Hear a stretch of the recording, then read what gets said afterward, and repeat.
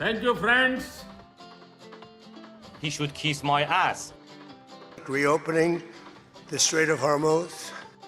They don't know what the they're doing. I want to be a good boy.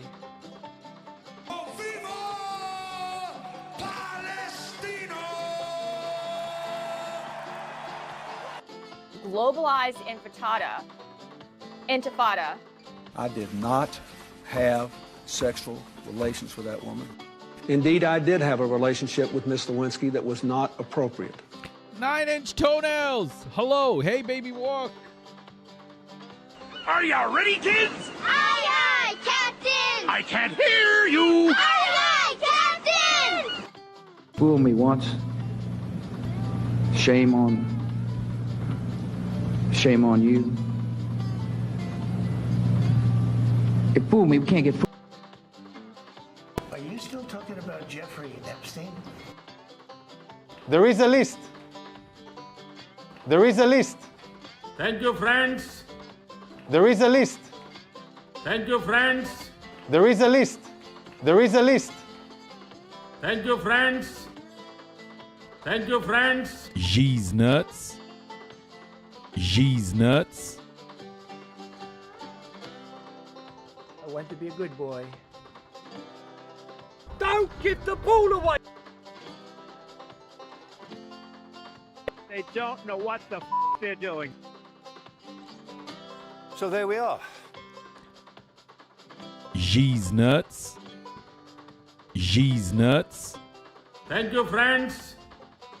G's nuts. They don't He should know what kiss the my they're ass. doing. You understand that? He should kiss my ass. Hooyah, Navy. G's nuts.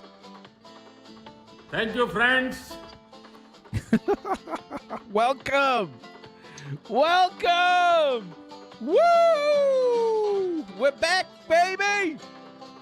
Hey, Deb. We're back. We're back.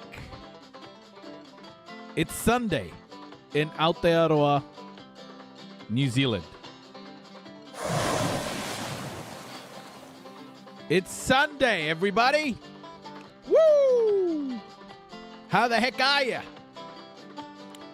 Welcome to Noisy on a goddamn Sunday. We're going to be China Maxxxing for the first couple of hours. How do you feel about that? You want to max China? G's nuts. We're going to be China Maxxxing, folks. So there we are.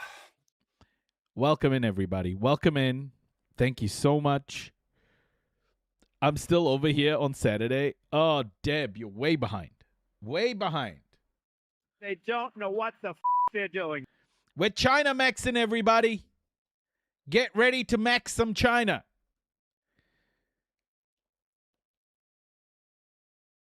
Hey, Doug. Welcome. Hold up. Let me just open Discord. Let me just open Discord and let everybody know that I'm live.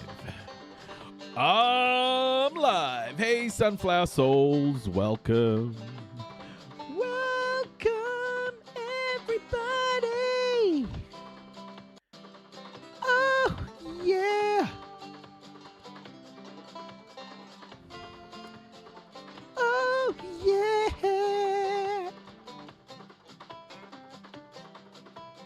Right. Da da da. Da da da da da da. No, I am live. Woo! Okay. Let's max China just for a little bit. Let's do some China maxing. Because, you know, why not? Why not? Let's do some maxing of China. Welcome, folks. Welcome. Today, we're going to be starting off with some China maxation. Relaxation maxation. Hey, Matt. And then we are going to be going into some climate news. Hawaii's got a hurricane headed towards it. And there's a shitload more fires and flooding and oh gosh. It's all shit news. I'm sorry, but today it's all going to be shit news. I hope you're ready for shit news all day. And it's going to be a long stream, so it's going to be like a tsunami of shit news. How do you feel about that, folks? Let me know. Let me know in the comments. Hey, Prof! Hooyah, Navy! Hey, Prof! Jeez, nuts. Thank you, friends.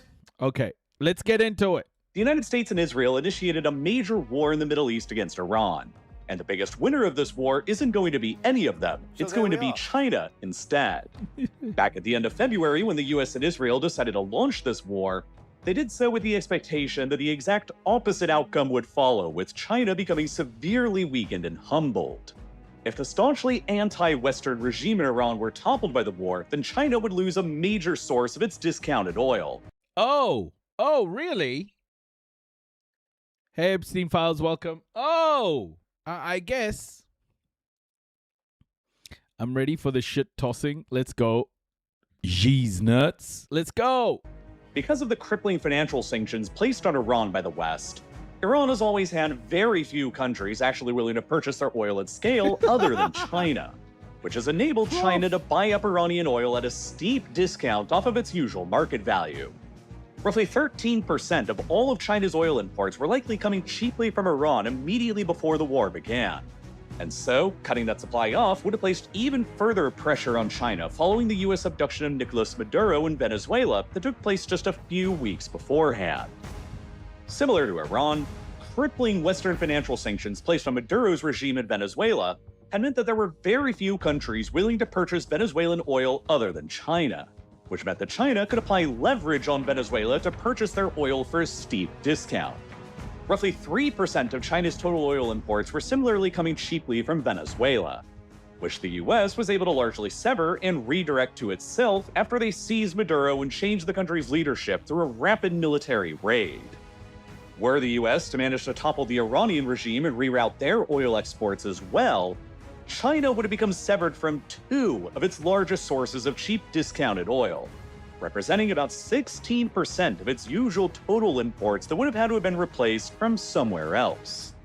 And even better, from Washington's perspective, China would have become exposed as a weak bystander to global events that was unable or unwilling to defend friendly regimes in both Venezuela and Iran alike. The US would be able to clearly display that its superpower strength still remained the dominant force in the world, while China would be shown as a fair-weather friend and a weaker power that could not be relied upon to help resist Washington. Or so Washington's theory of victory went when they decided to start the war. But over the months since then, all of those initial American assumptions about how the war would negatively affect China have proved. Can I just say the cooking stream was amazing, but fucking tiring, because holy shit, there was so much organizing to do. My mum was a superstar. And then moving all of this equipment into the living room and then moving it all back. And oh my gosh. But it was fun. It was fun. It was fun. And we've just got to figure out a better and easier way to do this. But damn, I'm cooked. I'm cooked and I'm ready for a chill ass stream. But obviously, with anything the noisy immigrant does, ain't nothing chill. Ain't nothing chill here, folks. Proven to have been disastrously wrong. The meme of China doing nothing and winning right now does have some element of truth behind it. But that meme betrays the fact that China is actually doing a lot behind the scenes to counter whatever America is throwing at it. It's been well understood in China for decades now that one of the country's greatest vulnerabilities is its lack of oil within their own borders. China still to this day relies on imports from abroad to meet about 70% of its total oil consumption, about half of which also still comes from around the Persian Gulf. Thus, if you eliminate China's oil imports from the Persian Gulf, you eliminate about 35% of the source of China's total oil consumption, which is exactly the scenario that happened when Iran enforced a total closure of the Strait of Hormuz during the war. One would logically assume that the sudden and immediate loss of roughly 35% of China's usual oil supply would have tripled the Chinese economy. But that didn't actually ever happen, because China has spent decades diligently preparing for a scenario that is almost exactly identical to this. China has always been very paranoid about what it calls its Malacca dilemma, the fact that the overwhelming majority of its critical oil imports flow through the narrow Strait of Malacca that, during wartime, could become easily blockaded by the US Navy. Defending and countering against that Malacca dilemma has been at the core of Chinese foreign policy for decades now.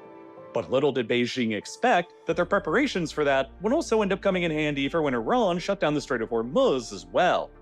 To prepare for a possible American blockade of their seaborne oil imports during a war over Taiwan, China has pursued a multi-pronged strategy of diversifying their sources of oil imports, building up their stockpiles of oil, and destroying their own domestic demand for oil. Let's go through these points one by one. First, China spent decades quietly building up what has become the world's largest national strategic reserve of oil. On paper, China's strategic reserve of oil might appear to be lower than America's. By December of 2025, according to the Energy Information Administration, or EIA, the Chinese government officially held 359 million barrels of oil in reserve, while the US government officially held 413 million barrels in reserve. Interesting. However, most of the commercial inventories of oil in China that are technically outside of the official strategic reserve are also held by Chinese state-owned oil companies, which blurs the line. Yo, H! How the heck are you? Are you enjoying your weekend? Hey, by the way, do farmers work on weekends? Dumb question. But do you like get time off or nah? Because I feel like you deserve time off. Take some time off, H. Between the country's government-held and commercial-held reserves. While in the US, the country's commercially held inventories of oil are fully separate from the government's reserves. Thus, by the end of 2025, the Chinese government had effectively established a strategic reserve of oil that was more than 3 times the size of America's. Oh! This is America right now. Just imagine America like just gobbling X's nuts, because that's what's happening. You know who's winning right now? X's nuts. Well, well, X's nuts are a part of it, but X's winning right now. And Donny Boy is groveling to X's nuts. It was buoyed by massive purchases of oil by the Chinese throughout 2025 that filled up their stockpiles when the price of oil was comparatively lower. And it was enough to fully last 100% of China's usual oil consumption for more than 100 days without... Potatoes don't take time off, so neither do I, is what I imagine he says. Oh my gosh, that's harsh. Prof. LOL, what's a day off? Nah, I get up at like 4:30, 6:30, depending on the day of the week, except in late summer when there's nothing to do, right? That's a crazy schedule. Any additional imports or societal changes at all. By comparison, the US Strategic Reserve only held enough at the start of 2026 to fully provide for 100% of America's usual oil consumption for a mere 20 days, 1/5 as long as China's. In addition to that, China's worked hard over the past several years to radically diversify the sources of oil they import to reduce their dependencies on any single given geographic location. While about half of China's oil imports come from around the Persian Gulf through the Strait of Hormuz. So what I'm hearing as a baker who starts work at 5 a.m., I should just move to being a farmer. Prof, I think farming might be a thing for you. You start at 5 a.m.? Oh, fuck you guys, man. How do you function? 5 a.m.? 4:30 a.m.? Oh. The only time I've seen those times of the day is when I used to go out. Like, and this was probably 32, before I was 32, maybe, when I was going out, like, with friends and stuff through my 20s and 30, 31, 32. It's been so long since I've been awake in that time. Actually, no. Lots of coffee and darts. It's been I keep waking up at night. I have terrible sleep, so I guess I do. But I'm in bed, you know? It's not like I'm working. I start my day at 3:30 a.m. to work out and walk my dog. What the F? 3:30 a.m.? I run a donut place, Krispy Kreme. I have to go in at 3 a.m. Pickle Rock? Oh, by the way, Pickle Rock, hi. What? Oh, yeah, if I didn't smoke the cannabis, I wouldn't be able to handle this. Oh. That ratio was much lower for China than just about every other nation in East Asia. Japan relied on about 93% of its oil imports from the Persian Gulf. South Korea relied on the region for about 70% of theirs, while Taiwan relied on it for about 58% of theirs. So, comparatively to the rest of the major economies of East Asia, China was relatively less exposed to It runs 24 hours, so I'm always on call. What the Do they understand that you're a human being? Disruption in the Strait of Hormuz. And they had a much larger stockpile of oil held in reserve to get them through any crisis as well. And on top of those two factors, China has also spent years crafting a national energy strategy to reduce their economic dependence on oil as a resource altogether as well, which ironically has made heavy use of both coal and renewable technologies alike. While China doesn't really have a lot of oil within their own borders, they do have a ton of coal. Like to the point where China has the third largest proven reserves of coal in the world, just behind Russia. Thus, China still relies on its own huge domestic reserves of coal that can't be blockaded from abroad to provide for a significant amount of their own energy and electricity demand. Roughly 56% of China's total energy supply still comes from burning coal, compared to only 18% from oil and just 9% from natural gas. And China's electricity production is even more lopsided in coal's favor, with 60% of the nation's The corporate capitalist machine keeps running. I'm merely the slave. Yeah. I feel you. Hey, Arya. electricity generated through coal compared to only 3% from oil and gas combined.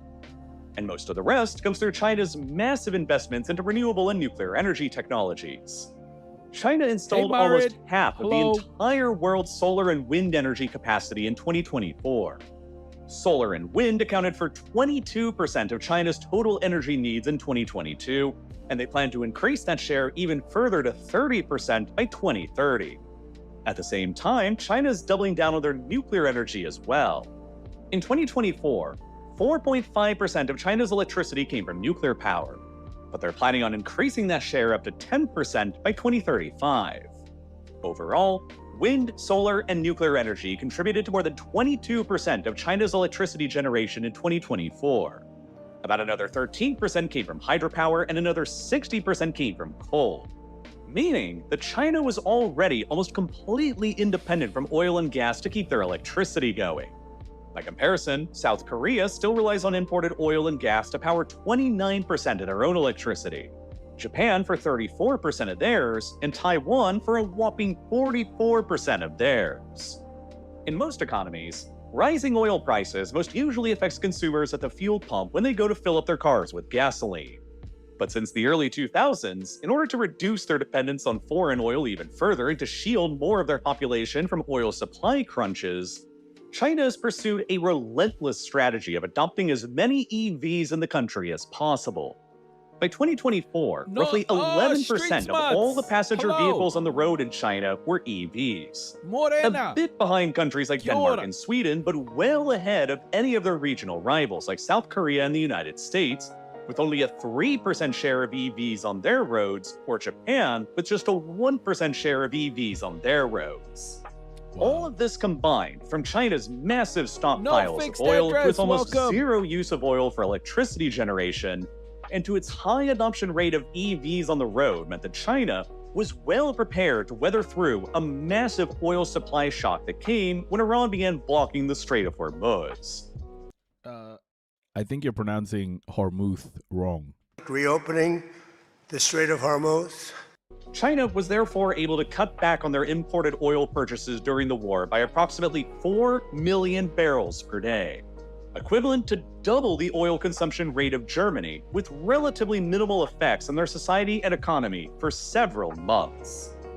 China cut down on their oil purchases by so much during the war that it effectively set a cap on how high the global price of oil would actually go up to. Had China not done that, the price for everyone around the world would have gotten much, much, much worse. And it's established a lot of leverage over the United States in doing so.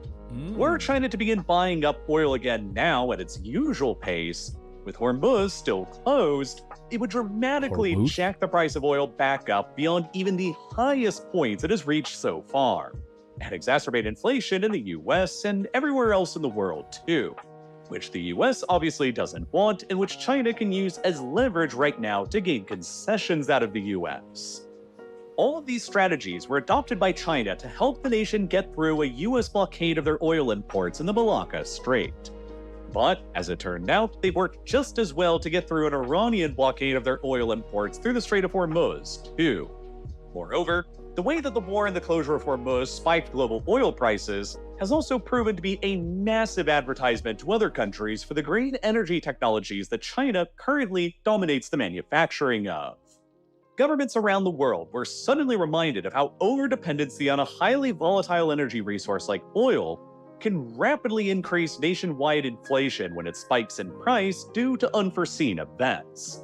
While demand for alternative green energy technologies like solar panels, wind turbines, EVs, and batteries were already growing even beforehand anyway. And that demand has only increased since the war began. And since the US is the world's largest oil producer and China is the world's largest clean energy hardware producer, this shift is obviously going to be to China's benefit and America's detriment. Devoid of hardly any— Hey, by the way, Shiny! G's nuts. Wrong button. Thank you, friends. Hi, Shiny! Woo! Welcome. Diane Reed, thank you for the follow. Do you know who Aaron Bastani is? The guy from Navarro Media? All I want to say is fuck that guy. Because he jumped on the pylon against Jason Ade. He piled on, man. Navarro Media, I don't know. I've lost a lot of respect for those people. I don't even use their clips anymore. Because I've lost a lot of respect for them. A lot of respect. This Aaron Bastani guy is a terrible, terrible person. Any oil resources in their own territory, China has been betting big on green energy alternatives instead for decades. Not just out of a desire to move away from fossil fuels for climate reasons, but also out of raw geopolitical calculus and energy self-sufficiency.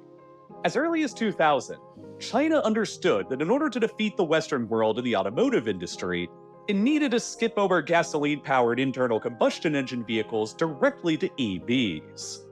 Today, major Chinese EV manufacturing companies like BYD, Geely, XPeng, and others control an overwhelming 70% of the global production of EVs, which also means that China dominates the global production of the critical lithium-ion batteries that power EVs as well.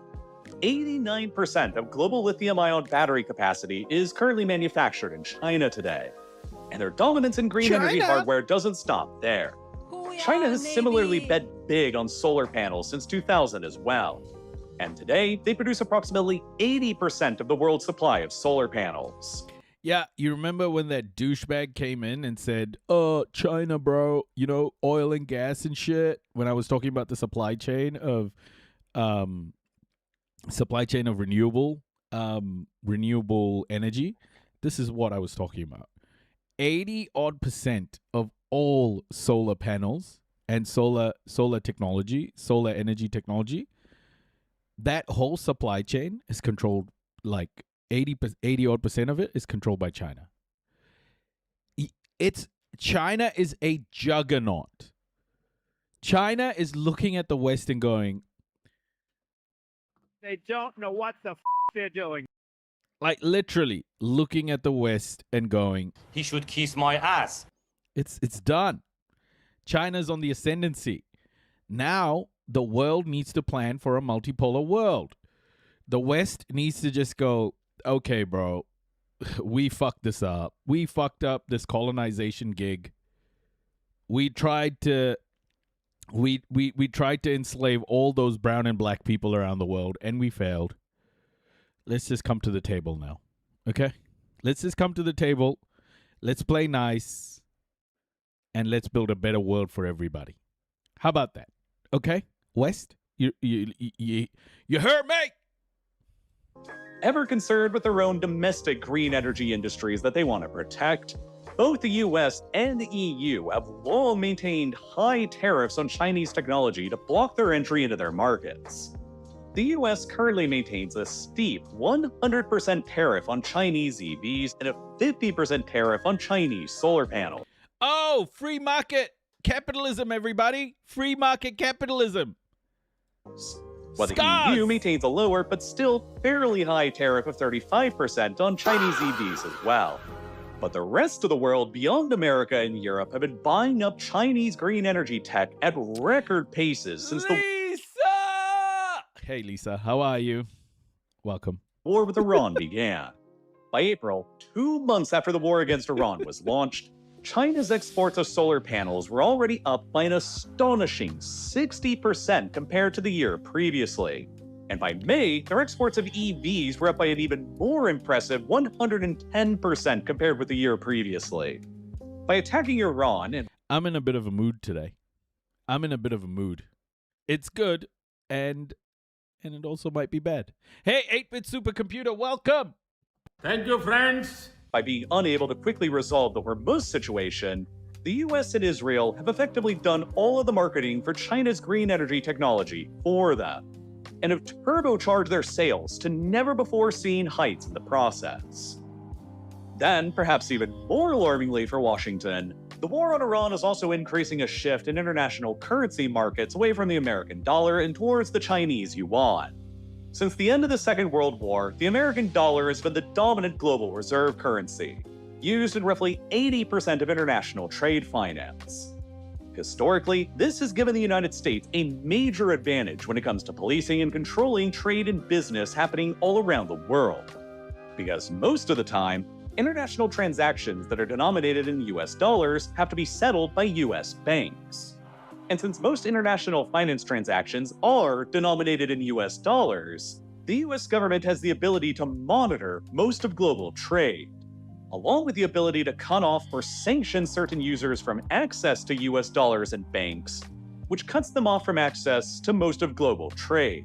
This ability is historically given Washington. Yeah, this is the weaponization of the financial systems, of global financial systems, because global financial systems, the way they are controlled by America and the West, as they have been for so long, so many decades, so many centuries.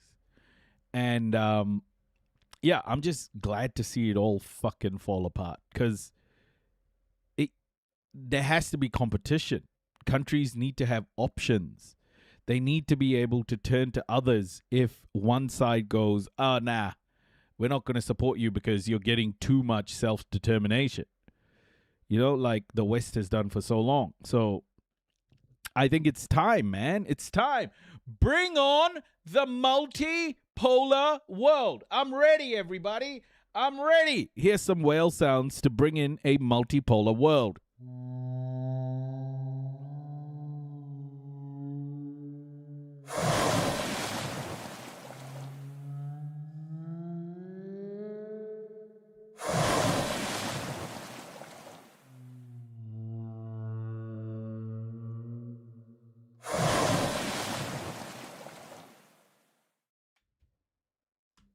Washington enormous power to influence state behavior all around the world by threatening and applying sanctions.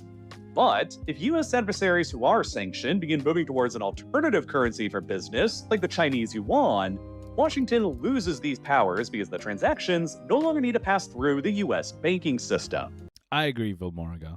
The dying empires will lash out and no doubt murder more people. It is inevitable. But hey, man, you know, we're here, we're talking about it. We're doing what we can with what we have. So let's just keep going. Hey, Vilmorga, you hear me? You hear me?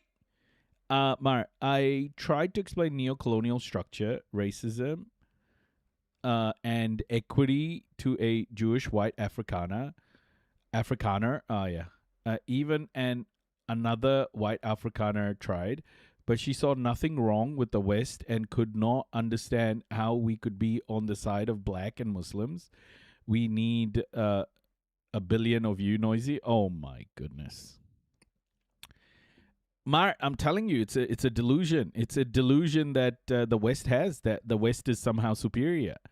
And when you've convinced yourself of that, it's going to be a very, like, white fragility, right? We were speaking about it. It's a system. It's a system. White supremacy, white privilege is a system. So is white fragility. White fragility impacts global systems. And we're about to see a massive bout of white supremacy. Got to keep fighting white fragility. I'm sorry. See you on the other side, brother. God damn it, brother. You know what? We about to bring on the multipolar world. I'll see you on the other side, my dude. This is the new world, folks. God dang.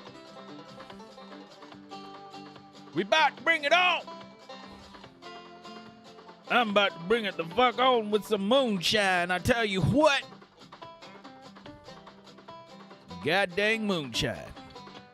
I've been drinking moonshine, and I've had like 5 glasses, and I feel just fine. I feel just fine, folks. Bring on DEI. Bring on DEI, folks. Cletus's dad is going woke, everybody. He's going woke. In 2024 and 2025, roughly 90% of all of Iran's oil exports were sold to China at a 5 glasses of moonshine will make you blind, though. Not Cletus's dad. Not Cletus's dad. I recommended Robert DeAngelo to a friend today. Oh, Scars. Nice. How did they take it? Substantial discount off of the global market price. And according to the EIA, most of those transactions were being settled in Chinese yuan rather than in US dollars, which the US can't monitor or sanction. After Iran shut down the Strait of Hormuz during the war, Iran adopted a further policy of allowing certain ships safe passage through so long as they paid a fee in either yuan or cryptocurrency, undermining the US-led global financial order even further. The same thing started happening after Russia invaded Ukraine in early 2022. Scars, I'm telling you, the real revolution is white-on-white education. White-on-white education about white supremacy, white privilege, and white fragility. Can we get an amen, folks? Can we get a goddamn amen? Yeah! Woo! Oh, fuck my neighbors. The US rapidly increased its sanctions on Russia, blocking them off from the US-led global finance structure. And so, Russia began denominating more of their own oil exports and other trade with China in yuan instead. Who is Robin DeAngelo? She wrote a book in 2019, or 2018, called White Fragility. And we watched a lecture of hers a few days ago. More than 4 years later, in mid-2026, Noisy doesn't the Russian government says that more than 90% of their trade with China is dollar-free and is being settled in either Chinese yuan or Russian rubles instead. Before the start of the Ukraine invasion and the torrent of US sanctions, only 2% of Russian trade transactions were being denominated in yuan, according to the Center for Eastern Studies based in Poland. The primary global financial messaging network that most international and cross-border payments are sent through is SWIFT, which operates under EU law, which is also heavily... Yeah, listen to this. I mean, I don't know how many times we've covered it, but I think the way to do this is repetition, so that people, you know, who watch the VODs, etc., who aren't aware of this or new followers, need to understand how the West has constantly weaponized global institutions and why even those global institutions exist. Because after World War II, the West realized that extracting wealth from the global South doesn't need to have boots on the ground. They don't need to have people literally whipping brown and black people and enslaving them the way they used to do. They don't need to have boots on the ground anymore. White supremacy figured out that if they created global institutions controlled by and funded by the West, they could maintain the same level of wealth extraction from the global South without having to have boots on the ground. They could export that violence and import the wealth. And chains and whips were swapped for currency conversion and the stock market. Capitalism became the vessel of enacting domination, of implementing domination over the global South. So systems like SWIFT are the symptoms of a system that has been developed over 600 years of European colonization. SWIFT is a tool of white supremacy, and it has never been challenged. It hasn't been challenged significantly until now. Influenced by the United States due to the global dominance of the dollar. As such, the US and the EU can cut off access to SWIFT to certain countries, which blocks those countries from being able to operate with most of the global financial system. Iran, Russia, and North Korea are all the most famous examples of countries that have been largely severed from the SWIFT network. But in 2015, China set up its own separate alternative to the SWIFT network that they call the Cross-Border Interbank Payment System, or KIPS, which is also denominated in yuan. Financial transactions made through KIPS cannot be monitored or sanctioned by the United States. That's awesome. And the volume of transactions being done on KIPS has been constantly increasing ever since it was established. KIPS! Is it KIPS or SIPS? KIPS or SIPS? Well, anyway, it's all about Xi's nuts, because this is China's competitor to SWIFT. In 2025, the average daily volume of transactions on KIPS was 680 billion yuan, or about $100 billion. But, according to the Atlantic Council, a think tank based in Washington, over the 3 months after the start of the Iran war, the average daily volume of transactions on KIPS was 790 billion yuan, or $115 billion. Wow. A 15% increase in transaction volume in just a single year. SWIFT still handles significantly more transactions at more than $5 trillion per day. But KIPS has already more than quadrupled in its own transaction volume just since 2020. And with the rapid growth at sea right now after the Iran war, it has serious potential to eventually become a major competitor or even alternative to SWIFT. This is the thing. The world needs this competition. We cannot have monopolies anymore. The West is no more a monopoly on all of these things, or it shouldn't be. We need to have competing systems so that countries have options. We cannot be dictated worldwide. We cannot be dictated to. If a power structure becomes too aggressive and is out of line, countries should have another choice.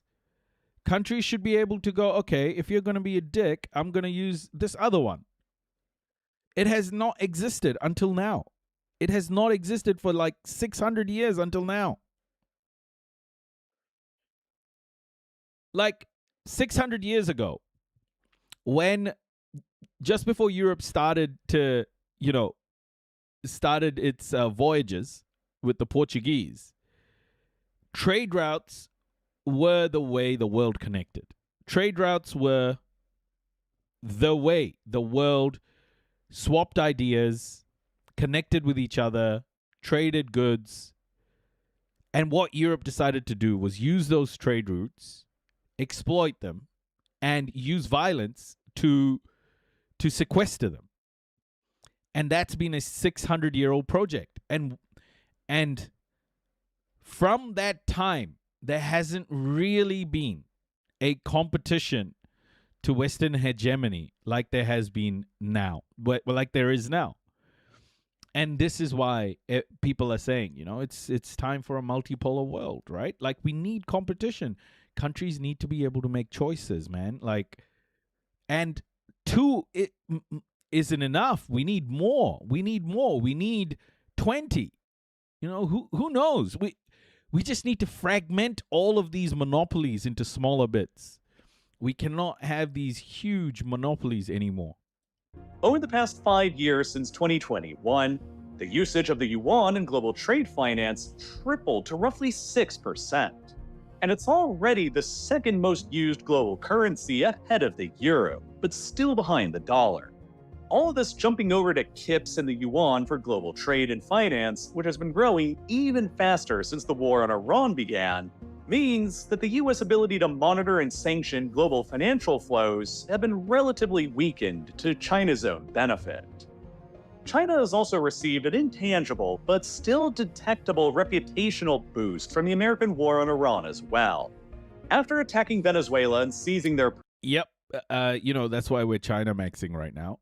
They have, in fact, got a massive brand boost. President, attacking Iran and killing off significant portions of their leadership, and also threatening Cuba and even Greenland with similar military actions, China has been able to present itself to the world as a more reliable and predictable steward of the international order. That doesn't sound very free market of you, Noisy. If there was... that would make you a terrorist, according to NSPM 7, if you were in the U.S. Fuck the U.S., bro. There's a reason I'm not in the U.S. I despise what America is. I've figured out, just by educating myself, I understand what America is and the type of system that it has been upholding for so long. Like, once you educate yourself and you see the violence of this system, like, who gives a fuck about America, man? Like, I just want America to stop mass murdering children, like mass murdering brown and black people. Just stop. Enough. Just go look after your own shit. Stop fucking with the rest of the world. Despite its claims to the South China Sea, Taiwan, and its territorial disputes with India and Bhutan and others. These claims all matter, but they also now seem less reckless to many than America's recent actions in Iran have been. By attacking Iran, and then by being unable to force the Strait of Hormuz back open, the US has angered its own allies in nearly countless ways. European allies have been frustrated with what they view as the unnecessary rise in oil prices and inflation caused by the war. There are Americans who don't deserve this too. Yeah, I mean...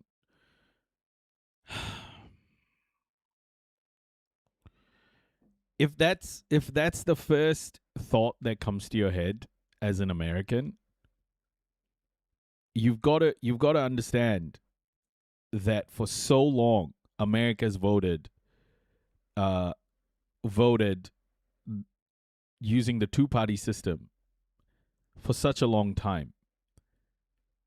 And America does so much bullshit around the world. For an American to say, there are Americans who don't deserve this, is to not understand how much exploitation America has done. If Americans don't deserve this, do something, right? Like, do something. Because America is the richest country in the history of the world. And it's time for Americans to take accountability for what America keeps doing to the world. You can't say there are Americans who don't deserve this. And old iced coffee.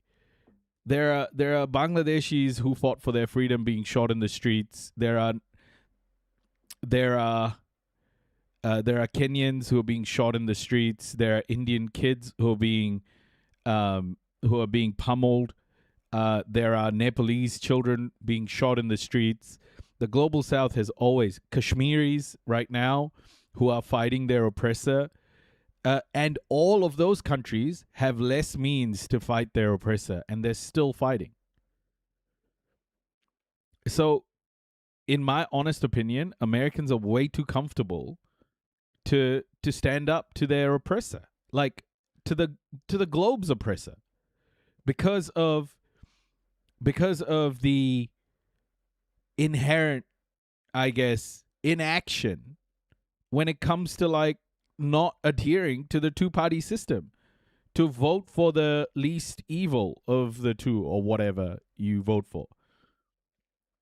To me, like after all of this murdering for so long, for centuries, to say, okay, it's not all Americans, I'm like, okay, well, do something. Along with Trump's demands that they militarily assist against Iran for a war they neither started nor wanted. Gulf state allies have been frustrated by the damage that has been dealt to their cities, infrastructure, and economies that is pushing some of them, like Saudi Arabia and Qatar, to rebalance between both the US and China alike. And East Asian allies have been frustrated by Washington showing yet again that they are simply not America's top foreign policy priority. For the first time ever, the US military redeployed critical Patriot missile batteries and THAAD interceptors from South Korea to the Middle East as the war on Iran dragged on for longer than expected.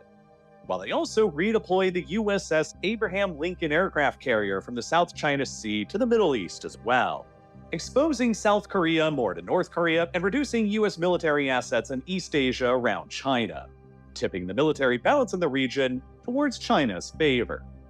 These emerging points of divergence between the US and its allies over the Iran war will be able to be exploited diplomatically by China. But perhaps no other US ally will be as rattled by the war on Iran as Taiwan. Taiwanese leadership, which has long assumed that the US military would likely come to its aid in the event of a cross-strait Chinese invasion, is now being forced to watch what's happening in Iran with tremendous anxiety. The US is blowing through tens of billions of dollars worth of munitions in Iran that could have been stockpiled for a few. I want to show you what Ta-Nehisi Coates said on Hassan Minhaj's podcast. I want you to hear what he said. And what do you make of the people that, how did you make sense? And what do you make of the people that blame those undecided voters or those voters who decided to not vote for Harris because of Gaza? You hear they get blamed for the outcome of the election.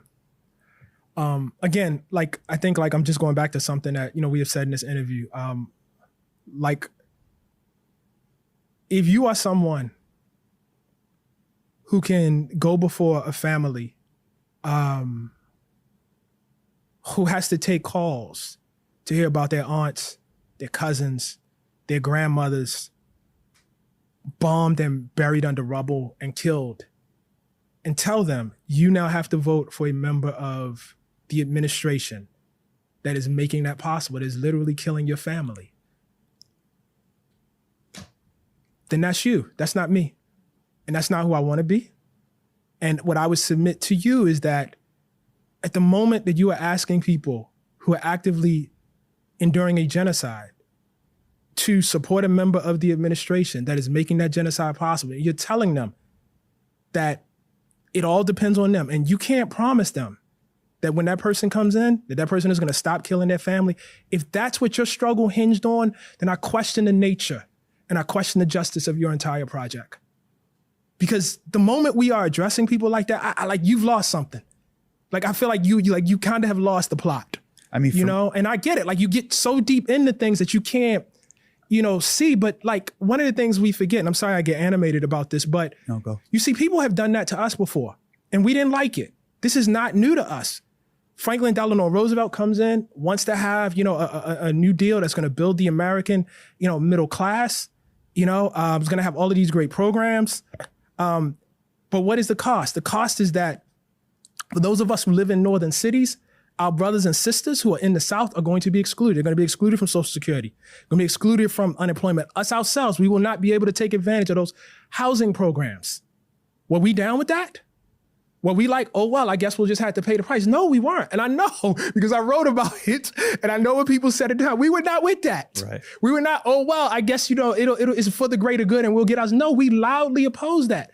And so that we would then turn around and tell a group of people that that are being wiped out, whose families are being wiped out, that they have to support it when we ourselves didn't do it. You know what I'm saying? Like Frederick Douglass loudly opposed Abraham Lincoln. You know what I mean? Like he loudly opposed. He pushed the whole time. And so like there's an element, I don't want to say hypocrisy because I understand how it happens. You know, like I don't think it's that deliberate. I don't think it's that opportunistic. I think people really are suffering, you know, and I think that's a very, very real thing and I understand it. But look, me as a guy that wrote the case for reparations, right? As a guy that actually lived in that, as a guy who talked to people who suffered under that New Deal and were excluded from it and paid for it and suffered the consequence. The lesson for me is that if we get access to any sort of power, we can't do what was done to us. We need to know this. We need to know this. I don't know why that's such a revolutionary idea. The idea that one person's collateral damage can be someone else's red line. Yeah. This is my red line. This is affecting people that I know. This is affecting family members. I think it's because the stakes were so high. And you know, like my sympathetic part of it is, yeah, I get it. Like when Kamala Harris and all of them are saying, look, you are countenancing the end of democracy. So I mean, it's not like I thought they were exaggerating. Right. You know what I mean? Like I don't like the stakes really were the stakes. It is bad. It's very, very bad. And so I get how that disrupts your ability to think about, you know, to think beyond that. But the and for me, what that highlights is, if you're in America and you don't see what America is doing is bigger than yourself, like if you're centering yourself in this conversation right now, where there is a genocide happening to a people with your tax dollars, and your position is it's not my fault as an American person whose government happens to be sponsoring it, blue or red, then I think you've missed the point. I think you've missed the point. The first reaction isn't like, oh, it's my government, it's not me. It should be, this is my accountability. This is what my money is doing. I need to change this. Not, it's not me. Change doesn't happen with denial.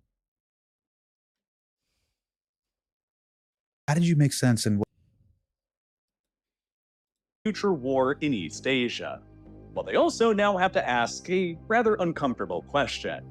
If the US military can't even defeat a second-rate regional military power like Iran right now, then would the US really risk a much larger war with China over the defense of Taiwan?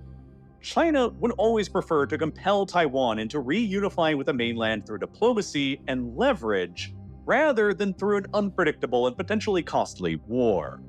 China's strategy here has always been to appear to make it seem inevitable, no matter what ends up happening. America's floundering war in Iran will enable Chinese propaganda to portray America as a spent, exhausted force that'll be unable or unwilling to resist a Chinese takeover of Taiwan, which might be able to pressure Taiwan's leadership into becoming more amenable to the idea of cooperation with China. Nearly all around the world, the global opinion between China and the United States has also been shifting in China's favor since the Iran war began, too. The Pew Research Center, another think tank based in Washington, has been tracking the global sentiment between China and the United States every year since 2002 through polling. And recently, between February and May of 2026, Pew polled more than 42,000 people across 36 countries on this same issue. And for the first time since they began tracking in 2002, they found that 25 out of those 36 countries held a more favorable view of China, including within several ostensibly US allies like Germany, Argentina, Australia, the Netherlands, France, Canada, Greece, Italy, Spain, Turkey, and Thailand. Compared to the year previously in 2025, Canada, Greece, Spain, Italy, and Indonesia all saw the biggest opinion shifts away from America and towards China. This is what I mean, right? Like, when you vote for policies overseas, or when you don't pay attention to your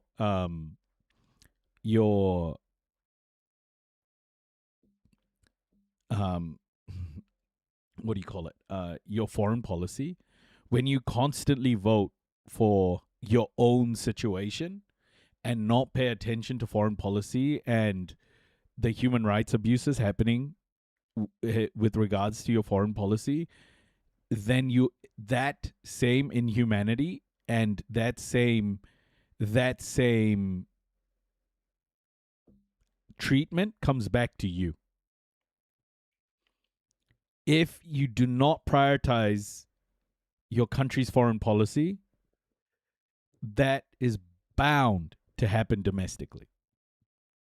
Do you think America, bombing the shit out of people everywhere, using soft power as influence, was only ever going to last outside the United States borders?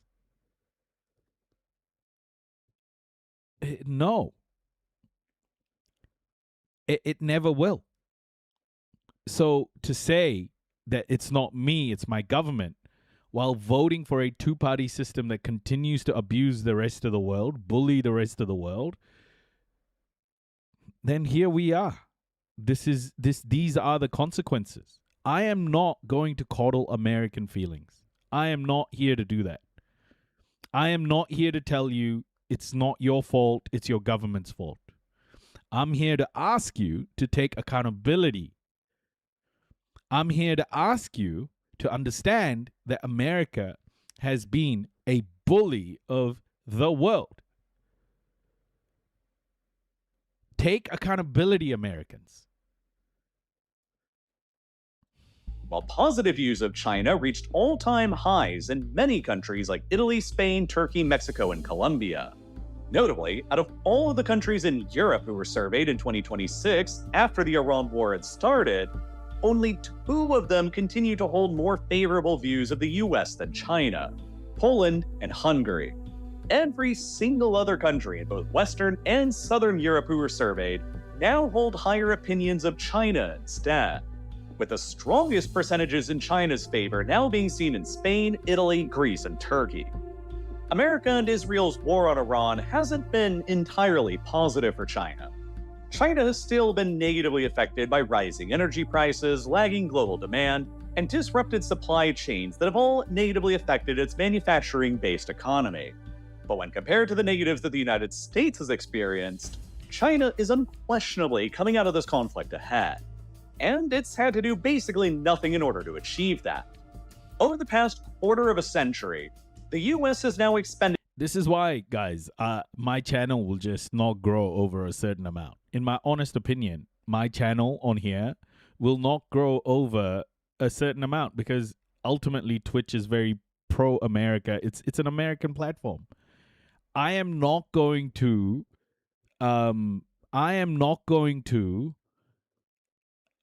coddle American feelings to get views. I'm going to be honest and tell you that every American bears responsibility for what's going on in Gaza. Okay, every American. It's your bombs. Even in Aotearoa, we bear responsibility. Like, we're not stupid to think that we're not accountable, no matter who our government is.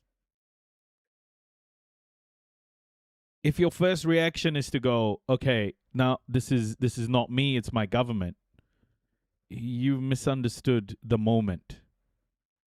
Itself in 3 massive and strategically dubious military adventures in the Middle East region against Afghanistan, against Iraq, and now against Iran. All the while, China has been patiently improving and conserving its manufacturing and military strengths and diplomatic leverage. Napoleon Bonaparte, when he was Emperor of the French, once famously said to never Exactly, Magic Thighs. Exactly. interrupt your enemy while he is making a mistake. And for China and Xi Jinping today, it's like in Aotearoa, we celebrate something called Anzac Day. Like, this was to like celebrate and remember the lives of those who fought in World War I and died in Gallipoli. Why the fuck should I be celebrating that? You know, I refuse to celebrate it. I refuse to make these people Maori or Pakeha. I refuse to treat these people like heroes. They're not heroes. They fought for an empire that was mass murdering my ancestors at the time. They were starving my ancestors to death. Why the fuck should I celebrate an empire that's doing that? That is taking personal responsibility of the country you live in. Okay? If you just blindly take part in things, then we'll all end up in this constantly. Just take accountability for what your country's doing and progress, rather than living in denial that American taxpayer dollars aren't being used, and somehow you're completely you're somehow not part of this or complicit because you don't like the government. We're part of it, guys. We have been bought into these systems, and we have benefited from these systems. We should take accountability as individuals. We have to. Otherwise, we won't progress. We won't progress. that maxim has never sounded more clear than it does today. And if you want to learn more about Xi Jinping, like where he came from, what he believes in, and how his leadership is radically changing China today. Okay. I can guarantee you, if I'm having a conversation with a Palestinian person in a tent in Gaza, and they say America, like New Zealand is so bad for doing this, I'm not going to be saying to them, oh yeah, our government is bad, I'm not against you. I'm going to be saying, I apologize. We are complicit in this. We are.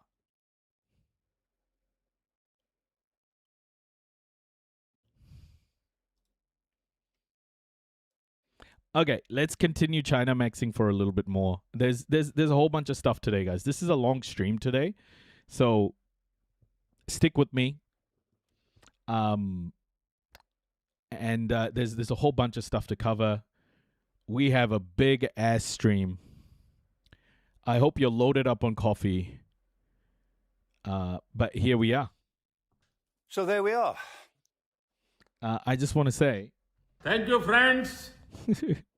It's why I can't stand people in Western Europe pretending that the US or even just Trump himself is the sole problem. Yeah, totally, Magic Thighs. 100%. I despise that view of like, oh yeah, it's all Trump's fault. Like Kamala basically enabled this whole thing with Joe Biden. And then when I bring that point up, that like this is not red or blue, this is purple, like people go, oh, Kamala was vice president, she didn't have any power. Bro, fucking cry me a river, bro. He should kiss my ass. Okay. This is second thought. China is beating the US by every metric. Trump is the symptom of a much larger disease. Thank you, studios. Thank you. Okay. Yeah. cough twice for me? Great. Okay, yep. You follow. Let's check in. Primary season is Annie, thank you for the follow. Welcome, welcome. almost over. The 2026 midterm elections quickly approaching. I keep saying it's the most important midterm in our lifetime. New polling ahead of the midterm election shows Democrats are feeling highly motivated to get. It's the same as even watching this, I can absorb and learn what's going on. But if I don't try and make progress in some way, it's the same as going to confession every weekend to confess habits I won't stop. Yeah. Like I say, I think in the West, the revolution really is white on white education. And I'm going to say this again and again. I think white people are notorious for not understanding what white privilege is, what white supremacy is, and, you know, and with that, what white fragility is. These are systems of oppression that are the operating systems of our world today. And I think in the West, that's the real revolution, right? We have to be very, very clear about the systems of oppression. And remember, guys, if you're a brown person, or a black person, you are not safe from enabling white supremacy. Like, we have to hold ourselves to account. We need to make sure that we're not enabling white supremacy, white privilege, and you know, capitulating to white fragility. Like, we have to ensure as brown and black people that we don't become part of the problem, as so often we do. Biden's son saying it is a genocide and saying Biden held Bibi in check and washing the responsibility of Biden's role to facilitate the genocide. Yeah, it's crazy. Get out and vote. You might have noticed it's August, and midterm season is starting. Hundreds of politicians, both the seasoned and the bland, are out on the campaign trail, shaking babies and kissing people they shouldn't. And one big question is looming over all of this. What's the point? I'm not talking about Trump messing with the election or whatever, that might get its own episode, maybe. I'm talking about the promises that candidates are running on. I'm running for the Senate to make life easier today. Comey will lower taxes, cut wasteful spending, and roll back costly regulations. Watley will break the gridlock, cut taxes, and lower costs. Slashing regulations that hurt Alaskan energy and cutting reckless spending that drives up prices. In the Senate, I'll take on corruption and keep fighting to lower your costs. This is about who's on your side, and I'm with you. With very few exceptions, there is nothing in the program of Republicans or Democrats that is the least bit enticing. The only things on the menu are either doing nothing about the ongoing horrors or the same tired and utterly pointless posturing like getting men out of women's sports. There's absolutely zero ambition. No big ideas, no radical transformations, just the same things we've heard for 15 years while one party speedruns societal collapse and the other one rolls over and helps them. So, what are we gonna do? Well, you might remember last year when Americans flocked to the Chinese app RedNote after Congress's TikTok ban. So now American users are flocking to a different Chinese social media platform, making it the most downloaded app in the US. It's called RedNote. The ban was designed to give American politicians— Oh shit! Am I gonna replace my TikTok ban with RedNote? Are we on RedNote now? Are we saying fuck TikTok? Woo! By the way, I got a permaban on TikTok. And capitalists another way to control what people saw on social media. And it did the exact opposite.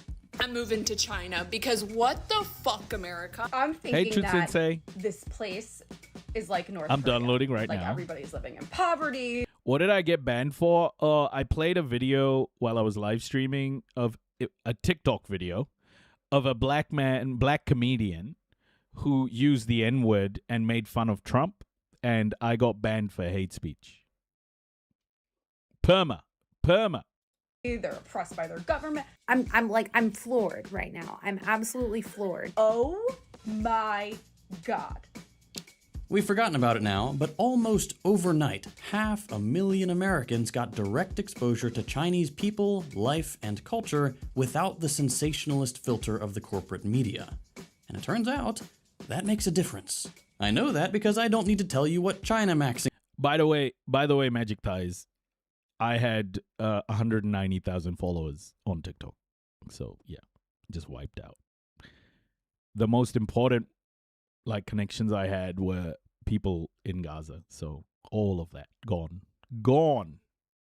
Is you're in a very Chinese time in your life, I'm sure. You know the words to Yi Jianmei. You wear the Beijing bikini. You are ready for what's coming. Tomorrow you are turning Chinese. And I know that sounds intimidating, but there is no point in fighting it now. Like, maybe you don't know what I'm talking about, but there's a good chance you've at least heard of things like Speed's live stream tour of China.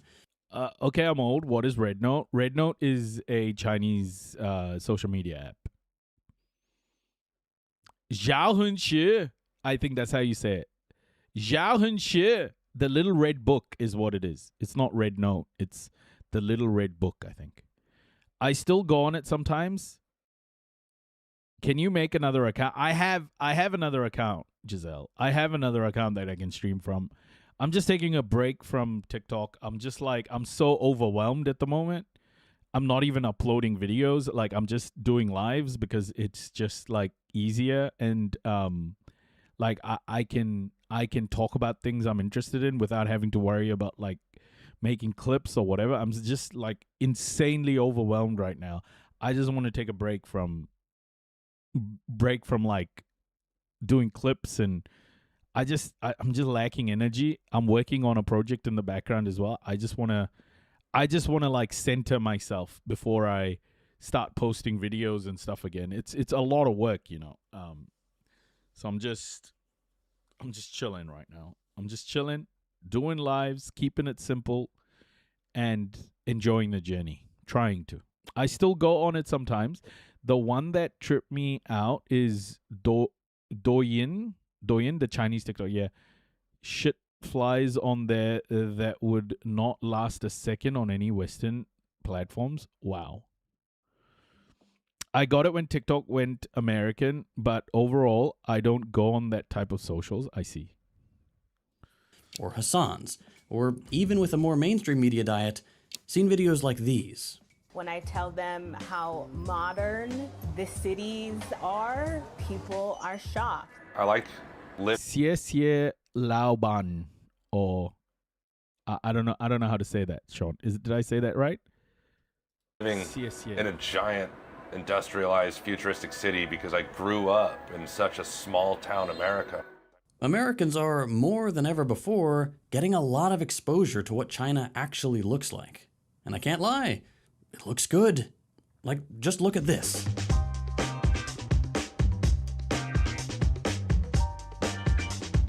This isn't the most... By the way, my caveat and my... and my... I guess... My thing about China Maxxing, look, I don't China Max. That was a joke in the header.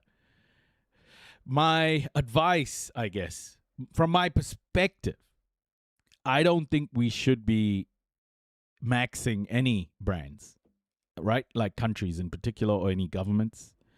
I feel that now, as we're watching Western hegemony take a step back and we move into a more multipolar world, we as the people of the world shouldn't be hoping and wishing for another empire to form. Right? This is why tankies always fucking get to me, is they're so keen to glaze governments. Like, to them, the notion of ACAB is only within the borders of the West. But ACAB is ACAB everywhere. It's all cops are bastards, right? Like, Chinese cops, European cops, Indian cops, Pakistani cops. So in my view, we shouldn't be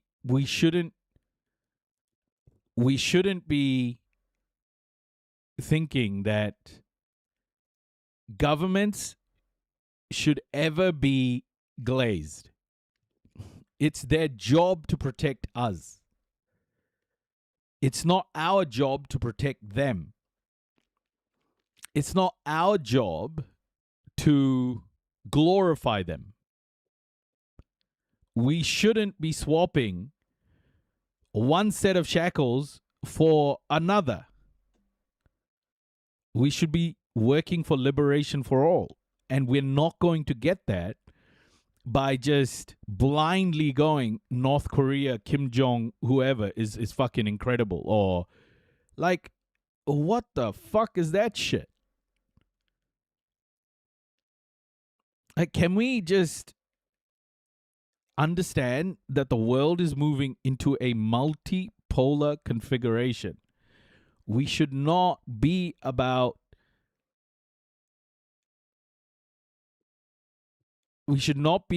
admiring the grandeur of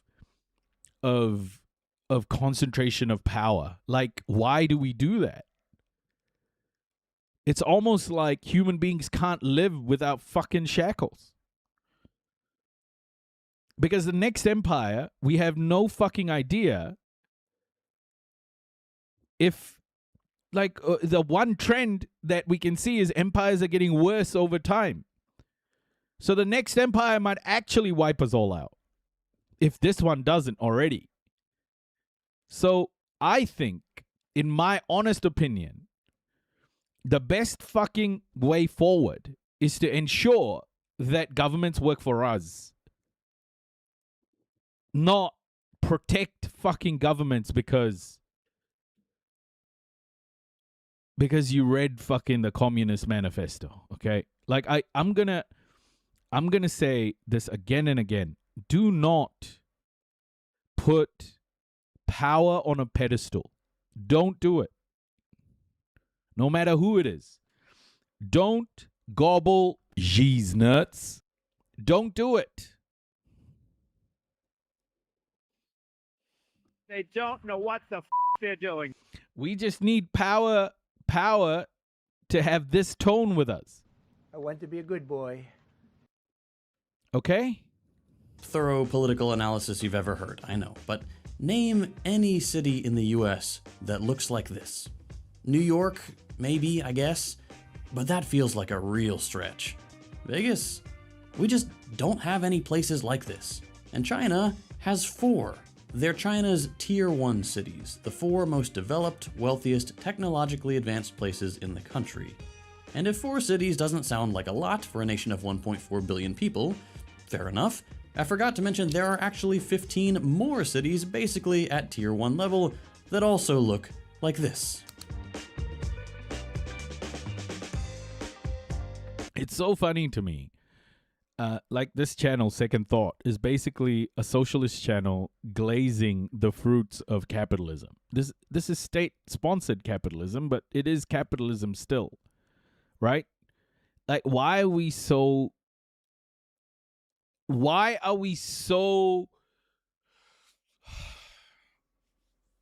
ready to do this, man? This is, yeah, Shiny. This is bootlicking to the max. Like, listen to the music and shit. It's like, capitalism's capitalism, folks. Compare any of these places to what they looked like 30 years ago, and it barely makes sense. Where in the US have the last 30 years looked like this? And it's not just the general vibe of the cities and the pretty lights and how clean they are. It is everything that supports them. Now, you can probably see where I'm going with this, but 26 years ago, China had 0 high-speed rail. Today, the country has over 30,000 miles, which is more than every other country in the world combined. That means that if you live in any Chinese city bigger than Mesa, Arizona, you're pretty much guaranteed to have access to all these other cities on a train from the future, and for as little as $13 a ticket. We don't have anything like that either. We have the Acela that costs $1 million and goes half as fast for all of like 30 miles. It lets you skip past Rhode Island and Massachusetts, which, if we had to have HSR anywhere, that was the right call. But that's just nothing like what China has proved is possible these days. And the most impressive thing is that a few years ago, no one believed in this. If you paid attention to politics in the 2000s and 2010s, you probably remember how common it was to see headlines about China's ghost towns. There were all these reports of huge cities sitting completely empty that supposedly proved that China was running around without any clue of what they were doing. They were building expensive trains to nowhere, connecting cities that no one lived in. Consider Pudong. Pudong was the poster child for the excesses and inefficiencies of China's semi-planned economy. Milton Friedman, the free market guy that got America on neoliberalism and invented the pencil, called it, quote, a statist monument for a dead pharaoh on the level of the pyramids. In jerk talk, that means a huge waste of money. And yet, fast forward a bit, and Pudong now has an occupancy rate of 99% and 4 times the population of Manhattan. And Pudong isn't alone. Kangbashi, Binhai, Tianjin, the Zhengdong New District. Oh, really? All of these places I'm definitely pronouncing right got the ghost town treatment. In 2013, 60 Minutes covered Zhengdong specifically like this. He's showing us around the new... It's shocking how empty Chinese airports are compared to how active their train stations are. I think the first country I'm going to take my son to visit, you know, usually people would have said, oh, Disneyland in America. Man, fuck America. I'm going to go to China. I'm going to go take him on a trip of Asia. Whenever we can, you know, take this trip. It's going to be Asia. I want him to experience a real culture, not a mishmash of fucking capitalism. Fuck that. I want him to experience real culture. I want him to see what... So in India, my mom comes from a particular village. My dad comes from a particular village. Like the names of their village are baked into their names. I want my son to see those villages. I want to experience it through his eyes. You know, like fuck this like glazing Disneyland, and like the China's Disneyland is probably better anyway. And it's hot as fuck in Europe. Who wants to go there? Eastern district of Zhengzhou, in one of the most populated provinces in China. Not that you'd know it. We found what they call a ghost city of new towers with no residents, desolate condos, and vacant subdivisions, uninhabited for miles. By the way, if you want to take your family somewhere and experience like an incredible country, honestly, like if you come to Aotearoa, like real New Zealand, right? If you come to New Zealand and go to like Auckland and stuff and do all the, like, come to New Zealand, do the walks. Come to New Zealand, do the walks. Understand Maori culture. See where all those places are. Aotearoa is incredible, by the way. Come to Saudi and experience 55 degrees Celsius. Vietnam, nice, yeah. I'd love to travel Asia. You have to come to Aotearoa and experience it. You have to experience Aotearoa and experience it. It is such a beautiful country. Honestly, I'm so glad my parents, who were pretty privileged, you know, in India, they just didn't like the political nature in India. They didn't want to stay there. So when I was a kid, when my brother and I were children, they brought us to New Zealand. I'm so glad they did. Because I think Aotearoa is one of the only places in the world right now where we have the ability to speak like I do, to have the freedom to express. And the only reason why it's like this is because of the indigenous Maori. Is because indigenous Maori hold power in Aotearoa, New Zealand. And that makes Aotearoa, New Zealand freer. And I love that fact. It's such a key part of why I love Aotearoa. Massive part of why I love this country.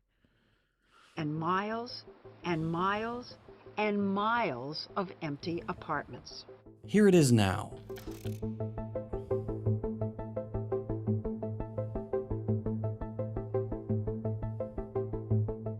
Over 1 million people, incredible infrastructure, public transit, and randomly, but importantly, 41 hospitals. Here's a crazy statistic to put this in context.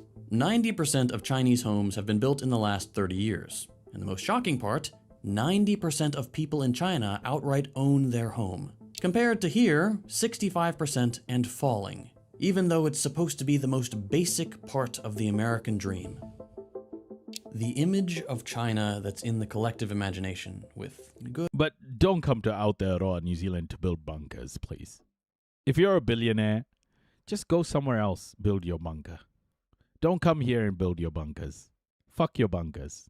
Good economic indicators on paper, but a rundown backwater in practice is just not matched by reality. China, of course, still entertains this idea to some degree. The country still calls itself a developing nation as opposed to developed because, quote, once you are advanced, you are declining. North of Ireland. I like the way you put it, Eddie.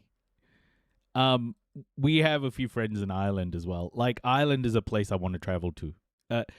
I'm going to skip fucking every other place and travel to Ireland, eh? I have such a...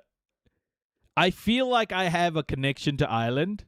I don't know why, but I just feel like if I go there, I would be with my people. You know?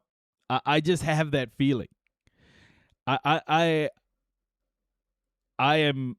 we know a few Irish people here in Aotearoa, and one of our friends' mums traveled. She lives in Northern Ireland, but she was also she grew up through the Troubles, and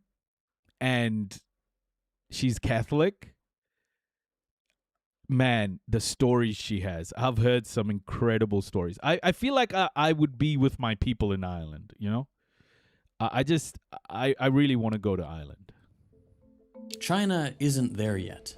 Still, today, I think most people think of China as a factory offering cheap labor and cheap stuff that breaks right away to the wealthiest countries.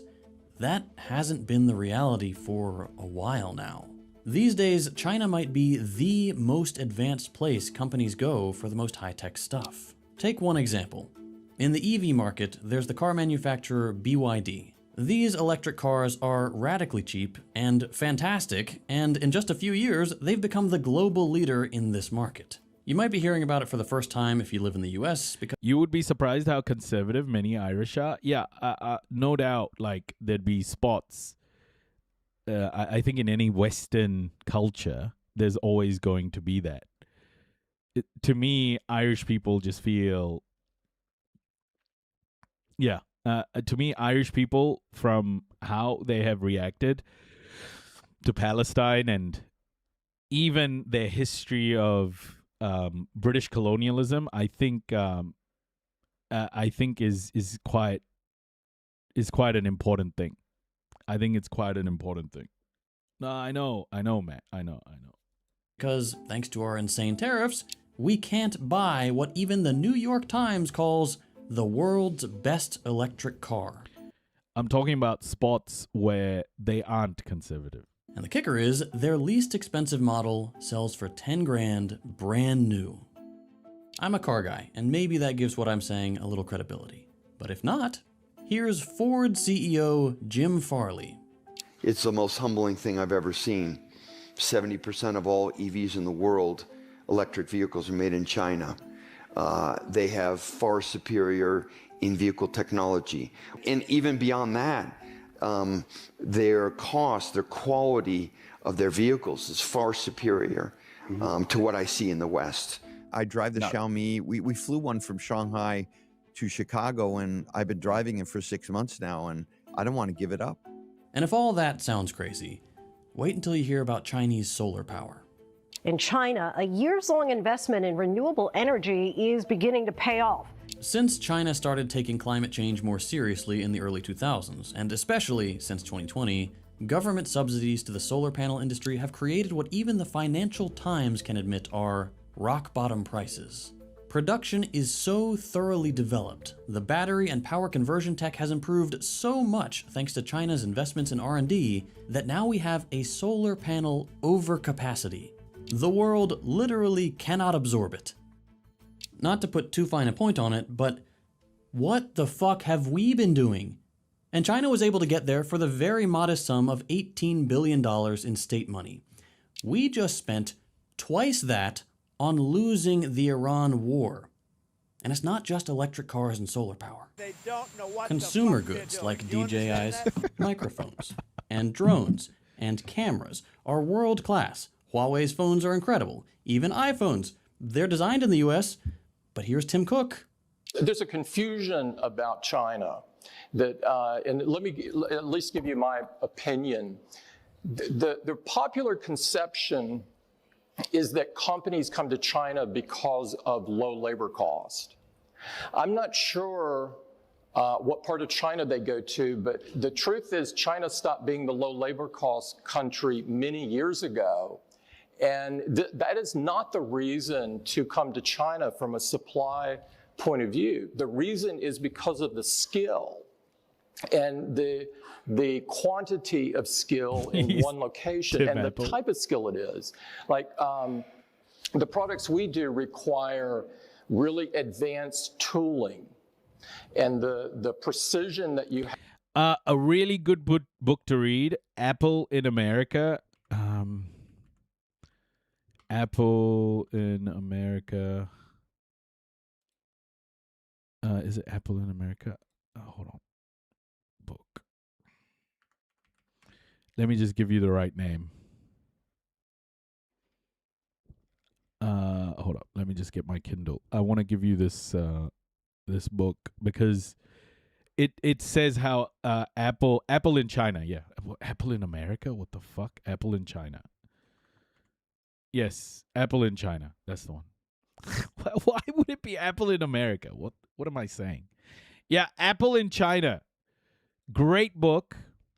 Incredible book to understand how Apple invested in China so much, deindustrialized America when it came to tech manufacturing, deindustrialized America completely, went to China and upskilled like so much of their workforce, and knew when the Chinese workforce basically started spinning off different companies, they knew what the future was going to be a long time ago. Apple has invested billions and billions of dollars, billions and billions of dollars, upskilling Chinese workers, training them on building all of this tech. And Apple is one of the companies very, very much responsible for the upskilling of Chinese tech manufacturing, which has now just become such a big deal. It's so embedded in China's economy and growth. Have to have in tooling and working with the materials that we do are state of the art. And the tooling skill is very deep here. You know, in the US, you could have a meeting of tooling engineers and I'm not sure we could fill the room. I see, Jura. In China, you could fill multiple football fields. Meanwhile, at least on the tech side of things, our leaders have staked our future on email writing software and chatbots that nobody wants. These kinds of things are little treats that are pretty cool, and you'd expect the richest country in the world to be on the front lines of that stuff. And we're not. Treats were the last thing the US could point to and say, look, we're the best at this. Not anymore. And I get that it's not strictly necessary. Nobody needs super advanced mics and phones to live. But all this is happening in a country that's also done the most to make basic life necessities accessible to the greatest number of people. China's track record is 800 million people being lifted out of poverty in 40 years. It's a country that, no, isn't perfect in matters of healthcare, but people there don't automatically lose coverage when they lose their job. There's no such thing as medical bankruptcy in China. Meanwhile, we're paying $2,000 out of pocket every month on health insurance. China is also a country where education is, for the most part, incredibly affordable and doesn't become this lifelong debt trap. And last year, China's real estate boom ended. Prices dropped, the market suddenly became a much smaller part of the country's economy. But did China have a 2008 moment like every major outlet predicted they would? No, they rode it out without a dramatic crisis like we had here. They knew it was coming and they planned for it. Imagine that, your government having a little foresight. Speaking of treats, I've been cooking up a little something for you these last few months. But as always, I want to respect your time. If you're not interested in hearing about my new project, you can skip ahead to this timestamp, and you can always come back later if you want to. For those of you who stuck around, back to the show.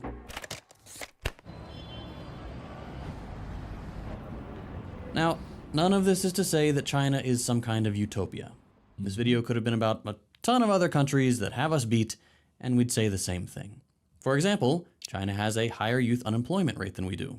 It's about on par with the EU. But they're also going in much the same direction as places like the US and the UK on things like free speech and digital freedoms. They too have old-ass leaders who won't leave office. And even though China's done a lot to develop its renewables, they've also put a lot of coal power online. I'm not trying to hide any of that from you. At the end of the day, they have problems just like every other country. What sets China apart is that, unlike our leaders, who are satisfied with promising a little and delivering nothing, 75 years of CPC leadership has produced something incredible. A society where the average person is better off, especially compared to the generation before. And all those problems I just mentioned, they're actively being addressed. Unlike here, where everything just gets worse all the time. And while it would be a mistake to attribute China's success to a single strategic decision in a country that is famous for letting its cities and regions experiment with how they want to develop, it would also be a huge mistake to ignore China's Marxist influences. Hardly anything in the US can exist outside the profit motive. We just don't do anything unless some billionaire can get a cut and add another zero to his bank account. A lot of China's development has followed a similar rule, with guardrails in place to prevent the horrifying inequality we see in the US. But a lot of China's development has also happened even when profit was impossible. You don't build cities that'll stay empty for years if you're constantly worried about the bottom line. You don't make this many solar panels if your plan is artificial scarcity. Where comfort and survival is incompatible with the greed of a few, China has proven that you can actually do something about that. All I want is for us to start believing that too. I want to actually be for something in the United States. We are all sick and tired of having to fight every little thing the US does tooth and nail. I'm tired of knowing that every action our corporate overlords force through the government will negatively affect our lives. China offers us a vision of a vastly better future. Enough with the anti-China propaganda. Do we want a better life, or do we want to suffer more and more every year? It's time to stop buying the bullshit and fight to be more like China.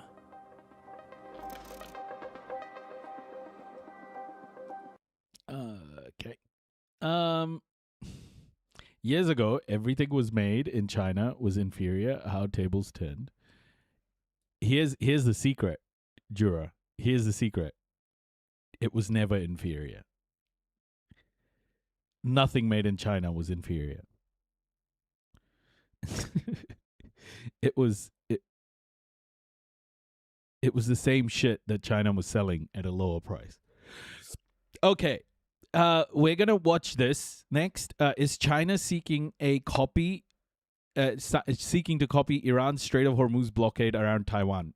This is a doco by Al Jazeera. And yeah, we're China Maxxxing today. We're China Maxxxing. How do you feel? Do you feel good? Do you feel maxed out on China? Because there's more coming.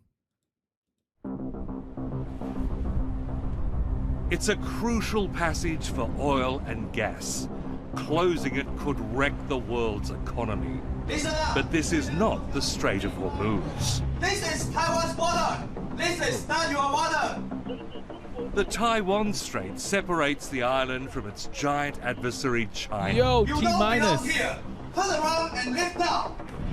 There are signs China wants to copy Iran's blockade to pressure Taiwan. They've been simulating potential blockade. How to do a blockade, especially targeted at the 3 major ports of Taiwan. Beijing has always claimed Taiwan as part of its territory. Exactly. The Taiwanese facing down China's threats for generations. There's a massive premium for Western brands, and the West has tried to maintain that brand premium, but a lot of these things are made at super high quality in China. But this time they have to worry that a war-weary US might not come to their aid. I think the last thing we need right now is a war. That's 9,500 miles away. I think that's the last thing we need. Donald Trump simply can't be trusted. He's a businessman, and that's what he cares about. Making deals, and Taiwan might be up for grabs, too. Hello, I'm Eric Campbell in Taiwan for 101 East. The Trump presidency has cast a shadow over Asia, undermining decades of security assumptions. And nowhere is that uncertainty felt more keenly than here, where Taiwanese have long looked to America to stop a threatened Chinese invasion. Is the long-feared war with China coming closer, and could Taiwan defend itself on its own? Auntie Wash, hello! Welcome, Auntie Wash. Kia ora. Morena. 4 a.m. This dude sounds like John Pilger. I don't know who that is. I've pulled apart a designer bag, and there's absolutely nothing special about their construction. They're literally just a fat bill for suckers. Yeah. Oh yeah. Totally. It's brand bullshit.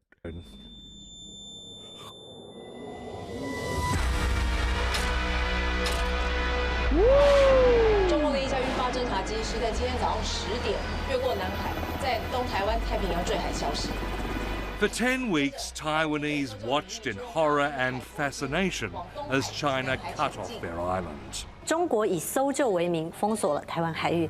A trumped-up excuse to police the Taiwan Strait turned into a de facto blockade. It suffocated Taiwan's economy as China demanded its surrender. So we have 40 minutes. Fortunately for Taiwan, it was fiction. Folks, I need to take a leak really quickly, okay? Hey, starlings! Have you all got a hot drink? Because I need my second coffee of the day.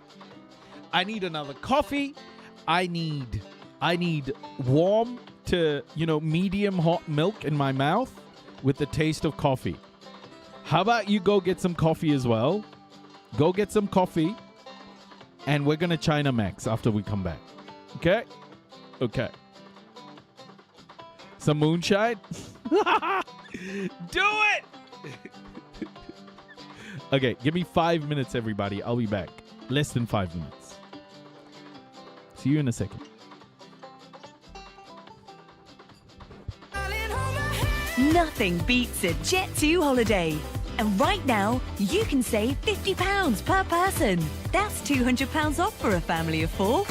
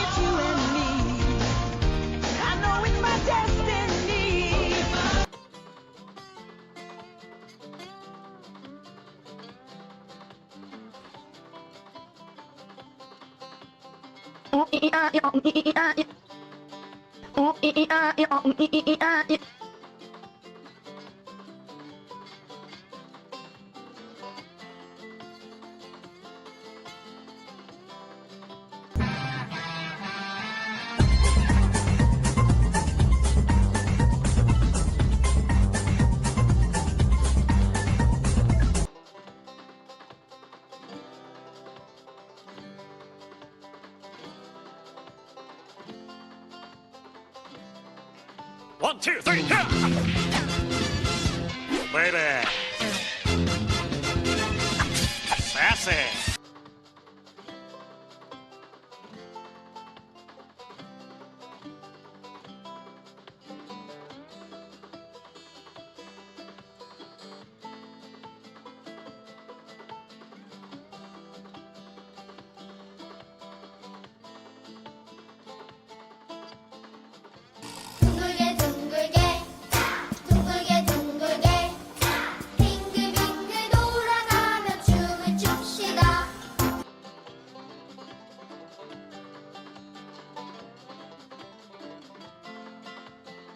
If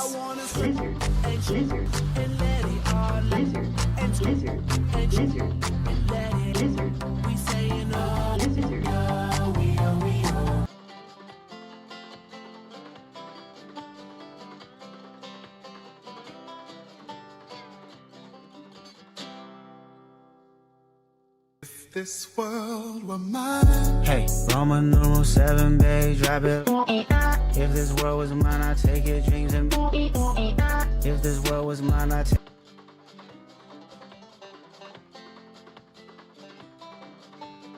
Trallallero, trallallà.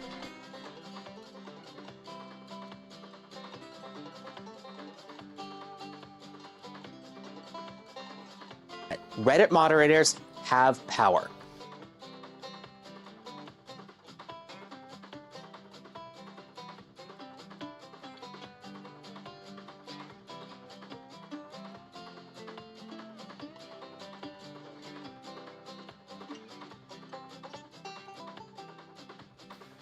So there we are.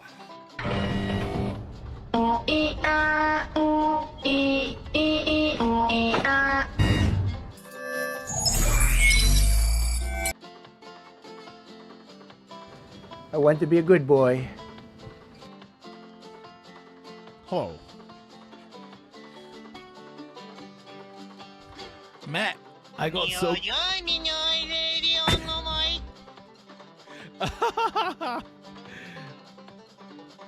And his name is John C.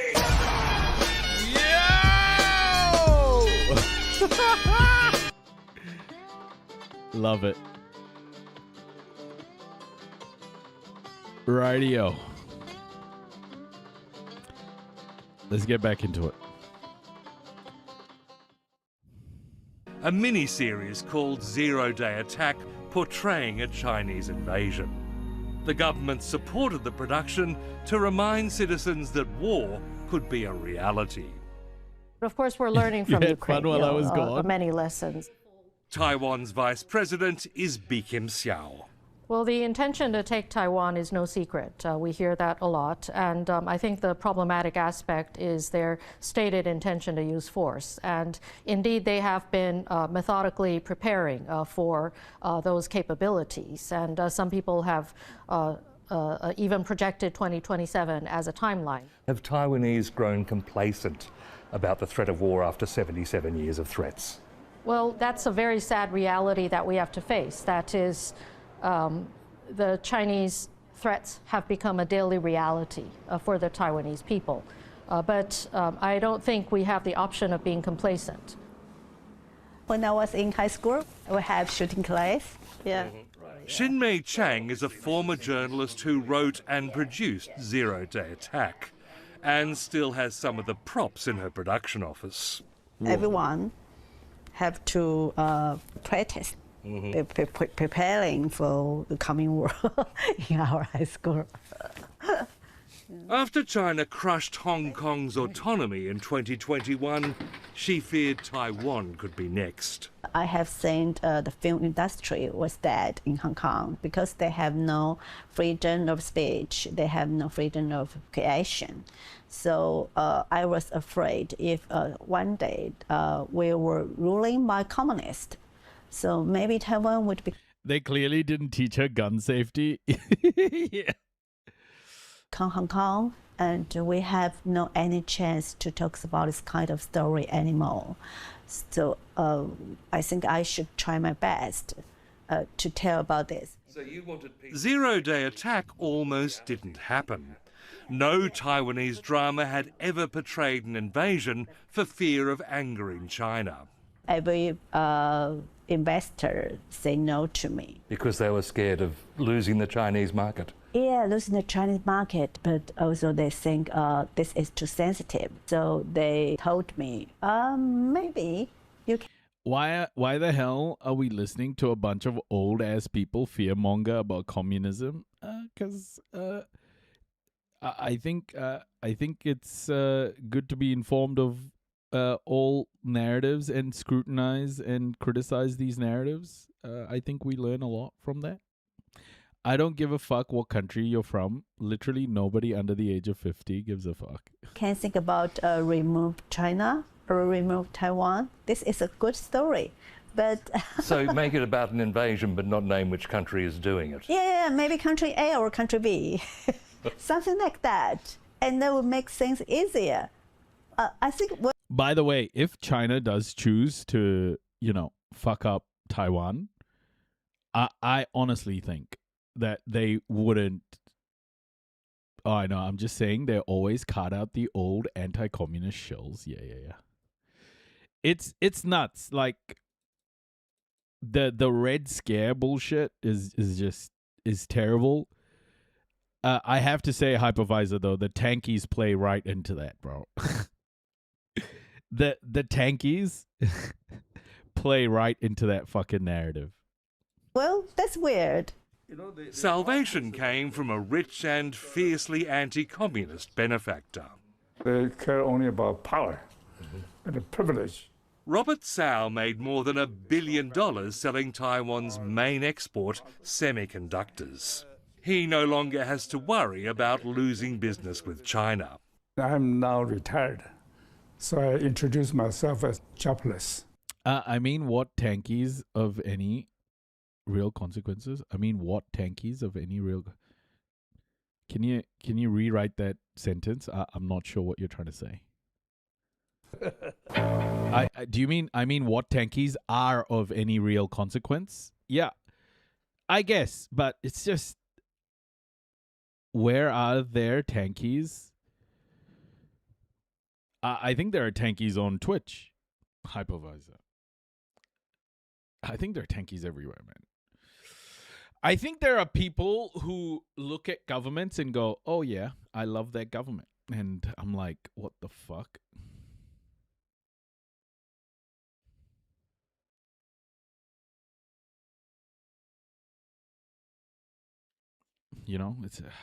I don't understand it. I was very, very clear when I made the when I made the focus of this channel on contributing towards a more equitable world for all. I chose my words very carefully. It's about equitability for me. I didn't want to have to court tankies because of my views, right? Like, I didn't want to court people who would just be like, oh, you should be like this, you should be like this, you should be like this. I want a more equitable world for all. And the only way we're going to get that is through justice. And I just can't understand people who would be so dogged in their belief of of some sort of power structure. I just don't understand it. I mean, there is some brand of everybody saying everything online, but that doesn't mean there is any consequential movement representing those people's political views. Yeah, I agree.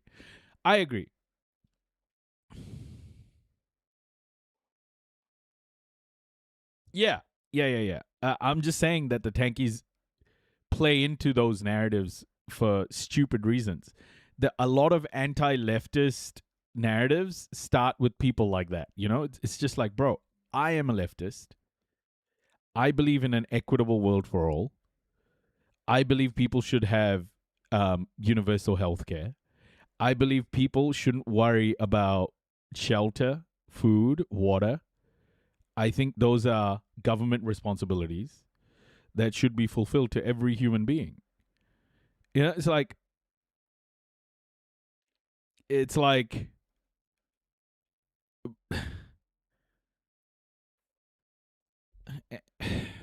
the weirdest fucking thing. Yeah, but the fascists are doing the fascism. Yeah. It's the same thing as blaming trans people for being fascist. Who the fuck does that? He gave the production the start-up money it needed, hoping it would encourage civilians to prepare for war. The people have to determine to fight. So that's what I've been trying to help. 0 Day movie, that's a kind of a wake-up call, yeah. The series, released in August 2025, began with a maritime blockade, where at first Taiwan wasn't even sure it was under attack. 所以真的要打仗啦？那我们还要在这边报新闻吗？我们可以逃去哪里呢？来，大家集思广益一下。I doing a lot of research and I interview a lot of specialists, and they told me they would not just come to stay in, and they will try to make the war something like gray zone. Grey zone tactics are hostile acts that fall just short of war. And China has spent the past decade honing them in the South China Sea. Its Coast Guard, Navy and militarized fishing ships have blocked and attacked vessels approaching so-called Chinese territory. My question is, why is Qatar doing this? My question is, why is Qatar doing a documentary like this? Even underwater reefs thousands of kilometers from the mainland. You are violating China's terror airspace. Leave now. Leave immediately. Well, right now we're being shadowed by a Chinese helicopter. In February 2025, an Al Jazeera crew, including this reporter, was flying over a reef that China seized from the Philippines when a military helicopter almost crashed into our plane. Oh my God! Chinese military helicopter. You are flying too close. You are very dangerous and endangers the life of our crew and passengers. China has begun using similar tactics in the Taiwan Strait, sailing close to Taiwan shore, asserting it is Chinese sovereign territory. 香拉 Coast Guard， 你们未经许可进入我国水域，已违反国际法规定。我们拍的时候，我们有上军舰，登上军舰去拍摄。我也跟船上、军舰上的这个舰长或者是这海军们有聊过，他们说，其实在这3年来，这是他们最累的时候。他说，这个都可能台湾岛内的民众并没有意识到这件事情。中国海警312，但是他们身为第一线的海军是有意识到。中国对台湾的侵扰是一步一步慢慢的紧逼了。台海和平攸关全球经济的稳定及科技产业的命脉，一旦发生冲突，你们将会受到世界的制裁。China has not blocked cargo ships, but Iran's blockade of the Strait of Hormuz has reinforced how damaging that could be. Bloomberg Economics did a modeling which estimated over 10. But why did Iran block ships, though? This is so stupid, man. It's like, let's just forget about the reason why Iran blocked those ships. Why did Iran block the ships in the first place? Was it just on a whim, or have they been talking about this for fucking decades?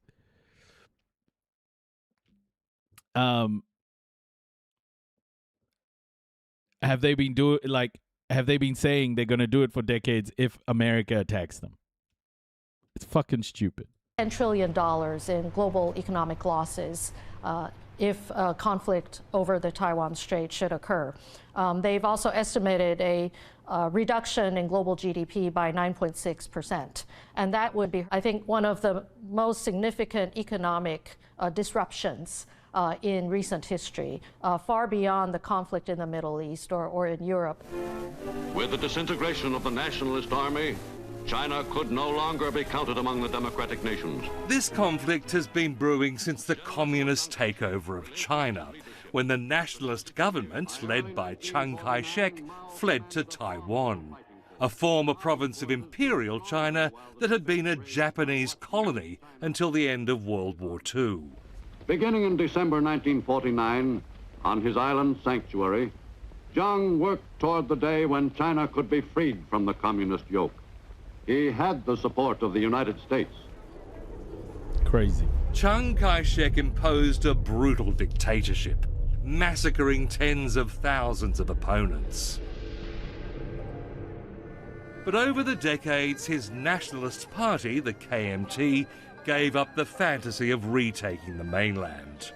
In the early 1990s, dictatorship gave way to full democracy. While some older people... Dictatorship gave way to full democracy. As opposed to, what? 10% democracy? What is this? Continue to see themselves as Chinese, most people here identify as Taiwanese. When you look at polling, Taiwanese identity is on the rise, Chinese identity is in decline, mutual identity is also in decline. And then you look at people like me, for example, third generation, family came with the KMT and identifying as Taiwanese and not Chinese. So that's also on the rise.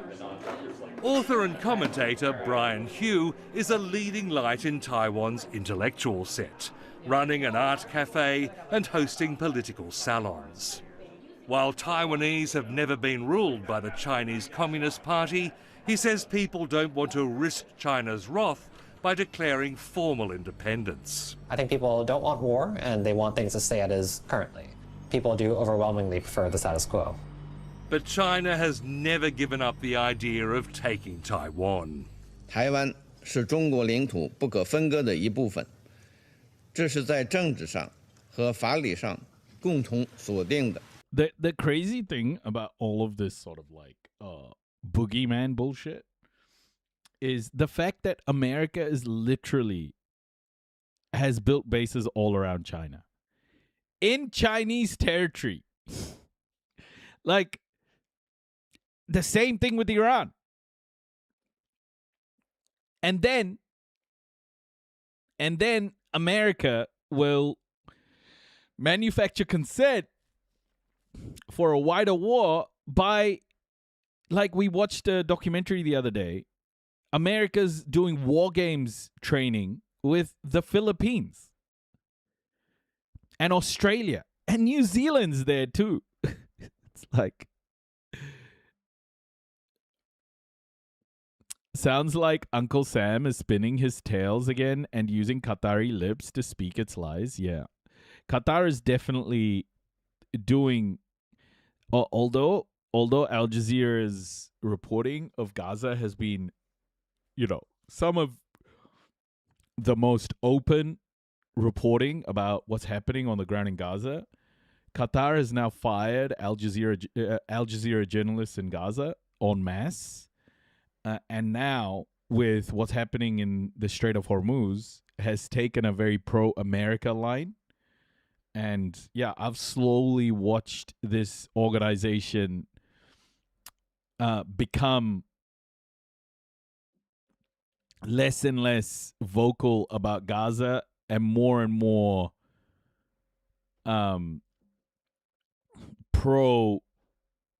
more and more anti-Iran and anti-China. It's kind of crazy to watch. That evolution definitely comes from American influence and the Trump administration in this case. 铁一般的事实。 It increasingly flies fighter jets around the island, fires missiles overhead, and sends warships over the median line of the strait. China also punishes the few countries that recognize Taiwan's sovereignty. In his New Year's address, President Xi Jinping declared resistance to be futile. 两岸同胞血浓于水，祖国统一的历史大势不可阻挡。 Taiwan's Deputy Foreign Minister, Francois Wu, suspects it's the first thing Xi thinks of every morning. I don't know Xi Jinping, I never met him, but every day when he wake up, when he's shaving, certainly in his mind he's thinking about, okay, I want to conquer Taiwan, I want to be the greatest emperor of China. The Iran war showed how vulnerable Taiwan is to a fuel blockade. 80% of our electricity generated by imported fuels. That includes the imported coal and gas. Taiyang Lu is an energy analyst with the national think tank DSET. Now, because of the Strait of Hormuz crisis, 1/3 of our LNG were actually imported from Qatar. So that means 33.7% of that gas shortage need to be supplemented by other sourced LNG. In a full blockade, Taiwan would run down its stockpile. Yeah, I agree, Bapiata. I totally agree. This is interesting, though, watching the evolution of Al Jazeera in real time. It's pretty crazy. Within weeks. Taiwan can survive 46 days, even months, if we're counting even further, like power rationing measures or something. But it's a pretty tight deadline, isn't it? If there was a serious blockade, you would run out of power. We will face shortage issues, of course, because of the blockade. So, where does all this leave Taiwan now? Well, today I'm going to meet a former commander of the Taiwanese Navy, Admiral Chen. Now, he's never spoken to foreign television before, so I'm curious to hear what he has to say about a Chinese blockade. Eric Campbell. Welcome to the legislature. Admiral Chen Yong-kun spent 40 years in the Navy and is credited with modernizing Taiwan's fleet. Yeah, Dark Vader. For him, the challenge is not just preparing for war. He says Taiwan has to play a complex game of weaponry, politics, diplomacy and alliances, all while being in diplomatic limbo. We're not on the negotiation table. We're under the table, but play the important role as a pivot point to make the table stable. And has Donald Trump changed the game? Yes. Why the fuck is he talking about He tables? changed the rule of game, but depends on the three sides how to play to adjust ourselves position. In December 2025, China rehearsed a full island blockade, sending a record number of ships across the strait and to Taiwan's east. This is Justice Mission 2025. This is all the area they conduct exercise. So they actually rehearsed surrounding Taiwan. Surrounding Taiwan. Yeah. But Admiral Chen doesn't believe China could sustain a blockade on a waterway as large as the Taiwan Strait. Because the Strait of Hormuz is narrow. The Taiwan Strait is much wider, and Taiwan, as an island nation, we have different ports, different directions. He believes that far more likely China would impose a quarantine, selectively stopping ships carrying fuel to Taiwan. Get on board a ship to force them to change the direction instead of blockade. Blockade is a major conflict to all the neighboring countries. So they could start with something on a lower scale. Yes. To put economic pressure on Taiwan. Yes. This is one of the possible choice. And then Taiwan's energy would be used up. I'm covering that later. He believes Taiwan could hold out on its own for several weeks. I think the first wave, second wave, third wave, no problem. But we cannot sustain. Their force structure 10 times bigger than Taiwan. Their annual defense budget 17 times higher than Taiwan.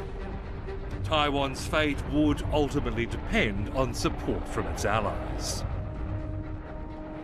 But Donald Trump's praise for the man threatening to invade Taiwan has raised questions about how much support he'd give. I have such respect for China, the job you've done. You're a great leader. I say it to everybody, you're a great leader. Sometimes people don't like me saying it, but I say it anyway because it's true. At this summit in Beijing, he remains silent. It's weird how the U.S. is criticizing China over Taiwan when the U.S. Constitution itself doesn't allow states to unilaterally cede from their union. Silent when Xi Jinping warned him not to. Yeah, I mean, China, Taiwan, South Korea, and Japan have essentially become Western military outposts to maintain sort of power over China, right? Like China, North Korea, Russia, it's those allies in the South China Sea are very much Western territory, American territory. To stand in China's way over Taiwan. Trump even mooted cutting arms sales to Taiwan in return for better deals with China. So we're using some AI technology to analyze their position, their attitude, confident sitting posture. What the fuck is this? They're doing AI technology. Oh my gosh. To analyze their fucking posture. Great. Posture. So your analysis of the summit was that Xi Jinping was the boss. Yes. Bro, you don't need AI to know that Xi Jinping is the boss, okay? We know. We know because Donald Trump is gargling Xi's nuts every single day. Weeks later, China declared that it controlled Taiwan's coastal waters, the China Coast Guard demanding ships' identification. Taiwan's Coast Guard told them to ignore it. Maintain your normal navigation. There is no need to respond broadcast of Chinese government vessels. So potentially, they can do law enforcement at sea. Yeah, there are military drills happening right now. China's posturing a lot at the moment. Taiwan's getting nervous because right now, one of the biggest impacts to global economies would be the AI bubble getting blown to pieces, and the chips that are made in Taiwan, if those are stopped or hindered, the bubble would instantly just be obliterated, and it would cause global economic issues. I actually think China might be looking at, say, because they've salam Raf. New follower detected. Shikaruko, welcome. Shikaruko. I think China at the moment could be biding their time to get those DUV machines, the ultraviolet lithography machines, done. They've said 5 this year before putting more pressure on Taiwan. There is still this reliance on Taiwan because of these chips. So who knows, man? Like, I think China's definitely posturing. Whether they'll do anything, who knows? The other way that China could totally fuck up Western companies is by flooding the market with cheap memory. Flooding the market with cheap memory. And that would, I think, be quite a big deal. I don't know. They're a long way away from replacing TSMC. I don't think so, man. These lithography machines, 5 this year and 25 next year, will do like 90 to 95% of the chips needed. There are 5% of like super high performance niche chips. What do you mean those take a long? No. China has done the research work. China has done the development of these machines. China is going to be putting these machines into production this year. 5 machines. It's not that China they have them in place. They've done the full end-to-end research, man. Like, it's done. The development of these machines. 5 will be launched this year. 25 will be launched next year. Like, it's not in research anymore. Threatening, we will board your ship and do inspection to see whether you got approval from the Fujian Maritime Bureau to sail through the Taiwan That's Strait. in mainland China. Yeah. So they've been simulating to practice how exactly they can do that kind of legal enforcement. How concerned are you that China is looking at the lessons of the Iran war and planning perhaps... Implementation takes time. Yeah. The thing is, though, they wouldn't have announced 5 machines to be delivered this year if they didn't think implementation was ready to go, right? So the 5 this year is quite insane. So they're at the phase of like they've finished their research and development, and now they're moving on to productionization. So it's well beyond research and dev.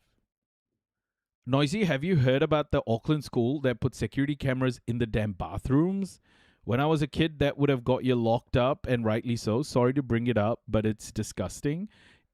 Like, talk about a privacy infringement. I didn't know about that. Really? They put cameras in a bathroom? What the fuck? Easier to develop something further when something is already discovered here. They already did it with DRAM. Yeah. I think China flooding the market with cheap memory is going to be a huge issue for Western markets.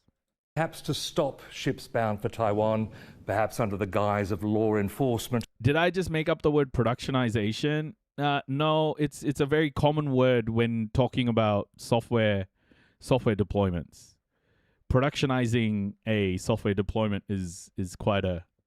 It's not even a word really, but it's in the software delivery world, productionization is a word that's used. Yeah. They grew a significant market share in 5 years, but that was a good blueprint of their strategy. Totally. I think their chip fabs will mimic the growth of their DRAM production. Whatever the scenario is, time is running out for the so-called Western dominance. As a tech person, I hate our language. Yeah, totally. I'll loop back to you on that one, Cypher. I'll loop you in and do the needful. It def removes Taiwan's power over China. Yeah. It's such a non-violent way to just take over. But yeah, the time is running out for this so-called Western dominance of technology and science and all of this. It's running out. It's just gonna be quick in World War III terms. Okay, you made me spit out my drink with the do the needful, and I hate myself. You know it. Thank you, friends. Oh, shit. To try to force you to surrender.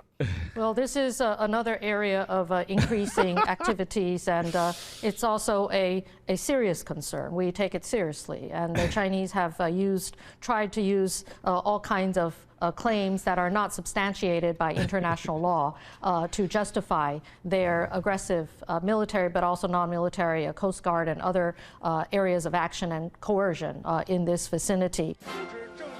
China's military... I think the clock has been ticking down for a while on U.S. dominance in technology and whatever else. Even currency, like global trade transactions. I think the clock's ticking right now, which is why the West is fighting so hard to maintain hegemony. Do you think Israel not being sanctioned by the West is somehow surprising? It shouldn't be, because the reason why Israel isn't being sanctioned by Europe, Canada, or anybody is because the West knows that sanctioning Israel right now is detrimental to the West. Why the fuck would they do it?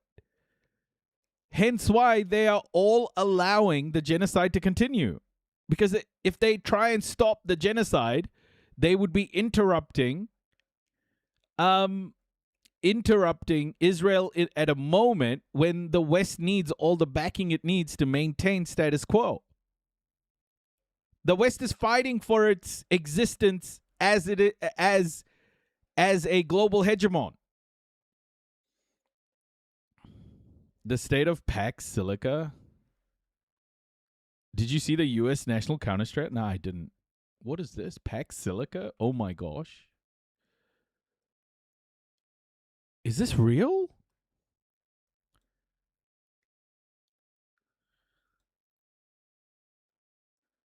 A second Pax Silica summit in Washington, D.C. on June 20. What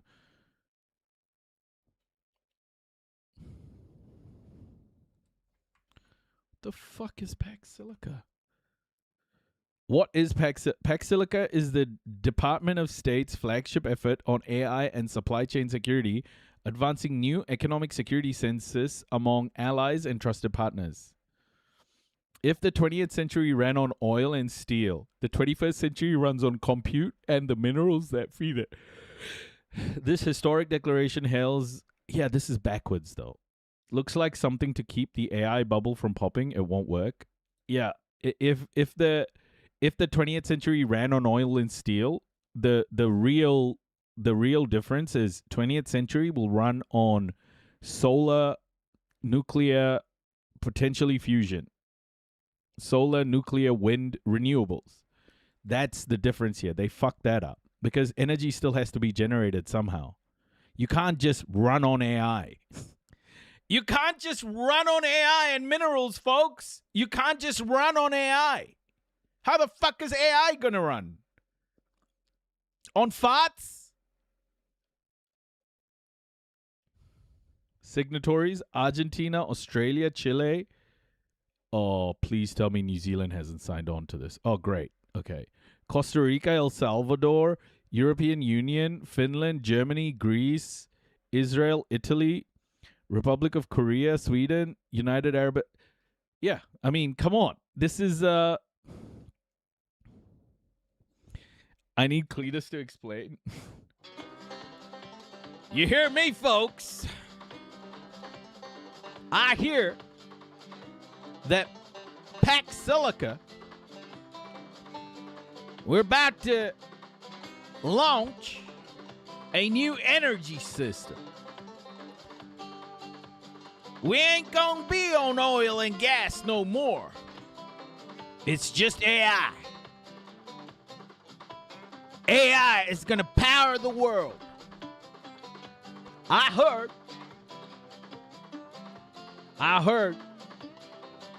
that AI farts can be captured for energy. AI farts. You heard? I didn't realize this shit, but it's true. Apparently, AI farts are high in energy, and you just capture. It's the new gold rush.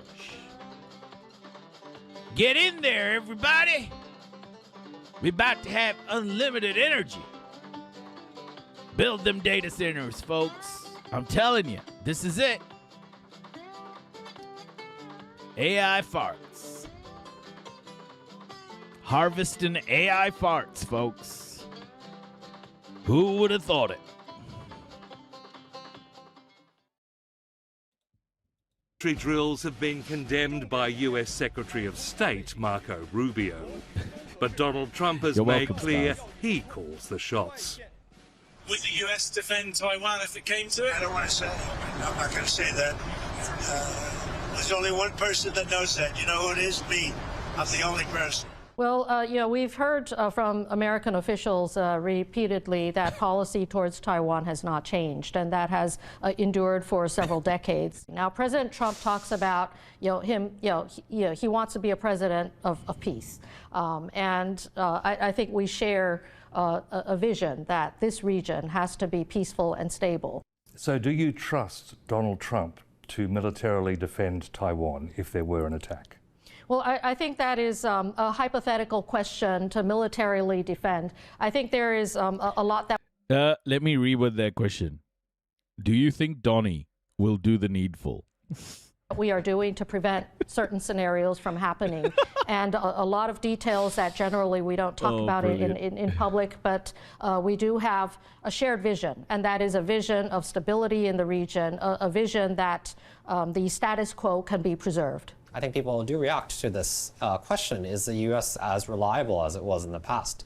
And Trump is rather open that everything is up for negotiation and he doesn't really care about Taiwan in that sense. I think people... Oh, you've got a color Kappa? Oh my gosh. I didn't realize there was a colored version of Kappa. Trump has been a great president of peace and defender of international law. I feel that. The government can't say that, though, can they? Even if they believe it, they have to maintain that the US is a reliable partner. That's the difficulty, I think. And I think it's not always persuasive of the public. Do you realize we just skipped past the fact that H told us that in New Zealand, a school put fucking cameras in a bathroom? That's scary as fuck. I need to yeah, I need to talk to our son's school and make sure they don't do that shit, man. That's freaky. Even so, not everyone is fazed by Donald Trump's aversion to joining another war. I think Donald Trump's comment is quite fair. Why should America fight for us? We have to fight for ourselves, right? But they have to provide assistance. They have to sell our weapons, right? So I don't mind what Trump says, but I hope the Taiwanese can wake up. You have to protect your country. Yeah, you have to protect your business. So, do you think Taiwan could defend itself on its own? I think Taiwan should be in a much stronger position than Ukraine. Robert Tsao has also set up an academy to train civilians in war. So I just want you all to understand that this is what the West really is. India plays both sides. India is buying Russian oil. India will play both sides. India will be on this list, and it'll be on it'll be in BRICS. India is like shamelessly playing both sides.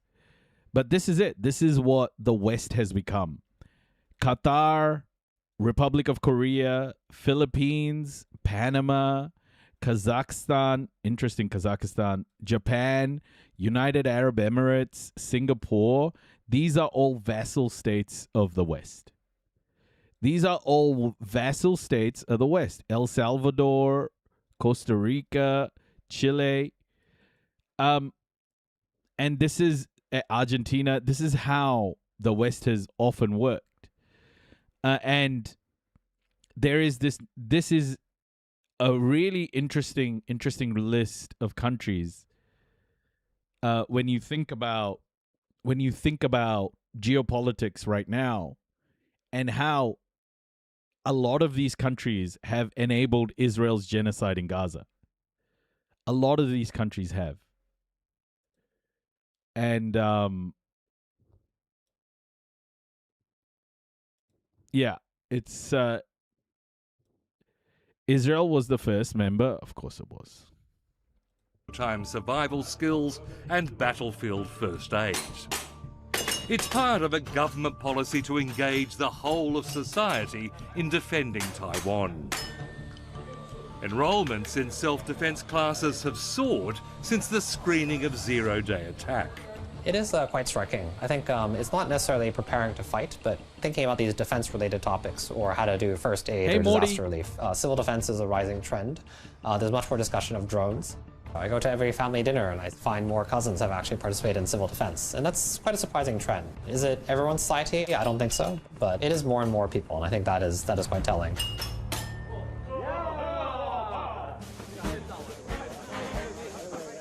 And it's not just young people. Every Sunday, the forests around the capital, Taipei, fill with middle-aged men wearing camouflage and eye protection, shooting airsoft pellets. Anyone who is hit has to exit the game. Now, for a lot of weekend warriors, this is just sport. But for many Taiwanese, it's something far more serious. These are men who did compulsory military training when they were 18. I think this is delusional. I don't think China has to put boots on the ground at all. I think China could just overwhelm Taiwan skies with drones and ballistic missiles. Like, why would China bother with this stuff, man? Like, what is happening? And now in their 30s, 40s, 50s, even 60s, they are refreshing and honing those skills in case war comes. Simon Huang is 65. So, Simon, if even just the threat of China invading Taiwan would tank stocks around the world. Like, China wouldn't even have to put boots on the ground. Just fire like 30 ballistic missiles at TSMC. Taiwan is gone. If China invaded, would you fight? Yes, of course. 绝对的，这个是我的国家，这个是台湾，不是大陆。Do you think the war would be over in a few battles, or do you think China would have to fight street by street, village? This is so hilarious because if this was a non-Western nation talking to basically a militant like this, or this guy will be called a freedom fighter, this guy would be labeled a terrorist. If Taiwan wasn't an ally of the West, the guy here in the military fatigues would be called a terrorist. Because he's just some armed guy going, yep, I'll defend my country. By village. 那肯定一定要城市战的，我们是不会投降的。 For all the current uncertainty, some are confident it will never come to this. China is facing its own battles, a sluggish economy, global trade tensions, and political turmoil that has seen President Xi purge his most senior military commanders. Francois Wu hopes that's the second thing Xi thinks of while he's shaving. We need to let him believe that at the end of the day, today is not a good day. I think we form this kind of a not today policy, and we can deter the ambition of China, especially the President of China, Xi Jinping. China's foreign ministry did not respond to claims raised in this program, including that China has been rehearsing a de facto blockade. Some analysts now see 2032 as a more likely year for attack, by which time there could be a very different administration in the White House. 2027, the chances are very low. But we can to see after Trump's, who will be the next president of the United States, and whether Xi Jinping will maintain in the power for another 5 years. So 32 to 35 is another critical time. Yeah, the clock is running out though. I think China attacking Taiwan would create or would provide the West consent to get involved in a wider war around China. Like, why would China want to do that? I think China is just trying to run the clock down. And America is desperate to have China do something violent. China just doesn't have to react. I don't think China has to react. China's exceeding expectations in terms of how it's competing against, from a financial standpoint, business standpoint. It's competing incredibly well. It's progressing in so many different areas. So I don't see how advantageous it is for China to take Taiwan right now. I think they just run the clock down. They just run the clock down and the world will change. It has to. You can't just keep... Like, China's so far ahead when it comes to the energy transition. I don't think they can... I think the only way China loses from here is if they commit to some sort of military confrontation that would take decades to end, like a long war. Why would China want to do that? It's a waste of time. I don't think they will try and start anything aggressive against Taiwan. I don't think they need to. I think Taiwan wants it to happen. I think America wants it to happen. But I don't think China does. That's just my read. There's one lesson from Ukraine that makes war impossible to predict. When powers are led by strong men, only one man decides when to fight. As you have power more and more in the hands of one man, his decision-making is increasingly irrational. The party is not a democracy, but 20 heads are still better than one head. And so as you just have one person with all of the power, that can be more and more dangerous. And so looking at his military purges, his purges of the senior leaders, that there's no clear successor. What about Donnie, bro? What about Donald Trump? Donald Trump's doing the same thing. Do you say the same thing for Donald Trump? That is concerning. And so Taiwan's uncertain wait continues. People grapple with leading normal lives while being encouraged to keep an eye out for war. What's clear is that the contest for Taiwan shows no sign of ending, and that China will keep squeezing this island of democracy across a troubled strait.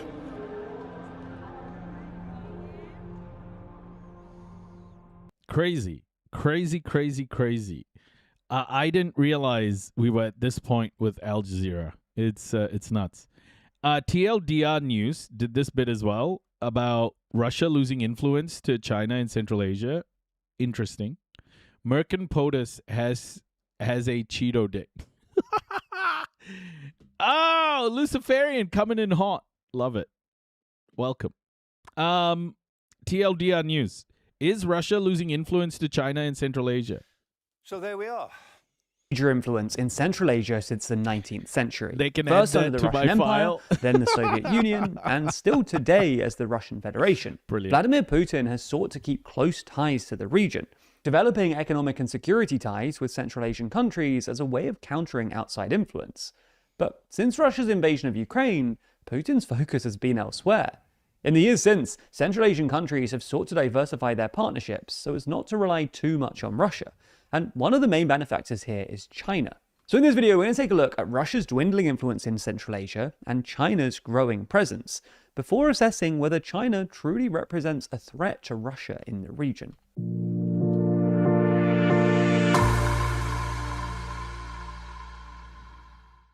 We require our writers to challenge their own assumptions, seek out counterarguments, and use objective, data-driven language. Learn more about our content neutrality policy in our official manifesto. It's linked in the description of every one of our videos. Before the full-scale invasion of Ukraine in 2022, Russia had long-standing political, economic, and security ties with Central Asia, and was widely seen as the regional superpower. On the economic front, Russia sought to build a European Union-style single market, known as the Eurasian Economic Union, including countries like Russia, Kazakhstan, and Kyrgyzstan. It was a way for Russia to build a counterweight to the European Union and economically reintegrate the post-Soviet space. Greater integration made sense for the member countries, as an economic union with Russia brought things like political support, security guarantees, and cheaper energy, while Russia served as a major export market for Central Asian mining products. When it comes to the energy trade, dependence on Russian oil varies across the region, but generally speaking, Russia exports large volumes of refined petroleum products like gasoline and diesel to Central Asia. Landlocked non-oil producing countries like Tajikistan and Kyrgyzstan rely on Russia for nearly all of their fuel supplies. Russia, meanwhile, controls Kazakhstan's main export route, the Caspian Pipeline Consortium, which accounts for 80% of Kazakhstan's total crude exports. Furthermore, millions of Central Asian migrants travel to Russia every year in search of better employment. The billions of dollars that migrants would send home as remittances also accounted for significant portions of the Central Asian countries' economies. Yeah, the G8. There's a good reason why Russia was kicked out, because Russia wasn't serving Western interests anymore. And the West has always seen Russia as a visitor to Western institutions, not a permanent member. So, yeah, I'm not surprised at all. Nearly half in the case of Tajikistan. Moving on to security, Russia is also traditionally... You know what's incredible here? Is that New Zealand is not in it. New Zealand opted not to be here, which is fucking amazing. Good on New Zealand. Look at this. Good for you, New Zealand. Good for us, though. ...been a major player. Formed in 2002, the Collective Security Treaty Organization, or CSTO, is a Russian-led military alliance featuring 5 other former Soviet states. Its purpose was to ensure the collective defense of any member that faces external aggression, much like NATO does with its Article 5. New Zealand is one of the top countries sanctioned Russia. Yeah, I mean, I understand. I'm not like a Russia fan. I'm more concerned about the inconsistencies with sanctions rather than the sanctions themselves. Russia being sanctioned is only a problem because Israel isn't being sanctioned. You understand, right? Like, if the world was more consistent, I would be okay. but I'm only against Russian sanctions because it's not consistent. However, since the invasion of Ukraine, these economic and security ties have somewhat weakened. I don't like support Russia or Putin. Economically, Russia's trade and energy links to the region have become increasingly unreliable. Ukrainian strikes on Russian oil infrastructure have also damaged Central Asia's fuel market, forcing them to either increase domestic production or look for alternative suppliers. Kazakhstan, meanwhile, has stopped sending oil through the pipeline to Russia's export terminal. I honestly don't support what Putin is doing. I just don't. But the problem with the West is the consistency part of it. The West will sanction Russia. The West will sanction Iran. But the West won't sanction, for example, Israel or the UAE or other countries committing mass war crimes in support of Western interests. So, and if you look at UEFA, banning Russia but not banning Israel, if you look at FIFA, banning Russia but not banning Israel, like the consistencies are what I am concerned with. I am not saying that what Russia is doing is correct, or what America is doing is correct. I'm just saying the world needs consistency now more than ever. If we're going to hold countries to account, it has to be consistent. On the Black Sea, the one we mentioned previously that normally handles roughly 80% of Kazakhstan's total oil exports. In fact, Kazakhstan's economic exposure to the war pushed its president to publicly call on Putin to freeze the war in Ukraine. Migration flows from Central Asia to Russia have also been on the decline, undermined by Russia's invasion of Ukraine, among other things. I just don't talk about Russia that much because, in my honest opinion, America and American imperialism and Western hegemony are the biggest threats to the human race. The biggest threats to the human race. That's why I talk about Russia less. I talk about China because China is starting to become a competitor with the West. But I spend most of my time talking about Western hegemony and American imperialism and why they're bad. Entries for work purposes among Central Asian citizens fell to 1.9 million during the first 6 months of this year, down from 2.3 million in the previous year, according to a Russian newspaper. Many migrants in Russia have faced deteriorating economic conditions, elevated immigration controls, and in some cases racial discrimination, pushing many Central Asians to look for employment elsewhere. On the security front, Russia's influence has slipped too.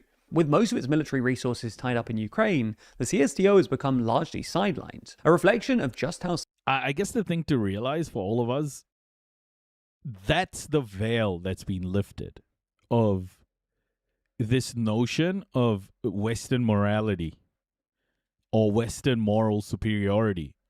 The veil that's been lifted is it's not moral superiority as much as it is propaganda. What we have learned over the last 3 years in particular is that there is no such thing as Western moral superiority.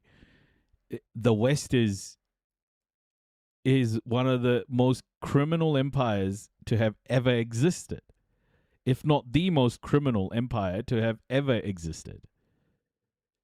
That's the veil that has been lifted, is that all this moral virtue signaling by Western leaders is all bullshit. It's not consistent. It doesn't hold anyone who... It doesn't hold everyone that need to be held to account. It only holds the ones that the West sees as acting against Western interests to account. That consistency is the biggest problem. It's inequitable, and that's what we need to fix. Central Russia's role and defense spending were to the organization. Most CSTO member states have refused to recognize the annexed Ukrainian regions and have not aided Russia's war in Ukraine. Some, like Kazakhstan, have even publicly raised concerns about the invasion. And finally, Russia's diminished role in mediating regional disputes, like the Kyrgyzstan-Tajikistan border clashes, have only reinforced the perception of Russia's declining status as a security guarantor in the region. So with Russian influence declining in Central Asia, how has China been taking advantage of this situation? Well, earlier in the year, China's Ministry of Commerce reported that total trade between China and the 5 Central Asian states reached $106 billion in 2025, up 12% from the year before. By comparison, Russia's total trade with Central Asia in 2024 was estimated at $45 billion, according to the TASS news agency. That's a sizable gap, especially when you consider that back in 2000, Russian trade with Central Asia was 5 times greater than China's. Chinese commercial and economic ties to the region really accelerated after the 2013 launch of Beijing's Belt and Road Initiative, and have been continuing to rise since Russia's invasion of Ukraine for the last 4 years. In fact, according to the Eurasian Development Bank, China surpassed Russia last year as the biggest direct foreign investor in Central Asia. China's investment in the Middle Corridor is perhaps the clearest example of its expanding footprint. The Middle Corridor links China to Europe via Kazakhstan, the Caspian Sea, Azerbaijan, and Georgia, before reaching Turkey and onwards to European markets. It was formally launched in 2013, but has gained renewed significance. The war in Ukraine has left the northern route via Russia exposed to Western sanctions targeting Moscow, as well as general war-related insecurity, which... Totally. Mezzo twitching. I think Russian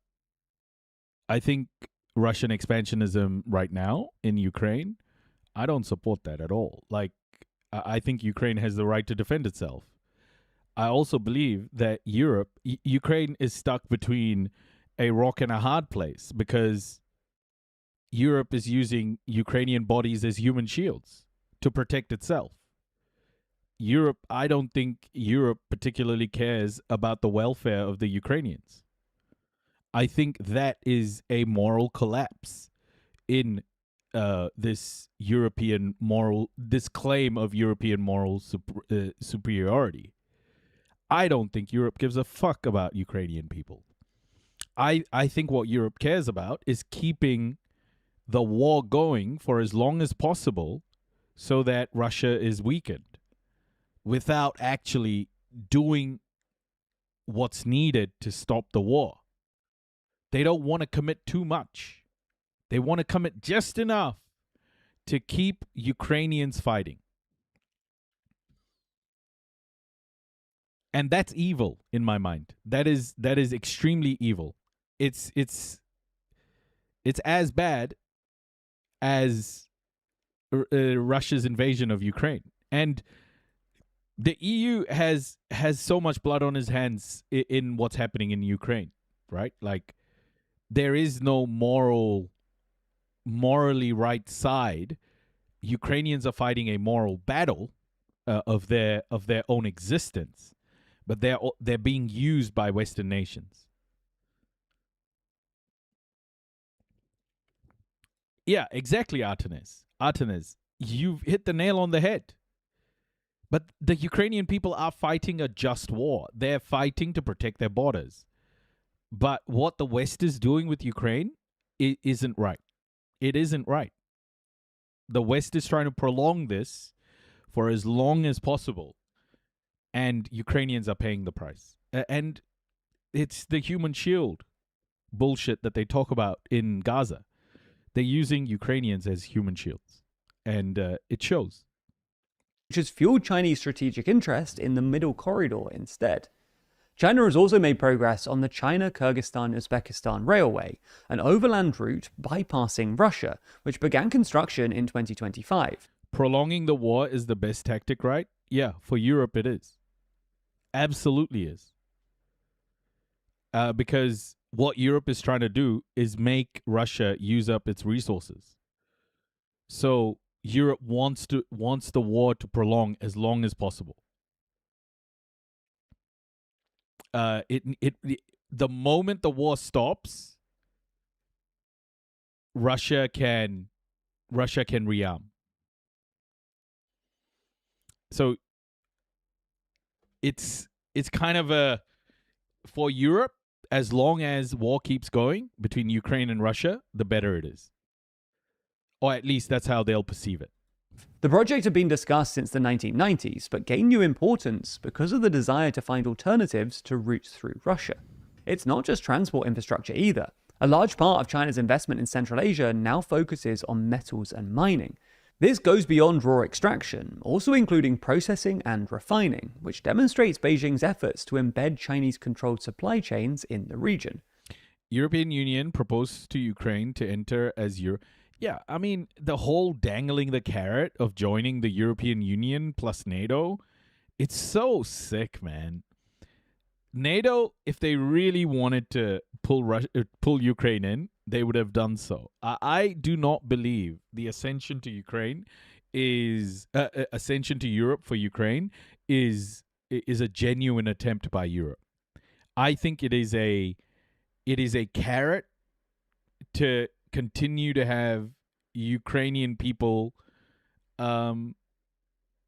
be used as human shields. I mean, think about it. 5 years of war and not one real attempt has been made for an ascension of Ukraine to Europe.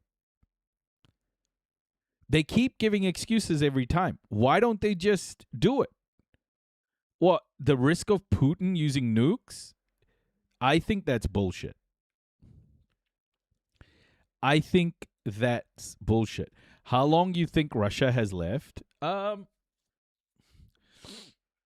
It really depends what happens, man. Like, to me, I am not seeing enough movement on the front line to think that Russia has too much happening right now. But I know that in September there are reports of Russia wanting to launch an offensive. The thing about Russia, guys, it's used to fighting wars of attrition like this. It will just continue to fight. This is how Russia works. Like, Russian people are used to these sorts of long wars. The Soviet Union and the allies of Russia are used to wars like this. I don't think there is a when will it end. I think Russia will just keep fighting. I think Russia will just keep fighting. I think the world is I think geopolitics are changing faster than Russia running out of stuff, you know? I think Russia can keep fighting while the acceleration of geopolitical power shifts are happening at pace. In the clean energy sector, Chinese wind power and solar companies have signed hefty agreements across Central Asia. And that's just the economic side of it. Let's turn to security. Russia has long dominated as Central Asia's main supplier of military equipment, but since Russia's arms exports have plummeted amid the war in Ukraine, China has been able to enter the mix too. Reports last year, for example, suggested that Uzbekistan was acquiring Chinese fighter jets to replace aging Russian equipment. China's military exercises with Central Asian armed forces have also increased since 2014. Where Beijing once preferred to engage exclusively through the Shanghai Cooperation Organization, it now conducts more bilateral exercises. These have been with CSTO members such as Kazakhstan, Kyrgyzstan, and Tajikistan, and have largely focused on counterterrorism. To be clear, China's main point of influence in this region is still largely economic, and in terms of conventional military presence, Russia remains far ahead. But I don't think like there's a stage coming up when Russia will just run out of stuff. North Korea is getting into the mix now. China will do whatever it takes to protect Russia. I don't think that's going to end. I think what's happening right now is the West is draining its resources. Previously, Europe, for example, had brown and black bodies to throw at the problem. You know, it would have sent Asian people, African people into fucking, you know, fighting for it. But now Europe doesn't have that buffer of black and brown bodies to throw at the problem. If Europe fights, it'll be throwing Europeans at the problem. And this is the issue I have is in a world that's changing so quickly and power is shifting or the balance of power is shifting so quickly, so rapidly. What choice does Europe have in that world other than keeping the war in Ukraine going? It's so sick to say that, but I think the only option Europe has right now is to continue to throw Ukrainian bodies at the problem, which is sick to say. But I think that's the calculus that Europe has made is, yeah, this is forever. Europe is just going to keep backing Ukraine for as long as it takes. China's growing until something magically changes. Focus on regional security is still worth noting. Ultimately, Russia is still a major player in the region, but China, with its investments in energy and transport networks and the gradual expansion of security ties, is slowly moving Central Asia away from its Russian orbit and towards its own. Now, this story about Kazakhstan's reduced oil exports, which we mentioned earlier, and are pushing the country's president to suggest freezing the conflict in Ukraine, is a constantly updating one, with more and more sources reporting on it. So it can feel like it's hard to keep up with the ever-changing media landscape. Right now, there are 45 sources currently. Okay. So this is another story. The infographic show did the story a few days ago. I wanted to play this yesterday. Yesterday, but it became too late. I think a good one to watch around financial markets, the US dollar, and Turkey has made some moves important to watch. No European wants to fight for Europe. Artenes, my theory, my hypothesis on why Europe is shifting towards fascism is because Europe is engineering a recruitment model. Europe, I mean, oh, cappuccino, nice. Oh, nice. I think Europe is tacking right at the moment, not by mistake. I think the powers that be know that patriotism is going to drive military. Is going to drive nationalist patriotism is going to drive military recruitment. They know it, and they need people to sign up. And I think that's what they've made Islam the enemy. They've made Islam the enemy. They've made immigration the boogeyman. And I think those narratives are being played by European leaders because it drives that nationalist sentiment in Europe, and I think that's what they want. They want a nationalist sentiment so that more people sign up for the military. All this shit is a game to the aristocracy. Yeah. Putin is so vital to the global capitalist equation because he represents an existential threat that you can also do corrupt, evil business with. Absolutely. So that's my theory on why Europe is moving more right-wing in a more nationalist direction at the moment. I think it is manufactured, and I think it's because of military recruitment. Central banks spent 5 years hoarding gold to escape the US dollar. But now one country just did the opposite. And the reason has global markets looking on nervously. In early 2026, Turkey's central bank hit the panic button. They dumped over $8 billion of gold reserves in just 2 weeks. That wasn't a normal trade. They weren't cashing out at the top. They were scrambling for survival. Turkey's gold sell-off reveals something far bigger. The global gold hoard wasn't a coordinated attack against the dollar. It was a financial lifeline for countries trying to delay a crisis. And now the question is, if Turkey has had to sell the insurance policy first, who's next? When a nation starts selling off an asset it spent years accumulating, it usually means something has gone seriously wrong behind the scenes. The money is getting tighter, the pressure is building, and suddenly the thing they bought as protection becomes the thing they have to sell. That's exactly what happened in Turkey earlier this year. At the end of February 2026, the Central Bank of the Republic of Turkey, or CBRT, dumped a staggering 58.4 tons of gold, worth approximately $8 billion. And it happened in just 2 weeks. But it was only the beginning. By April, the total had exploded to 128 tons of gold. To put that into perspective, Turkey had wiped out an amount equal to roughly 40% of all the gold accumulated by every emerging market central bank combined throughout the entire year of 2025. And that's what makes this so unusual. Central banks don't usually treat gold like a normal investment. They don't buy it to chase returns or make short-term bets. They hold it because when everything else starts to fall apart, gold is one of the few assets the world still trusts. It's the financial equivalent of an emergency exit, and Turkey ran straight through that exit. Not because they wanted to, not because they saw a better opportunity, because they had to. And the reason comes down to one thing: the Turkish lira. For years, the currency has been in free fall, and when a country's currency starts collapsing, it creates a chain reaction that can quickly spiral out of control. To understand why, you need to understand what a currency actually represents. National currency is like a gauge of a country's reputation on the global stage. Countries that have proven themselves to be a reliable, trustworthy financial partner have a much easier time attracting investors from around the world. This strengthens the value of their currencies. The American dollar and British pound are good examples of this. But when a country loses that trust, investors pull back, demand for the currency falls, and the value of that currency begins to weaken. That usually happens when a country is printing too much money, taking on too much debt, and has political instability or is dealing with high inflation rates.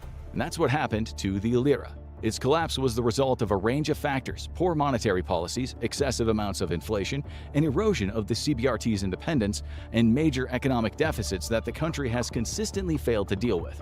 In 2020, a single Turkish lira was worth around 14 US cents. Today, 1 lira is worth a little over 2 cents. Wow. Currencies rise and fall in value all the time, but Turkey's has suffered much more than a typical decline. It's been in a death spiral for several years and has reached unprecedented lows in 2026. That's not just bad news for Turkey's domestic economy. It becomes a major problem when Ankara tries to do business with the rest of the world. With the lira becoming almost worthless, other countries across the world are increasingly unwilling to accept it. Instead, more often than not, trade partners want to be paid in US dollars. So Turkey has to find a way to get the dollars. But with the price of a currency continuing to fall, every single dollar was more expensive to buy. In 2020, it only took around 7 lira to purchase $1. In 2026, Ankara has to hand over close to 50 lira for that same single dollar bill. Over time, Turkey has burned through its currency reserves. Its economy grew weaker, inflation skyrocketed, and the country became an increasingly unappealing proposition for even the most optimistic of investors. Still, Turkey was able to just about hang on. But then something happened that was entirely out of Ankara's control.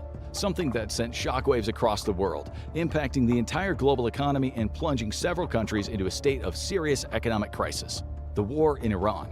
In the aftermath of US bombing runs, Iran blockaded the Strait of Hormuz. I guess the right wing has a point with a pro-military stance. You need both. Yeah, I agree. And I think that's what's being manufactured right now, is a clear enemy, a threat to Western civilization.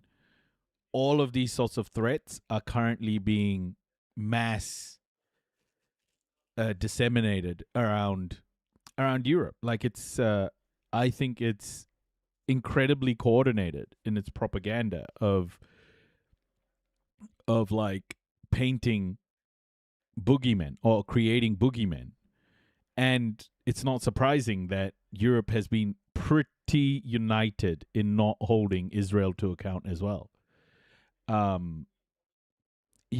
just can't see past those things. It's just too obvious why Europe would react in this way right now.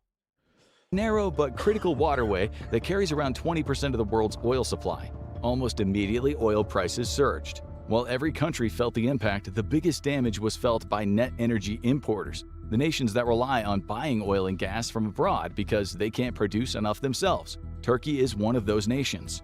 In fact, it is incredibly dependent on imported energy. Despite being a G20 nation with a strong industrial base, it has almost no domestic supply of oil or natural gas. So, all of the fuel that flows into Turkey effectively comes from other countries like Russia and Iraq. Soon, every drop of that fuel suddenly started to cost much more than the day before. For some countries, this was manageable. The US was able to turn to its extensive oil reserves and domestic production in order to counteract the crisis. It still felt the effects as gas and energy prices still went up, but it had fail-safes in place. In other countries, these same kinds of systems helped to limit the amount of damage that was done. Turkey, however, suffered more than most. it suddenly found itself not only facing far higher energy bills that needed to be paid right away, but also an increasingly weak currency to pay them with. The longer the war went on without any sort of diplomatic resolution, the higher the price of oil went. And as the price per barrel continued to soar, the situation only got worse for Ankara. Because global energy markets are merciless. They move fast and they make concessions for no one. And they only accept payment in one currency, the US dollar. Turkey couldn't pursue alternative means or hope for things to magically improve. If it wanted to keep functioning and prevent the struggling economy from completely sinking, it needed to get its hands on a large amount of dollars, quickly. If it didn't, millions of homes would lose power, hospitals would go dark, and transport networks would simply stop moving. Food and other essential goods would stop flowing, industries would collapse, and the very existence of the nation would be plunged into jeopardy. The CBRT was running out of time. With its foreign exchange reserves exhausted and international leaders utterly unwilling to bail it out, it was forced to look at the one and only asset it had left to survive these trying times: gold. Countries never want to actually use their gold reserves. It's reserves, really. And Japan is going through something very similar. And what Japan is going to use in order to prop up its currency are United States federal bonds. And this is the difference, guys. Like, these are assets, right? Like, these are things your country has invested in. And once you start spending what assets you have, then you know shit's hitting the fan. That's the point of this video, is they're spending those investments right now. They're getting rid of these investments in order to prop up the economy. But this time, however, there was no other option. All of those bars lying around in Turkey's international vaults no longer looked like shimmering pieces of insurance and long-term stores of wealth. Now they were the only thing standing between Turkey and its complete collapse. So Turkey made the one and only call it could. This is where one of the biggest financial narratives of the last few years starts to fall apart. For years, financial commentators pushed the idea that emerging economies were buying thousands of tons of gold every year for one reason: to use it as a weapon against the West, and specifically against the United States. The argument was that the BRICS nations, including Brazil, China, India, Iran, and Russia, along with their allies, weren't just protecting themselves, they were preparing for a financial revolution. The theory claimed that these countries were building enormous amounts of gold reserves so they could create a new global currency. They wanted to challenge the dollar's dominance and weaken America's economy. Eventually, the world would be forced into a completely different financial system. It was a dramatic story, a coordinated plan to end the dollar era and create a new world order. But reality didn't play out that way. The BRICS gold-backed currency theory has started to collapse under the weight of what's actually happening in the real world. And the proof is all around us, not just in Turkey. Because Ankara isn't the only one to sell off its gold. It is just the first name in an increasingly long list of global powers. Data from early 2026 shows that numerous other nations, including members of the BRICS alliance, have also made moves to liquidate some of their gold reserves. Russia broke a 24-year record in the first 4 months of 2026. Moscow's central bank sold off more of its gold reserves in April than any other month since 2005. Russia found itself facing the prospect of economic collapse due to the ongoing war with Ukraine. Seeing no other option, it dumped its reserves. Other countries have followed suit, with emerging markets quietly executing their own liquidations. Meanwhile, China and India have remained tight-lipped in regard to their gold-related activities. None of this lines up with the BRICS conspiracy. If these countries were supposedly so keen on stockpiling gold to destabilize the West, then why were so many of them selling off hundreds of tons of it? The truth is actually much grimmer than the conspiracy theorists ever imagined. The gold hoards that dozens of countries accumulated over the last decade weren't supposed to be used as weapons to destroy the West or dismantle the dollar. They weren't offensive at all. They were defensive. These hoards were financial lifeboats. The leadership groups and central banks of those nations realized that their domestic economies were fragile. They understood that their currencies could fail someday. They realized that a global crisis could impact their systems and people more than the wealthier countries of the world. So in order to actually take back some semblance of control, they turned to gold. They banked as much of it as they could so they would have something to fall back on. Gold was a safety net, but that net is being torn apart as we speak. Turkey's net simply has more holes in it than the rest, but it's only a matter of time until the exact same situation plays out in Africa, in Asia, in Latin America, and beyond. The circumstances will differ just as they do between Turkey and Russia, but the end result will be the same. Hoards will no longer be hoarded, but consumed. When the lira lost its value and the reserves were drained, Turkey did the national equivalent of a pawn shop exchange, a gold for foreign exchange swap. Because when it liquidated its gold, Ankara didn't haul in $8 billion worth of gold bullion out of its vaults and then load it into planes. Instead, it essentially gave its gold reserves to international bullion banks as a form of collateral. In exchange, those banks then wired billions of US dollars to Ankara's accounts. It's like someone who has money tied up in businesses and investments, but then suddenly needs some cash to cover an emergency bill. They don't want to sell their assets permanently, so they take a luxury car to a high-end pawn shop, use it as collateral, and they walk away with cash. If their situation improves, they then repay the money and they get their car back. If not, the pawn shop gets to keep it. That's essentially how Turkey's gold swap works. The country may be able to recover its gold, but only by repaying the billions it received, plus interest. Given the pressure Ankara is facing, recovering that gold may be easier said than done. But either way, the irony is impossible to ignore. For years, the world was told that countries like Turkey were stockpiling gold to destabilize the dollar. The idea was that gold would help break America's financial dominance. Yet, when the crisis arrived, Turkey had to sell the gold to get the very dollars it was supposedly trying to escape. It wasn't a global financial revolution. It was just a reminder that when things get serious, the world still runs back to the same currency it's trusted for generations, the US dollar. What's happening in Turkey isn't just a one-off crisis. It's a warning sign of a global system under growing pressure. A major G20 economy was forced to liquidate its most valuable reserves just to afford basic energy. It had to smash the emergency glass and drain a rainy day fund it took years to build. Not to fund expansion, but to keep factories running and homes heated. That isn't normal. It's not the sign of a healthy financial system that's functioning as intended. It's the sign of a system that is running on empty, suffering a truly unprecedented shortage of worldwide liquidity. But Turkey isn't the only canary in the coal mine. Because if energy prices continue to increase and the US dollar continues to hold such sway over world markets, the problem isn't going to go away. It's going to appear more and more frequently. Other cash-starved countries are facing mounting debts, failing currencies, and they'll have no choice but to sell their gold. This is the damning reality. The great gold rush of the late 2010s and 2020s didn't culminate with some new financial world order. Instead, it's leading us toward a grand global hangover. The first dominoes of national insolvency are already falling by the wayside. Safety nets are being reluctantly yet actively torn apart. And the global economic machine This is AI? No, it's not. is swiftly running out of room to maneuver. The dollar has been the default currency for decades, but now nations are looking for alternatives. Watch why so many countries are abandoning. This is an AI. This is a show that's been on that's been that's been doing its thing for a very long time. Very long time. The infographic show is very much human made. Turkey, Saudi, Pakistan Defense Pact. They said Egypt will probably join the pact too. Yeah, we'll see. We'll see. I don't know if Egypt. They've definitely opened it up to different countries, but I am not sure how realistic it is that other countries will join. But if they start doing it, it's quite a big deal, I think. Man, AI has cooked my ability to trust stuff, not gonna lie. Yeah. I don't get the point of that video. I think the point of the video is that oil prices are driving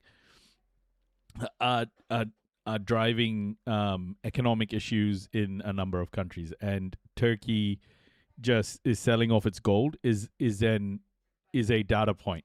They over dramatized it, but the point still stands. Turkey sold off its gold to get cash to keep its economy going, and it's no surprise that Donald Trump and Erdogan have such a close-knit relationship. Donald Trump loves Erdogan.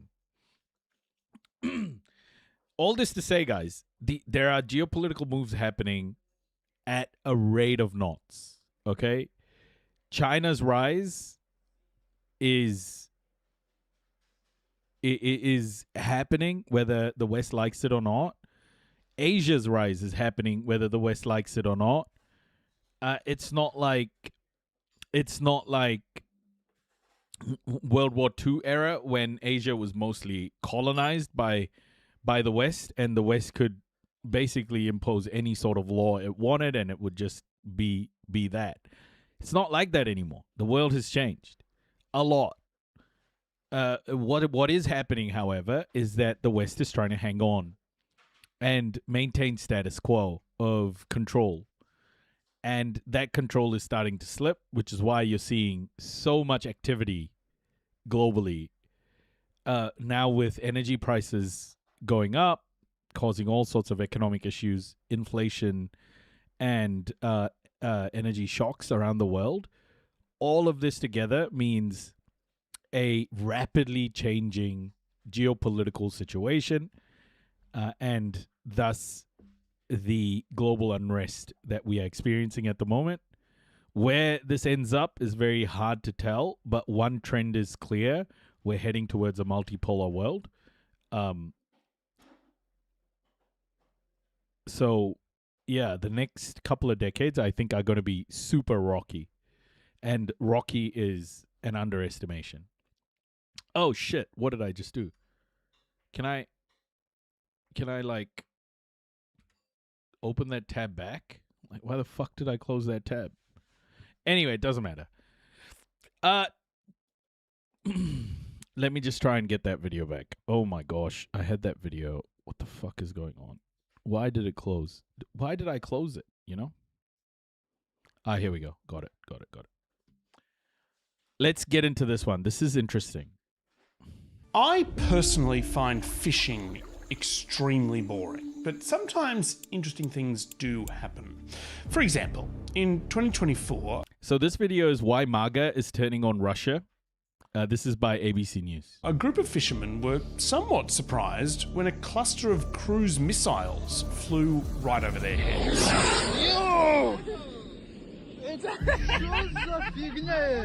Those missiles were at the start of a very long journey. They've shot cruise missiles from a ship in the Caspian Sea without warning. So we've seen Russian warships in the Caspian Sea firing long-range missiles at Ukraine. Now, the Caspian Sea is nowhere near Ukraine. For a Russian warship to hit a Ukrainian target from the Caspian Sea, it's almost a 1,000-kilometer shot. It would be much easier to fire at Ukraine from the Black Sea, but the problem with that is that the Black Sea is no longer safe for Russian boats. This is the moment Ukrainian sea drones strike and sink a Russian warship on patrol in the Black Sea. That shows to Putin that he's not safe in the Black Sea at the moment. Kyiv says it's downed more than 80 Russian ships in the strategic waters. For Russian ships, the Caspian Sea is much safer to access than the Black Sea. The only connection between the Caspian Sea and the open ocean is through a large Russian canal system, which Russia can use to move naval vessels in and out. None of the other 4 countries which border the Caspian Sea, Iran, Azerbaijan, Turkmenistan, and Kazakhstan, have a canal system, meaning that the Russian Navy can essentially dominate that waterway, totally safe from Ukrainian attack. Or at least that was the case until recently. Ukrainian drones hit the sea base of the Caspian flotilla of the Russian Navy. Ukraine continued its assault as its armed forces struck a Russian warship in the Caspian Sea. Ukraine has been launching these attacks on Russian vessels for a little while, but in late July this year, they did something a little bit different. President Volodymyr Zelensky confirming a Ukrainian attack on an Iranian ship in the Caspian Sea. Now, this attack on an Iranian ship is strange because last time I checked, Ukraine is at war with Russia and Iran are different countries. Kyiv's weekend drone attack on an Iranian ship and Russian targets in the Caspian Sea has marked the first direct link between the wars in Iran and Ukraine. Ukraine says that Russia and Iran have been supplying each other with weapons using cargo ships on the Caspian Sea, assisting each other in their wars against Ukraine, the US, and Israel. Iran, from the first year of the war, gave new technology to Russia. It was Shahid drones.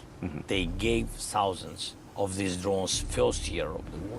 But we have to be honest, Iranians and North Koreans already attacked us. Now, this decision by Zelensky to attack Iranian shipping is very interesting because it coincided with a sudden increase in support for Ukraine from some... Is the reticle a heart? My reticle? I don't know. unexpected places. There's been a significant shift on towards the drone, Ukraine in some parts of the MAGA world. This is a change of heart among a group of people who previously did not like Ukraine at all. Volodymyr Zelensky, Ukraine's president and emerging dictator. This, for example, is what MAGA influencer Laura Loomer used to say about Ukraine. He regularly likes to call Putin an authoritarian, when he himself is no better and is in fact in many ways even worse. And yet, this is Laura Loomer in July this year. I really appreciate you taking time to meet with me. Thank you so very much. much. I've come to realize that I was bamboozled by Russian propaganda. Having looked closely at this, I think what's happening here is Ukraine is taking advantage of a unique moment in the history of their war with Russia. A moment that might change everything. It's a strange story involving a factional war inside the MAGA movement and Russian influence operations. And it will show just how important it is to seize an opportunity when it's presented to you. Wow. I'm Matt Bevan, and this is If You're Listening. Okay, this is quite good. It's true. I was very surprised when Laura Loomer ended up in fucking Ukraine after she'd been shitting on Ukraine for so long. I found that interesting. Yeah, this is legit. I want to listen to this. Now, I'm going to talk about Laura Loomer a bit here, and before I do that, I want to make it clear that she's got some pretty abhorrent views. For one, she describes herself as a proud Islamophobe. Interesting in what way? Well, I think there are factions forming in MAGA. Whether that's manufactured or not, I'm not sure yet, but there are definite factions like a pro-Ukraine, pro-war faction and a pro-Russia, anti-war faction like Tucker Carlson. There's a battle for the narrative happening within the MAGA structure. But also says, I don't believe that Islamophobia is real. I believe Islamophobia is a hoax. I'm not going to go into all the terrible things that she said about Islam, but put it this way. By 2018, she had apparently said enough of them to get herself banned from Twitter for life. In response, she chained herself to the front door of Twitter headquarters and called out its CEO, Jack Dorsey. What Jack Dorsey is doing with his egregious double standard by allowing for verified, hateful liberals and leftists and jihadis to spew their hate and violence on social media, while banning a Jewish conservative journalist like myself and millions of conservatives all across the country. He's trying to stifle speech in this country. After continuing to pull terrible stunts and say terrible things, Loomer was banned from other platforms too, or to use the popular term of the time, she was deplatformed. In 2020, she ran for Congress in Florida and lost. Oh shit. Her phone kind of just stopped ringing at that point. Nobody was interested in working with her. But then someone else got kicked off social media too. Twitter and Facebook deleted President Donald Trump's extensive social media profiles after a violent mob. Free spirit isn't the way I would describe her. She is a raging racist. A raging racist, fucking white supremacist. Yeah, like, what can you say, man? This lady is shameful. Stormed the US Capitol. The US president was deplatformed after the January 6th attack. This censorship is unlawful, it's unconstitutional, and it's completely un-American. Trump left the White House unsure of what would happen to him next. Goodbye. We love you. We will be back in some form. And suddenly, Laura Loomer started getting calls from the Russian propaganda network, RT. When I was deplatformed, RT started reaching out to me and asking me to come on their show. And they said, why don't you have a byline on RT? And you can even write for RT. I never took any money from RT. I was never paid. But I felt, wow. She started writing articles for them and appearing on air as a pundit. We will be back in some form, President Trump said there. I guess, Laura, the question is, what does that actually mean? Well, there's discussions about a potential third party. And if there's one person in the country who's capable of crushing the Republican Party, it would be Donald Trump. And it appears that the attention she got from the Russian propaganda network did the trick, because within a week, she was posting on her Telegram channel that Putin cares about protecting free speech more than the Democrat Party. Their media is better than the American media when it comes to reporting on censorship. She was working for free? I highly doubt that. I do not believe her when she says she was working for free. I just don't believe her. That sounds pretty far-fetched.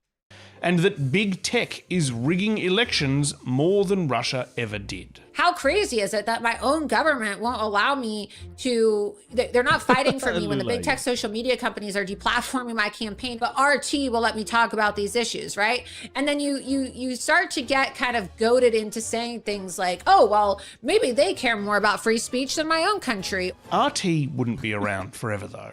When Putin ordered the full-scale invasion of Ukraine in 2022, they were sanctioned by the US government and had to shut down their American operations. But that didn't stop Laura Loomer from parroting Putin's argument that Ukraine was a fascist state and needed to be denazified. Well, as we know, our taxpayer dollars are being used to fund Nazi militias in Ukraine in their fight against the Russians. The United States government and our intelligence agencies appear to be working with Ukrainian neo-Nazis and spies. When I hear Putin say we need to denazify Ukraine, I say, wow, yeah, actually, that is pretty accurate. But she wasn't alone. Heaps of right-wing influencers started to argue that President Joe Biden should give up US military support for Ukraine because it was too expensive. We're giving $200 billion to Ukraine. We've paid enough in the wars in Europe. We're not a European power. The US. Oh, wait, was that Lauren Boebert? No.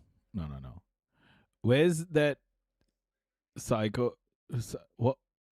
Ivan, I don't know what you're saying there. This is weaker, measurably weaker, because of our support for Ukraine in this war. Well, I'm very much a person that from the very beginning has said F Ukraine. It's not just F Ukraine, it's F everybody until we get our house in order. Ukraine is the great... These fucking people don't have a single consistent bone in their body. This is why. They're just so confused about the world. I don't understand how you can say there's a genocide going on in Gaza. Gaza has the right to defend itself, and then say I support Russia. Like, how is that a consistent position?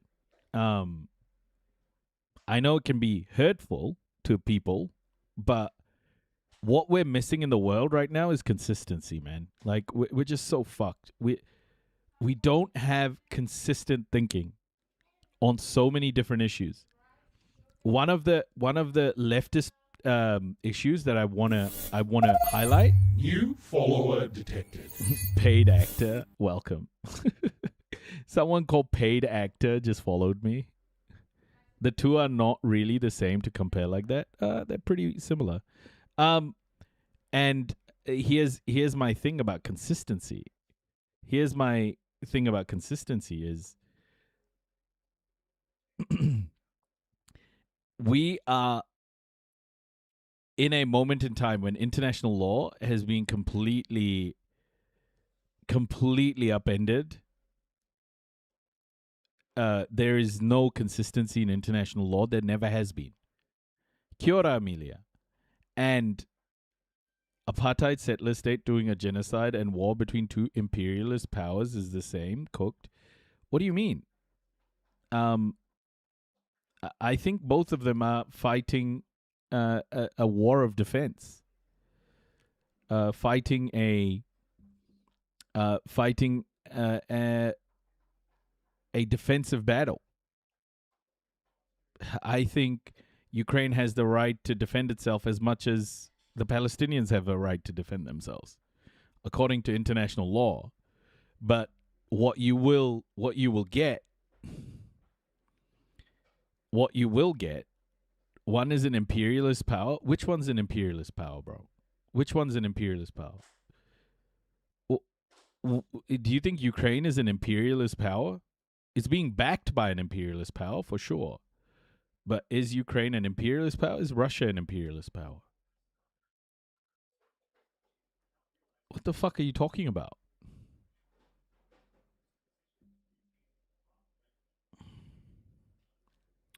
Like, how can you call Europe an imperialist power but not Russia? Like, what the fuck is going on here? Greatest threat to this nation and to the world. We should rescind all funding and financing, pull out all military support, and we should apologize to Russia. In an effort to assist some of these influencers, RT secretly funded a company in the US called Tenet Media, funneling $10 million into the... So why Russia isn't? Yeah, so Ukraine is a territory that was invaded. Ukraine is a territory that was invaded, a country that was invaded by Russia. And Ukraine is doing whatever it thinks it needs to defend itself. Like, what the fuck are you talking about? Shouldn't Ukrainians look for weapons to defend themselves? Yeah, Palestine doesn't have imperialist backing, but that doesn't mean that Ukraine doesn't have a right to defend its borders, like Palestine doesn't have. Palestine has the right to defend its borders, just as Ukrainians have the right to defend their borders. Like, it's no, I'm not saying. What do you mean, Iran? This is the Palestinians' battle. This is the Palestinians' fight. I don't understand what you're trying to say, bro. Are you trying to say that Ukrainians don't have the right to defend themselves? Pockets of various American right-wing influencers who had made anti-Ukrainian statements. Ukraine is the enemy of this country. Ukraine is our enemy. We can prove that Ukraine, with America's help, has become a terror state. Ukraine is precisely the kind of country that we swore to fight against during the global war on terror. The influencers apparently didn't know that the money was coming from Russia, but cash is cash, and the more... It's not a one-to-one, no. But if you believe that Ukraine has the right to defend itself, and you don't believe that Palestine has a right to defend itself, then it's inconsistent. These are sovereign territories, and they're being attacked. Buddy, it's by international law, does Ukraine have the right to defend itself? And by international law, do Palestinians have the right to defend themselves? The answer is yes. The more cash you have, the further you can spread your anti-Ukraine messages. We did a whole episode on this story a couple of years ago. Quite a crazy story. But the thing that wasn't clear at the time back then, but is extremely clear now, is that these right-wing influencers are not always in agreement with each other. They did agree on a few things. They were united around the idea that Joe Biden should stop funding Ukraine. When the October 7th terrorist attack happened in Israel in 2023, they were also basically unified around the idea that Joe Biden was doing a bad job of handling the war in Gaza. Do that isolated comparison then. Don't just say you claim Palestine genocide is bad, but don't just plainly support arming Ukraine. I don't plainly support arming Ukraine, but I believe that Ukraine has the right to defend itself. They all thought the solution to both problems, Ukraine and Gaza, was to elect Donald Trump as president again. The moment Trump becomes... The only reason why you can't compare Ukraine and Palestine is because Palestine is fighting its own battle. I don't understand your politics, paid actor. I don't get your politics. Like, just explain in a sentence what your politics are, or a couple of sentences. How about you do that first before we continue with this discussion? Like, how do you see the war between Ukraine, Russia, Israel, Palestine, Israel, Iran, America, and Iran? What lens do you see those in? Are you on the, like, whose sides are you on? Becomes president. He's on the phone with Putin. He's on the phone with Zelensky, and he says, "Stop fighting. We're going to talk." The fighting stops. The war's over. If I were president, it would have never started. Look at what's going on in the Middle East. This would have never happened. October 7th. Well, then, don't expect us to not misunderstand your. Don't expect us to misunderstand your statements. Then, like, if you don't want to explain what your politics are, then don't expect us. I didn't come here to write down my entire politics. Then why the fuck did you come here? Just don't go say, I'll say whatever the fuck I want.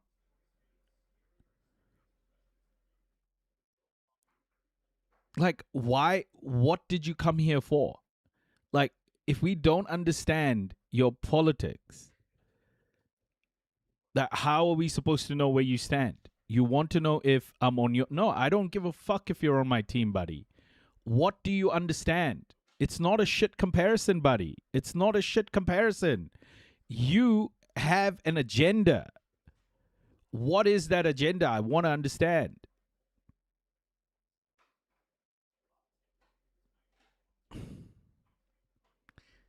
It's absolutely not a shit comparison.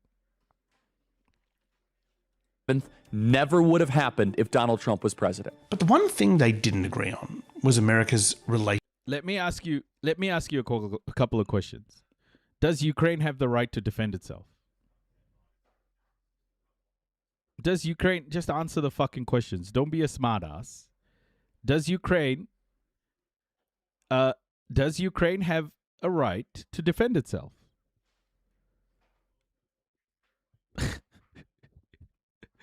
Bro, this guy's so butthurt.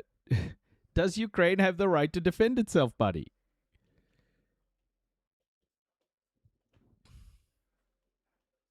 Relationship with Israel. And it was this particular divide that right-wing influencer Tim Pool identified early on. We're certainly seeing conflict on the right. Personalities that were typically more in support of Donald Trump, now feuding with other conservatives and people who are pro-Israel. And boy, is it all just breaking down in rather shocking ways. Tim Pool identified that there is a clear, very pro-Israel faction. This is that person is either, the hardcore leftist who thinks the sun shines out of Putin's ass, or is a complete, like, this pro, like, Iran can do no wrong, Russia can do no wrong, China can do no wrong dipshit. Like, either or. This is who they are.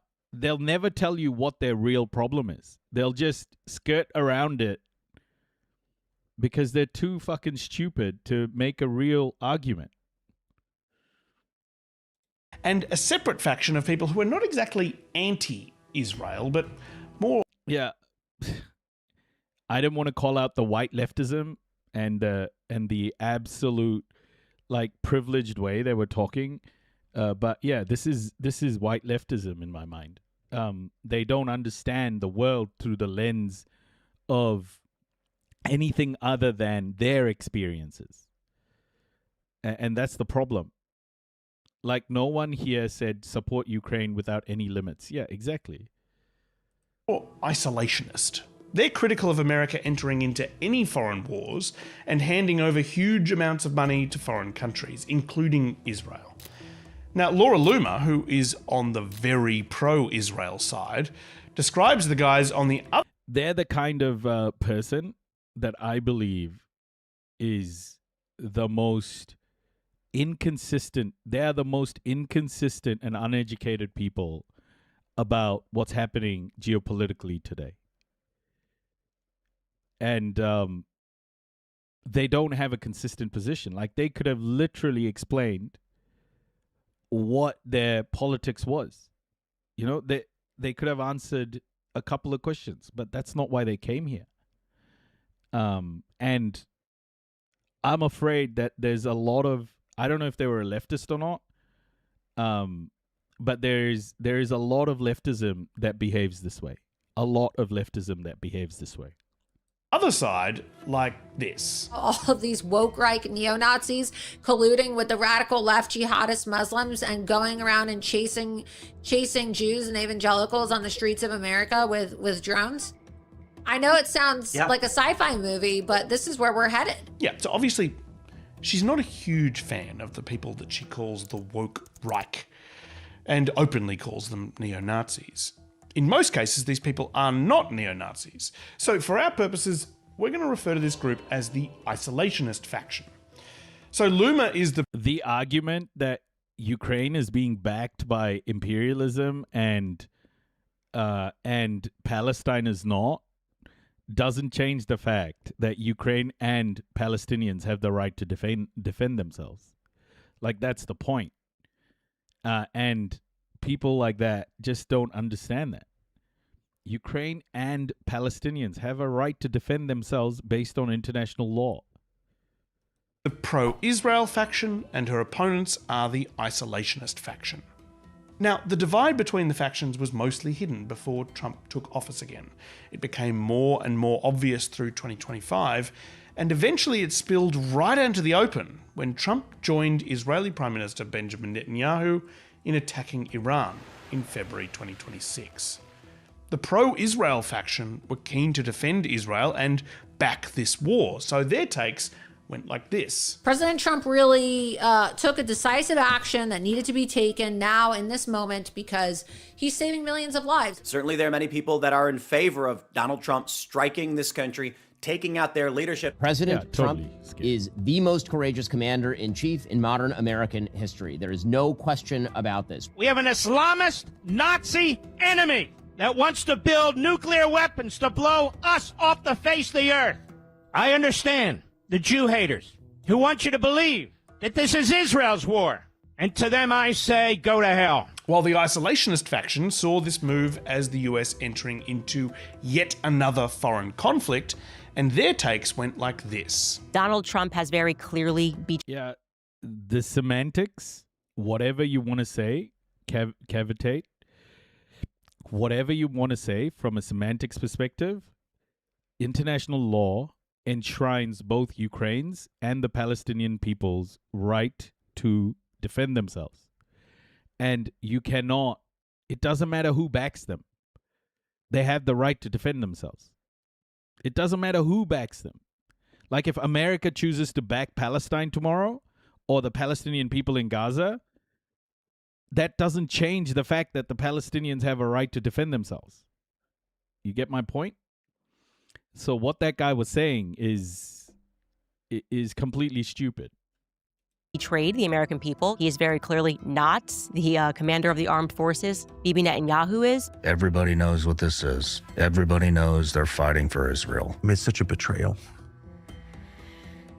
It's such a betrayal. You just look at Trump and you're filled with disgust because you are a demonic force. You are a liar. You are diabolical. You are a traitor. The split is pretty subtle. I hope you picked it up there. Now, both sides started calling each other very defamatory, racist, and often anti-Semitic names and accusing each other of being traitors, but I'll spare you that for now. But the key thing that Laura Loomer noticed was that RT, the network that had rescued her from obscurity back in 2021, was supporting the... Palestine should be provided with F-35s and Patriots? Yeah, I mean, whatever the case, whoever backs Palestinian people, I mean, are you going to say they don't have the right to defend themselves? Like, it's stupid. The whole point of this idiot saying things like, oh, are Palestinians imperialist is the stupidest argument. It's dumb. It's so dumb. Other side of her factional fight. And they're all propping up these clips. They take clips of Joe Kemp. They take clips of Candace Owens. They take clips of Megyn Kelly. They take clips of Tucker Carlson. RT was using its accounts on YouTube, X, and Telegram to boost the opinions of those in the isolationist faction, the same way that they'd boosted Laura Loomer's opinions in the past. Now, there's no secret why this was happening. Russia is an ally of Iran, and the isolationists were against the US military attacking Iran. so their views aligned with Russia's. Laura Loomer was confused. Oh, wow. Russia Today really seems to be like transforming their media operation into a Clipper account for the woke right. But here's the thing.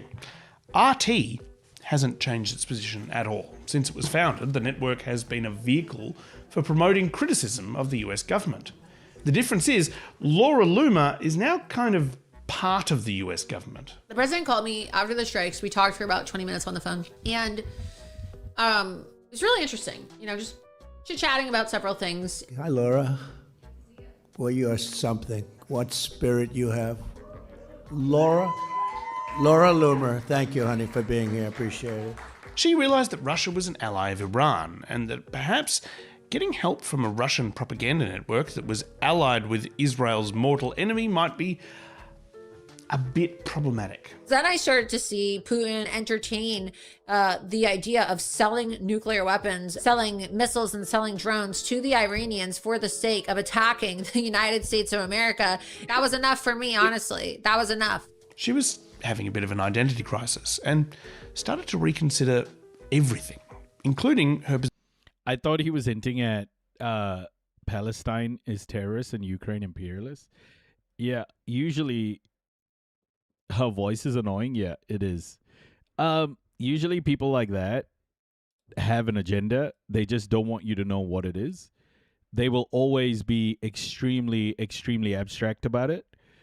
And I can guarantee you, or I can honestly say, they are more pissed off about my views. They probably got triggered by my views on white leftism than anything else.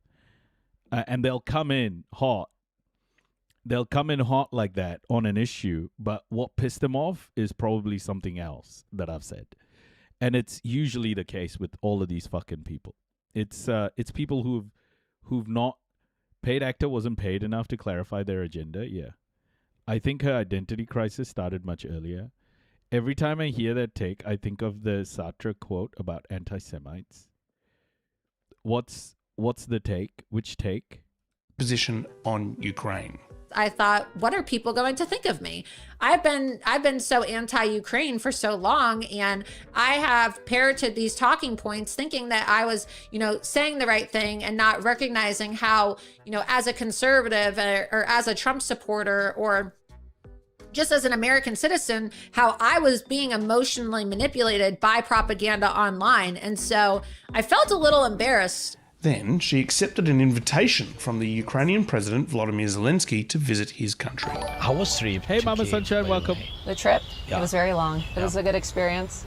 I got to see a lot of the destruction when I was coming in. So it gave me a good idea as to, how much of Ukraine has been destroyed by Russian missiles and drones. Okay.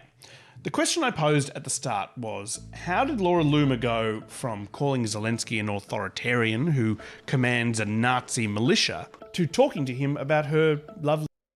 Oh, yeah, totally. A lot of them do.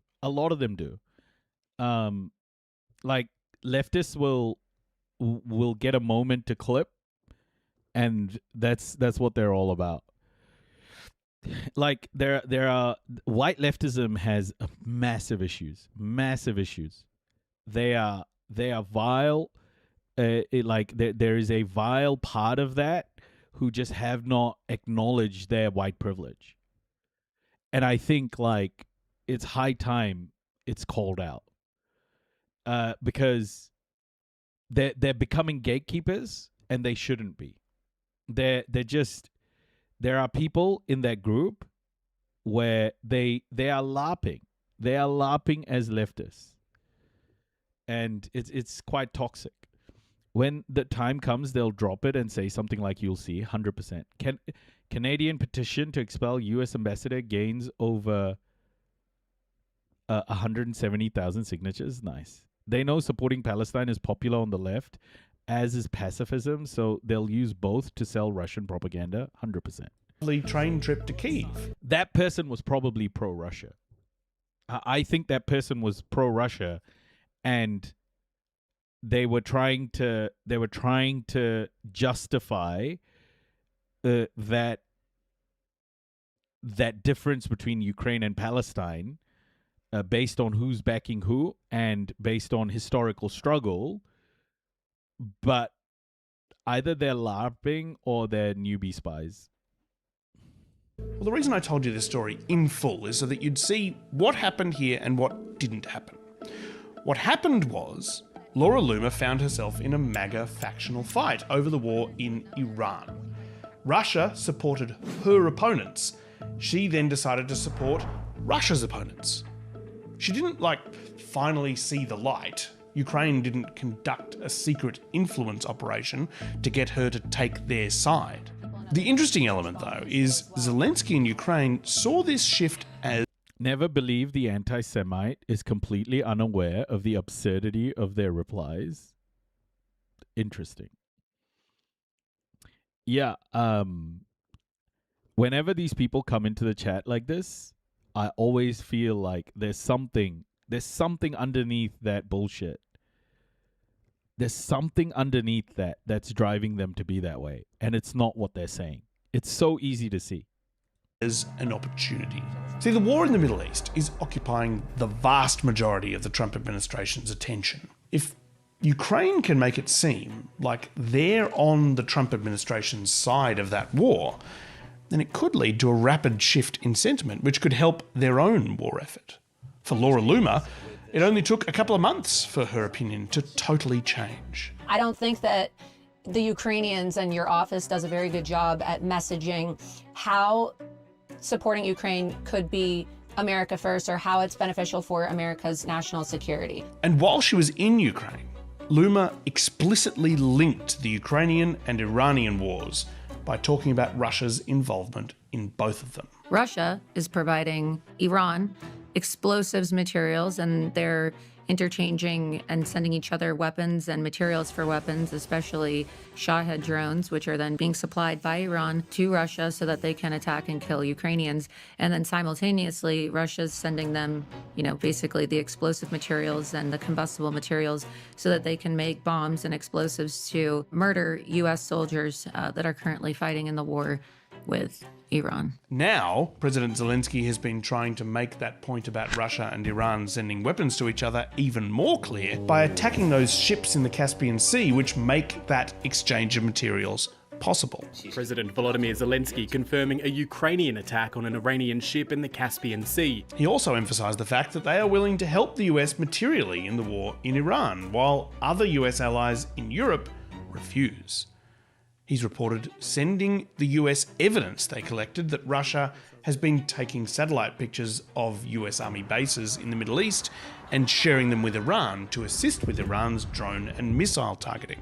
And with Loomer's help, Ukraine has been promoting its ability to assist the US with drone production. I think that Ukraine is really leading the way in a lot of the drone innovation and a lot of the drone technology. If you look at the numbers, the United States is on track to produce about 300,000 drones this year, and Ukraine is about to produce 8 million. The messages Loomer and Zelensky are sending about Ukraine's military usefulness is starting to have an effect on other MAGA influencers too. I'm not a big fan of Ukraine. I think their government is filthy. But I will stress this. We've got an escalating war here. There is no argument against U.S. victory. Loomer says she spoke multiple times on the phone to Trump while she was in Ukraine, and reportedly it's starting to have an effect. We are told that Donald Trump has kind of changed his tune in the last few weeks and over the last month or so as Ukraine has started to shift the balance of things in the war. The question is, will any of this work? Well, the conflict in Ukraine has been basically frozen in place for 4 years. Neither side has moved much. The Trump administration's early attempts to get both Ukraine and Russia to sign a peace agreement where both sides just keep the territory they currently occupy and call it a day have failed. Many European countries are still... See, the difference between a Laura Loomer and me is that the moment Russia invaded Ukraine, I have kept it consistent that Ukraine has the right to defend itself. Not because I like Zelensky or I like those, Azov battalions. It's because being consistent to international law means that Ukraine has the right to defend itself. It's not a faction thing. It's not like it's not like I hate Zelensky, so I'm gonna stop agreeing with international law.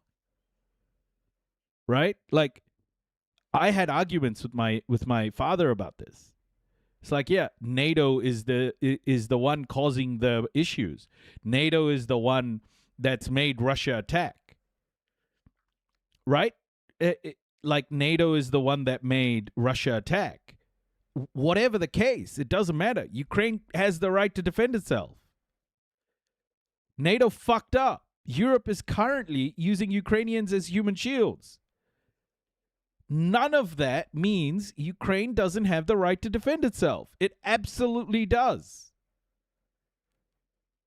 It's simple. It's consistent. Not based on flip-flopping on who you like and who you don't like. Still providing finance and weapons to Ukraine, but direct American support was cut off when... International law shouldn't be a fucking trend. International law should not be a fucking trend. The moment it becomes like this trendy thing that flip-flops based on who's providing more money or who's providing more influence, we lose the meaning of law. It shouldn't be pay to play. None of this should be pay to play. Laura Loomer is pay to play. You pay Laura Loomer enough, she'll fucking say anything you want. Trump took office and has not restarted. Meanwhile, on the ground in Ukraine, the domestic situation for Zelensky is difficult. He's been facing protests in the street over his decision to sack his young, innovative defense minister, Mikhailo Fedorov, back in June, because of an internal conflict between Fedorov and the chief of the armed forces. Civilian casualties have been increasing throughout 2026, with nearly 300 killed in June alone by Russian attacks. Ukraine is not a passive victim here either. All year they've been sending drones deep into Russian territory to attack oil and gas infrastructure, often creating enormous explosions in Russian cities. Zelensky calls it bringing the war home. Russia claims that these attacks have killed more than 700 civilians so far this year, including 7 tourists killed on a Black Sea beach. Now, all this is to say that the sudden shift from Trump and Team MAGA comes at a pretty good time for Ukraine because they could really use the help.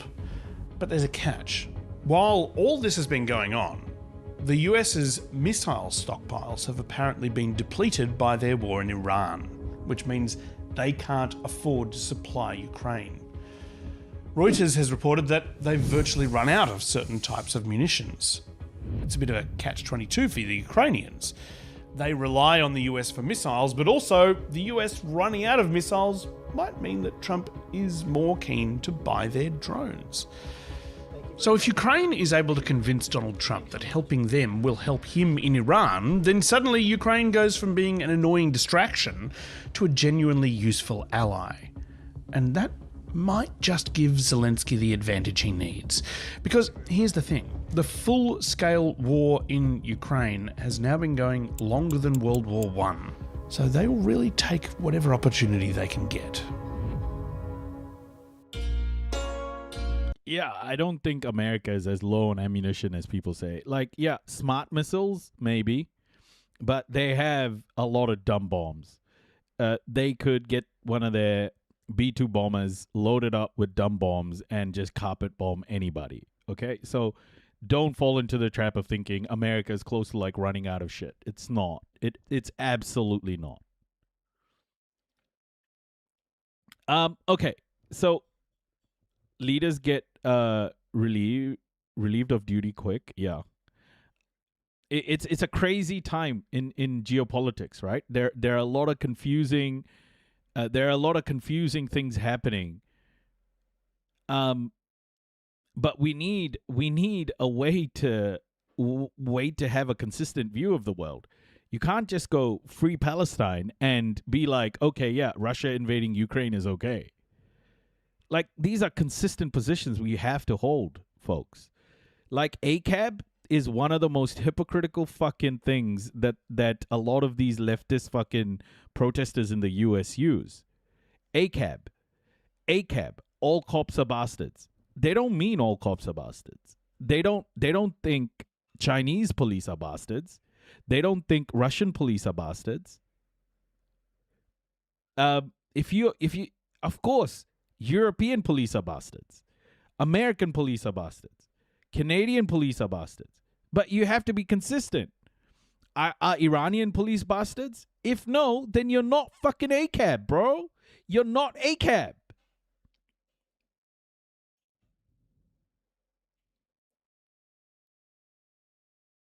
Okay, can Germany survive a political crisis fueled by economic stagnation? This is the best way to point out hypocrisy. Okay? Go to anybody holding an ACAB sign and ask them if they think like Chinese cops are bastards. If they're not, what's the point of holding that sign? Are we for the working class, or are we remodeling oppression? Can Germany survive a collapse? For decades, Germany presented itself as Europe's economic backbone. Its factories powered the continent. Its cars were sold around the world. And made in Germany became synonymous with quality engineering. Germany also cultivated an image of political predictability. Centrist parties dominated. Coalitions could be difficult, but... Yeah, but it's not. It's not about pro-West, anti-West. It shouldn't be. Pro-West, anti-West, it shouldn't be that way. It just shouldn't be pro-West, anti-West. It should be, if you're truly fighting a class war, then what the fuck are you doing going pro-West, anti-West? It should be pro-equitable outcomes for everybody. Like, this is what I mean. What is your purpose for standing with these movements? What is it? Is it pro-West, anti-West?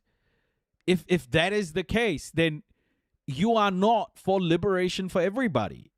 Just be honest about that. You're not a leftist. Ghassan Kanafani would not fucking sit here and say that what Iran is doing is good. Like to its protesters. He would acknowledge that Iran was invaded by Israeli intelligence and Israeli and American intelligence. He would acknowledge all of those things. But would Ghassan Kanafani say theocracy is the solution? Do you really think Ghassan Kanafani would say theocracy is the solution? Theocracy is the solution to oppression. Fuck off, bro. Like, he would spit at you. Is falling apart.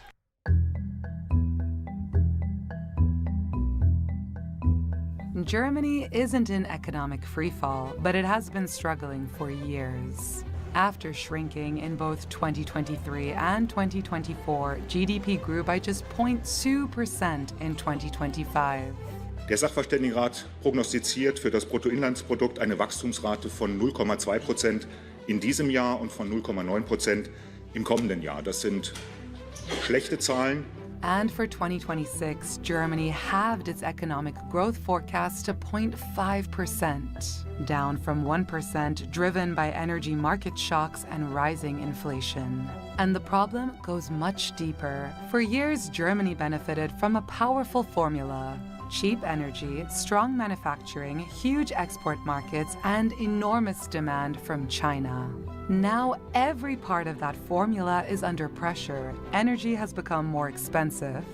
Global trade has become more fragmented, and China has gone from being one of Germany's biggest customers to one of its biggest competitors. That's particularly painful for German industry because Germany doesn't just sell products, it sells the machines used to make them.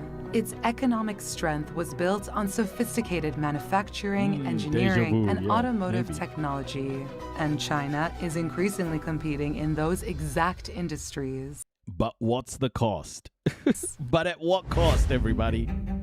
But at what cost? Nowhere is that more obvious than in Germany's automotive industry. For decades, Volkswagen, BMW, and Mercedes-Benz symbolized the strength of German manufacturing. But the global car market has changed dramatically. Electric vehicles have weakened some of the advantages traditional manufacturers spent decades building. Chinese car makers have become formidable competitors, and European manufacturers are being forced to cut costs while pouring billions into new technology. The pain is spreading beyond the big brands. German automotive suppliers are cutting jobs and delaying investment. And in a country where manufacturing supports millions of livelihoods, that's not an industry problem, it's a political problem. Because when factories close, jobs disappear, and communities lose opportunities, voters don't necessarily blame globalization. They blame the politicians in charge, and that's where Germany's economic problems start becoming political ones.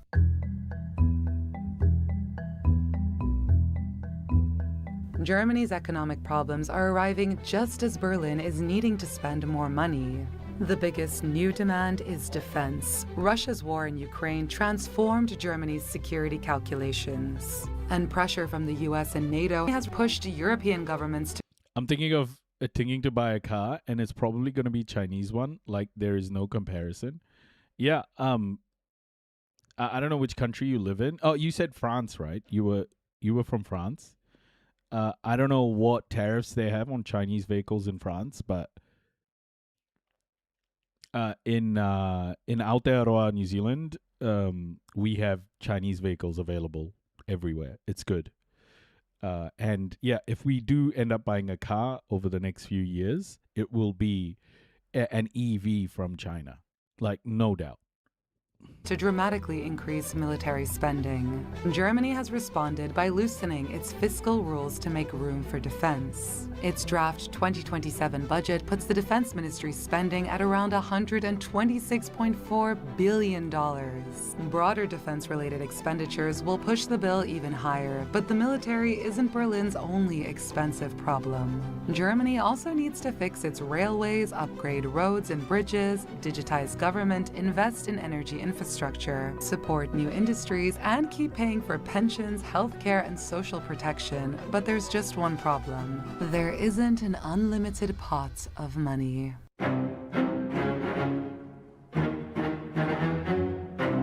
Germany's aging population makes that even harder. There are fewer workers supporting a growing number of retirees, and that's putting enormous pressure on pensions. A commission appointed under Chancellor Merz has proposed adding a Swedish-style investment component to the pension system.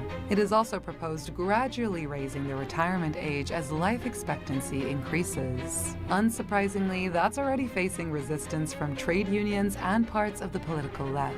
Also ich glaube einfach, dass unsere letzte Regierung vieles falsch gemacht hat, ob angefangen in der Industrie, ob Energiepolitik und viele andere Faktoren. Und deshalb bin ich eigentlich sicher, dass egal was die neue Regierung... Guys, this is such a great day. We are doing a fucking long-ass stream. Okay? We have so much time with each other.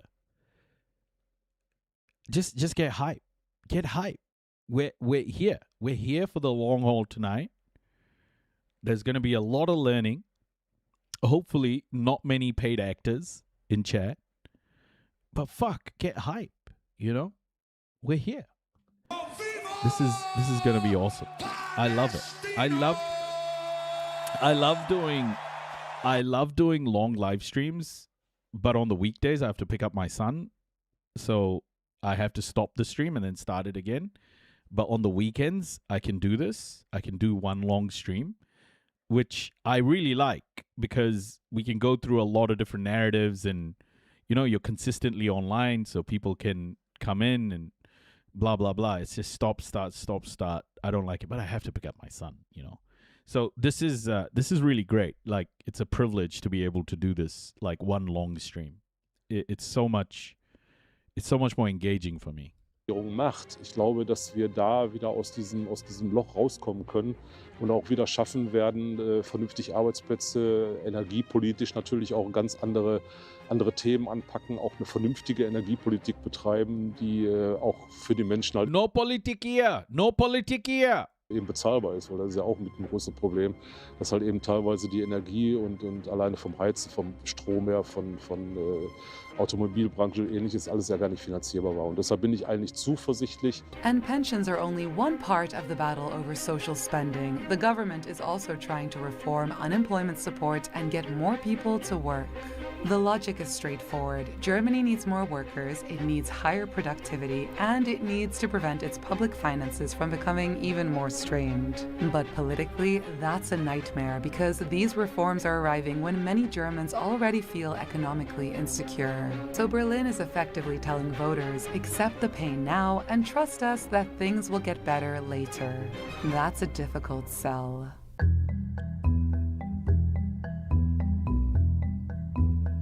Friedrich Merz entered office as Germany's chancellor, promising to turn Germany around. His coalition brings together the center-right CDU/CSU. There's been some updates on a number of fronts that we should probably pay attention. So Hanzala is an account I follow who posts pretty solid updates. He's following a bit of Europe, but mostly from Iran and Palestine, etc. Moscow municipality, the city was subjected to an attack by 600 drones at night with 3 people injured. One of the fires in a massive commercial warehouse caused by the attacks. This is that fire. Looks like Ukrainian attacks on Russian soil are increasing at a rate of knots. It's crazy. There's so much getting through from Ukraine. The U.S. Central Command published a map showing Gaza and the West Bank as Israeli territories. Just shameful stuff by CENTCOM. Mukah port in Yemen was subjected to more than 30 ballistic missiles from Ansar Allah during recent days. And this is the scene of the port after repeated shelling. Let me just turn this off. So the Houthis are definitely upping the stakes. They are attacking. They're attacking across Yemen. They are systematically dismantling the Yemeni government's control of the ports. This is just one example. So the Houthis are definitely like super active right now. And the Saudis are going to be sweating very hard. And this is ongoing raids on Khan Yunis, south of Gaza Strip. So these images are from on the ground. If you want to follow Hanzala, do it. He is one of the most reliable sources of like bleeding edge information of these war zones that I know of. On, whether it's Telegram or wherever. And the center-left SPD. On paper, that's a broad political base. In reality, the government has struggled to win public confidence. Polling shows deep dissatisfaction with both the coalition and Merz himself. I think the core issue is that there was a certain atmosphere created even by CDU and Merz himself about the former government, so the traffic light coalition, the Ampelkoalition. So a picture that they are not able to do their job, that they are arguing all the time, and that it will be different. And now we are in a situation where many people might have the same impression again, that the new government kind of feels like the old government regarding their style of communication. They're arguing all the time and not getting things done. But there's an even bigger contradiction. Germans overwhelmingly say the country needs fundamental reforms, yet far fewer appear willing to accept the sacrifices those reforms could require. They want better infrastructure, but don't want higher taxes. They want stronger defense, but don't necessarily want cuts elsewhere. They want secure pensions, but don't want to work longer. They want economic growth, but many resist the painful reforms economists say may be needed to produce it. And mainstream politicians are stuck in the middle.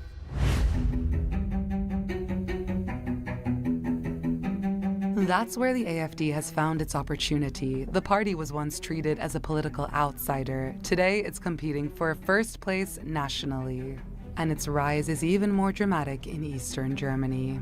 In Sachsen-Anhalt, which votes on September 6, the AfD is polling at around 41%. In Mecklenburg-Vorpommern, which votes 2 weeks later, it's at around 36%. These are state elections, but their significance goes far beyond 2 states. Because if the AfD emerges as the dominant political force in one or both regions, it'll show that the party is moving beyond protest politics and potentially towards governing.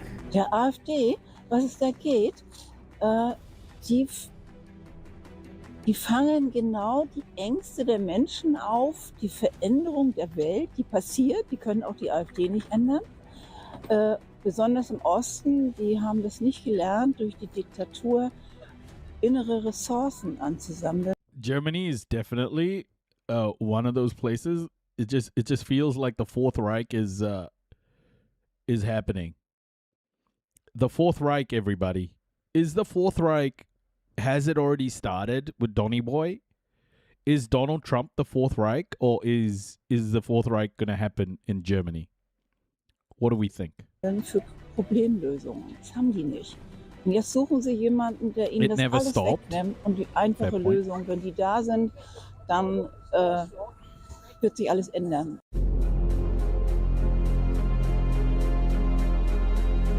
So why is the AfD so strong in the East? Immigration matters, and the AfD has exploited anti-immigrant sentiment for populist gains. But analysts say economic frustration is also crucial. Many eastern regions still have lower incomes, shrinking populations, worker shortages, and fewer opportunities than parts of Western Germany.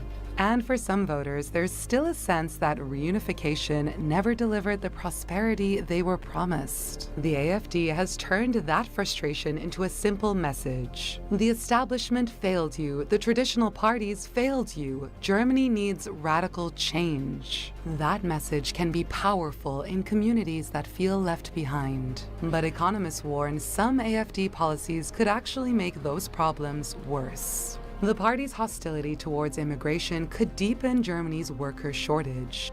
And dramatically changing Germany's relationship with the European Union could carry huge risks for an economy built around exports. So the AfD's rise may not be the answer to Germany's economic crisis. It may be one of its biggest political consequences. Yeah, but I also think the AfD's rise is going to be seen as positive for European militarism. I think the thing that the AfD is going to AfD is very pro-Russia. Is that true? Do I have Germans in the chat? Is AfD pro-Russia? She's a lesbian with a Sri Lankan partner based in Switzerland. Yeah, it's crazy. Germany's mainstream parties have responded with what's known as a firewall. No coalition or formal political cooperation with the AfD.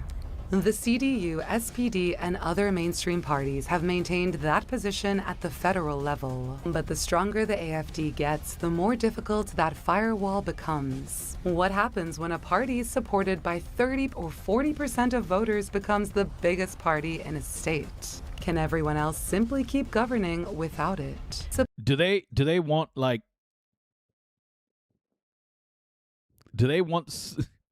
Soviet style Germany again? Like what is the AfD wanting? What's their policy? AfD want to go back to buying cheap Russian energy, I see. I think most far-right pro-Russians are pro-Russia around the world. Many even think it started as a Russian psyop after the collapse. Oh, shit. Supporters of the firewall argue the AfD has moved too far outside Germany's democratic consensus. AfD supporters argue that excluding the party means excluding millions of voters. And every time the pro-Russia, pro-Israel, yeah, they're pretty consistent, aren't they? Political establishment closes ranks against it. The AfD gets another opportunity to portray itself as the victim of a system trying to silence it.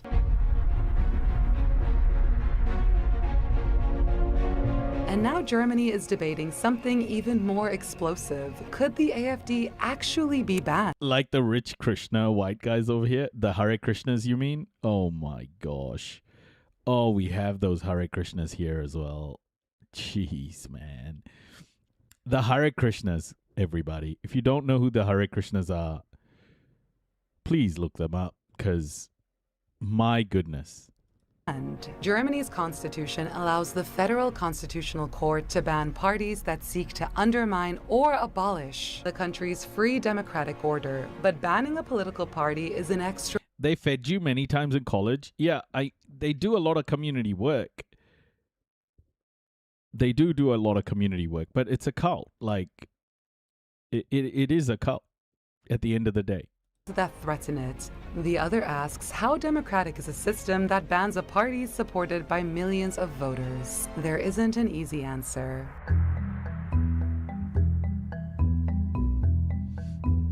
And that brings us to September, not a federal election, but 2 state elections that could have national consequences. My mother, we have a Hare Krishna school here. My mother's a teacher. She's now doing relief teaching, so she'll be called up by a whole bunch of schools to go and do some relief teaching. She used to do relief teaching at the Hare Krishna school as well. So they're all schools, right? They're part of the same system. And yeah, it was kind of like they don't vaccinate their kids and stuff. It starts to get a bit, honestly, it's like it's hard to swallow, man. Like they have this whole community of people who just I don't understand. Sachsen-Anhalt votes first, then Mecklenburg-Vorpommern. The AfD is leading in both. If it performs anywhere near current polling, Merz will face a political problem that can't simply be dismissed as an Eastern German phenomenon, especially when the AfD is already challenging his coalition nationally. At the same time, his government is attempting a huge economic transformation. It's borrowing and investing on a scale Germany has historically resisted. Increasing defense spending, reforming pensions, changing the labor market, cutting bureaucracy, and trying to revive an industrial economy that's lost momentum. Some economists say those reforms could improve Germany's long-term prospects, but they'll take time. And time is exactly what struggling governments don't have.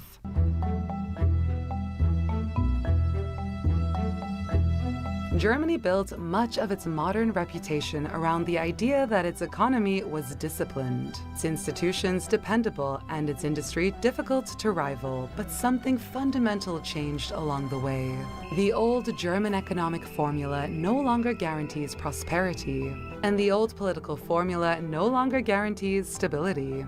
Berlin is being forced to choose between defense, welfare, investment, and fiscal restraint, while millions of voters are turning towards a far-right party promising to break with the establishment altogether. And that has put Germany in real danger. Not simply that the AfD is rising, but that the political center is losing its ability to convince voters that it has credible answers. If Merz can revive growth, fix infrastructure, and make painful reforms work, he may rebuild some of that trust. But if Germans experience the pain without seeing the payoff, frustration could get even worse. And the AfD could become even stronger because Germany's political and economic crises aren't separate anymore. They're feeding each other. Economic stagnation fuels political anger. Political instability makes reform harder, and failed reform creates even more anger. Germany now has to break that cycle. Because if Europe's traditional economic powerhouse can't fix itself, the consequences won't stop at Germany's borders.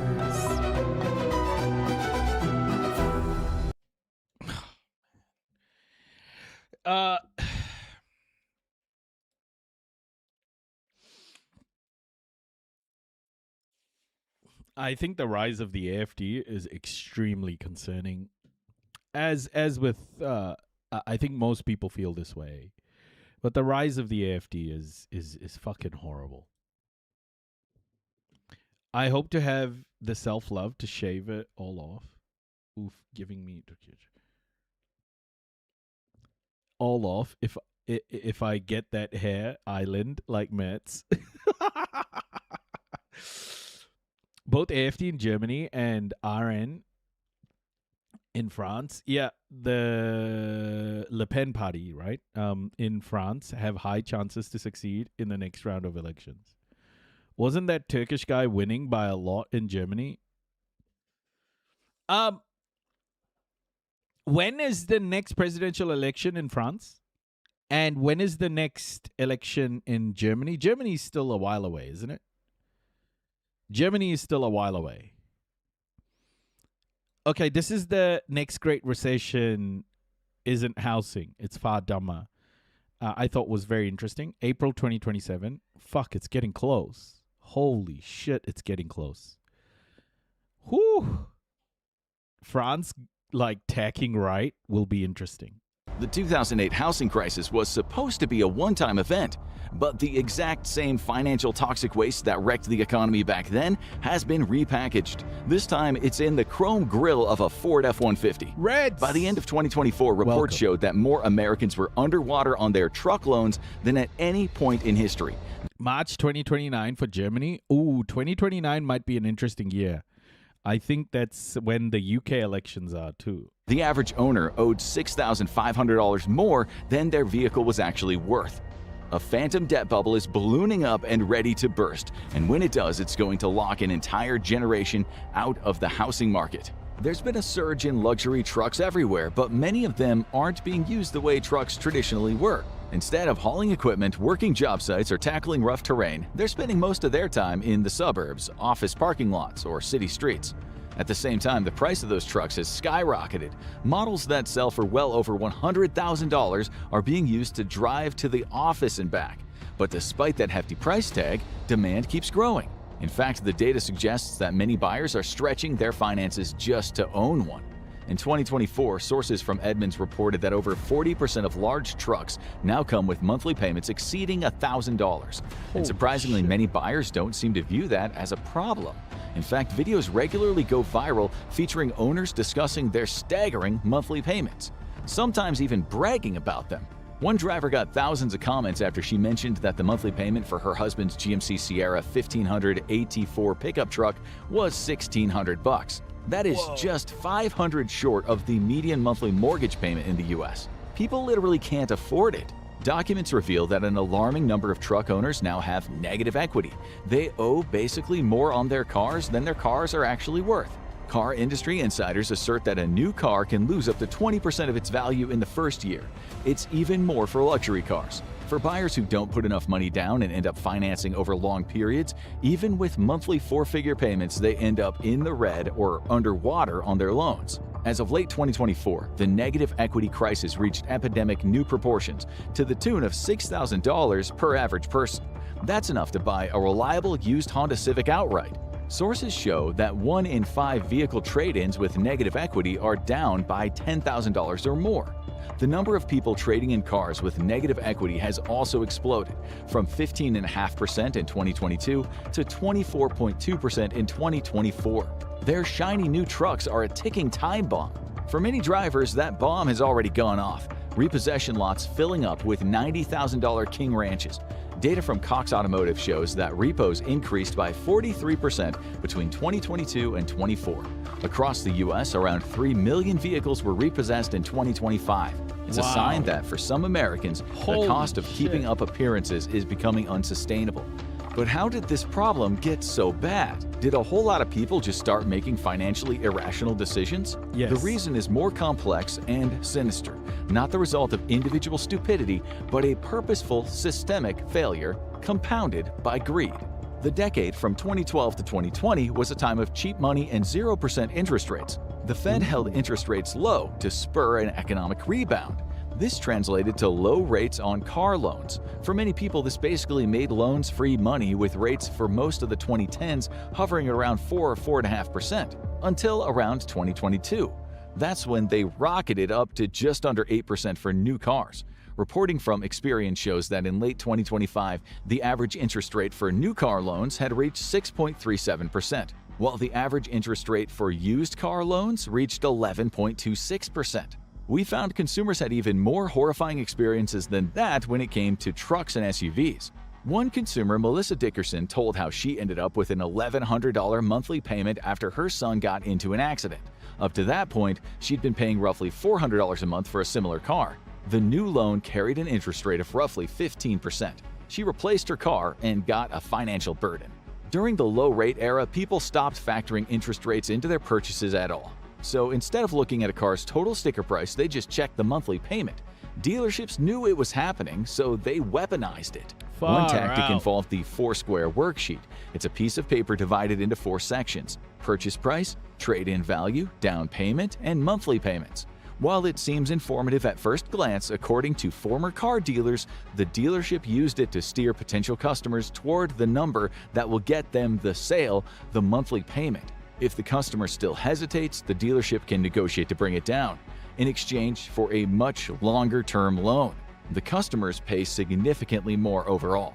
When dealerships focus on the monthly payment, they can also fold in extra fees to hide higher interest rates than you might qualify for. And loan terms are pretty long already.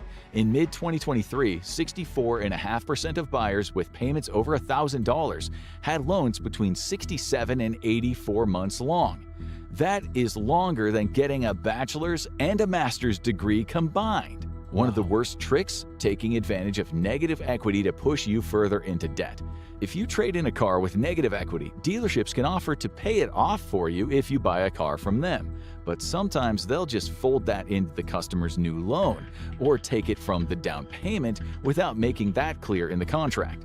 Customers end up paying interest rates on an even higher principal without fully realizing it. Once the industry learned it could sell increasingly expensive vehicles through financing, something changed. Affordable cars began to vanish. If buyers shop by monthly payment, why keep making cheaper vehicles? The big three, Ford Motor Company, General Motors, and Stellantis, mostly stopped building the kind of $25,000 work trucks that once formed the backbone of the American auto industry. The simple, affordable pickups that people had relied on for decades were disappearing. In their places came trucks like the Ford F-150, a rolling luxury suite made to jack up profit margins during chip shortages. Data from Cox Automotive shows that the average price of a full-size truck as of July 2025 was almost $64,800, and prices are often deceptively even higher than that. For example, a Ford F-150 starts at $38,800, which seems reasonable. But in 2025, 5 of the 8 available trims cost over $65,000 after mandatory fees are included. Part of the huge price hike in trucks is a reflection of the general automotive price hikes. Between 1999 and 2019, car prices rose by an aggregate of 2.3%. But in just the 6 years after that, between 2019 and 2025, prices rose 23%, 10 times higher. The luxury truck market is even worse. Prices went through the roof, and automakers knew they could increase them because of insanely high demand, especially in the US. The U.S. pickup truck market makes up 37% of worldwide demand. In 2024 alone, consumers in the U.S. bought 4.1 million pickup trucks, a 12% increase over the previous year. That's the equivalent of every single resident in Los Angeles buying a pickup truck in the same year. For most people, these fully decked out and overpriced trucks are completely unnecessary. Stats show that 35% of Ford F-150 owners use their trucks for hauling once a year or less. 3/4 of those owners tow something with their truck once a year or less, and only 30% will go off-road more than once a year. That's like buying a $1,200 deep-sea diving suit and wearing it for your daily showers. Most luxury truck owners don't actually need Great comparison. need a truck. Any sedan or crossover would work just fine for 99% of their needs, if not all of them, and be available at a much lower price. These owners' refusals to get their vehicles dirty gave these cars a nickname, pavement princesses. But automakers are pumping out the highest-end trims for these trucks faster than ever, while cutting their supply of the base model trucks. In the beginning of 2026, Ford increased their inventory of the highest trim F-150s, including the Platinum and Platinum Plus, while slashing their base model production of the XL by 19%. This has happened every time supply gets tight. After the pandemic, Ford prioritized luxury trims over entry-level work trucks. A shortage forces choices, and a truck that generates an extra $35,000 in revenue is an easy choice to make. Yep, and they put train horns in them and modify the muffler to blow back smoke when they rev it, just to do it at pedestrians. Wow. What a life. While Ford doesn't release their exact profit margins for vehicles, we found that the Platinum trim is a huge upsell, costing $87,000 compared to the XL's base trim sticker price of $38,800. In an increasingly uncertain economy, how are so many people affording these prices? The simple answer is they can't. But dealerships and banks are tricking them into thinking these luxury trucks are within their budget. When buyers focus on monthly payments instead of total price. This sounds like the 2008 housing issue. They're just selling them houses. Now they've moved on to trucks. Oh my gosh. It is dumb. Wow. Price, affordability becomes flexible. By extending loan terms to 7 years, dealerships can make even expensive vehicles appear manageable. Banks are encouraging them by making 84-month terms a new norm. In the second quarter of 2025, 22.4% of new vehicle financing was made up of 84-month loans. That's up from 17.6% the year before. Though these loan terms emerged around the mid-'80s, they were rarely used for decades. They were heavily criticized as borderline unethical by the auto industry. As recently as 2015, sources quote John Mendel, Honda's U.S. sales chief, as saying 84-month loans are, quote, stupid, not just for us, but for the industry. I'm just going to use the bathroom. I'll be back. But holy shit, this is interesting. Can I just say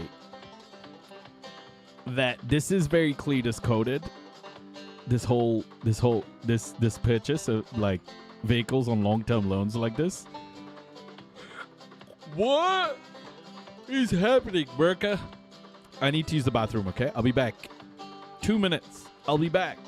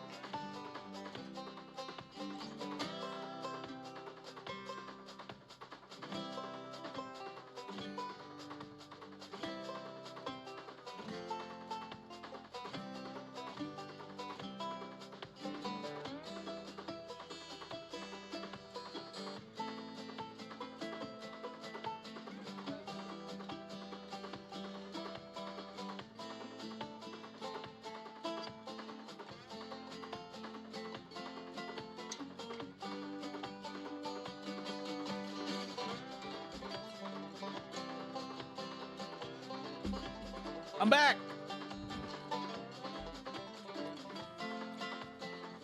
I'm back, folks. Welcome. Which is why, even in 2018, only 10.5% of new car loans had terms that long. In 2026, they're used to finance well over a fifth of new cars. Even Honda caved in 2022 and started offering 7-year loans to their customers. Automakers changed their tune because they realized it was the only way they could pitch increasingly unaffordable cars to consumers. I guess finding a way to sell affordable cars was apparently out of the question. The problem with the 84-month loan term is that it makes negative equity a virtual certainty, especially for luxury trucks. Initially, this loan term worked because of a prevalent myth in the US that trucks hold their value better than any other vehicle. While this may have once been true for the sturdy utilitarian trucks that helped people build and expand their businesses, it is far from today's reality. In fact, the Ford F-150 Platinum and GMC Denali experience a shocking 25 to 30% of year-over-year depreciation. Long-term car loans are becoming the US's silent wealth killer. A Ford Platinum averaging about $87,000 retail can lose around half its value within 5 years. In fact, most of that depreciation hits within the first 3. And that leads directly to negative equity. A customer puts some money down and only takes out a loan for $80,000 of the Platinum's value. They have pretty good credit, so they get a 7% interest rate. That means they're going to pay nearly $21,400 in interest over the next 7 years. For just a couple thousand more, they could have bought a practical 2026 Toyota Corolla with just the interest from their Ford Platinum. Even after the initial down payment of $7,000, the customer will have $101,400 left to pay on their luxury truck.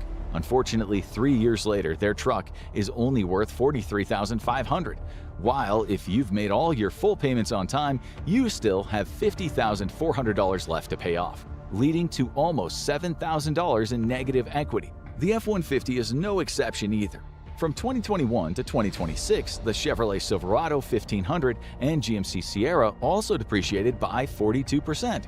And if you try to sell those trucks, the secondary market has imploded because consumers are finally moving away from trucks, partly due to higher costs of living and gas prices. Reports from early 2026 show a 3% drop in people who think their next car will be an SUV or a truck. All of this has created a situation in which consumers are trapped in increasing cycles of debt with negative value assets and no clear way out. The fallout has already started.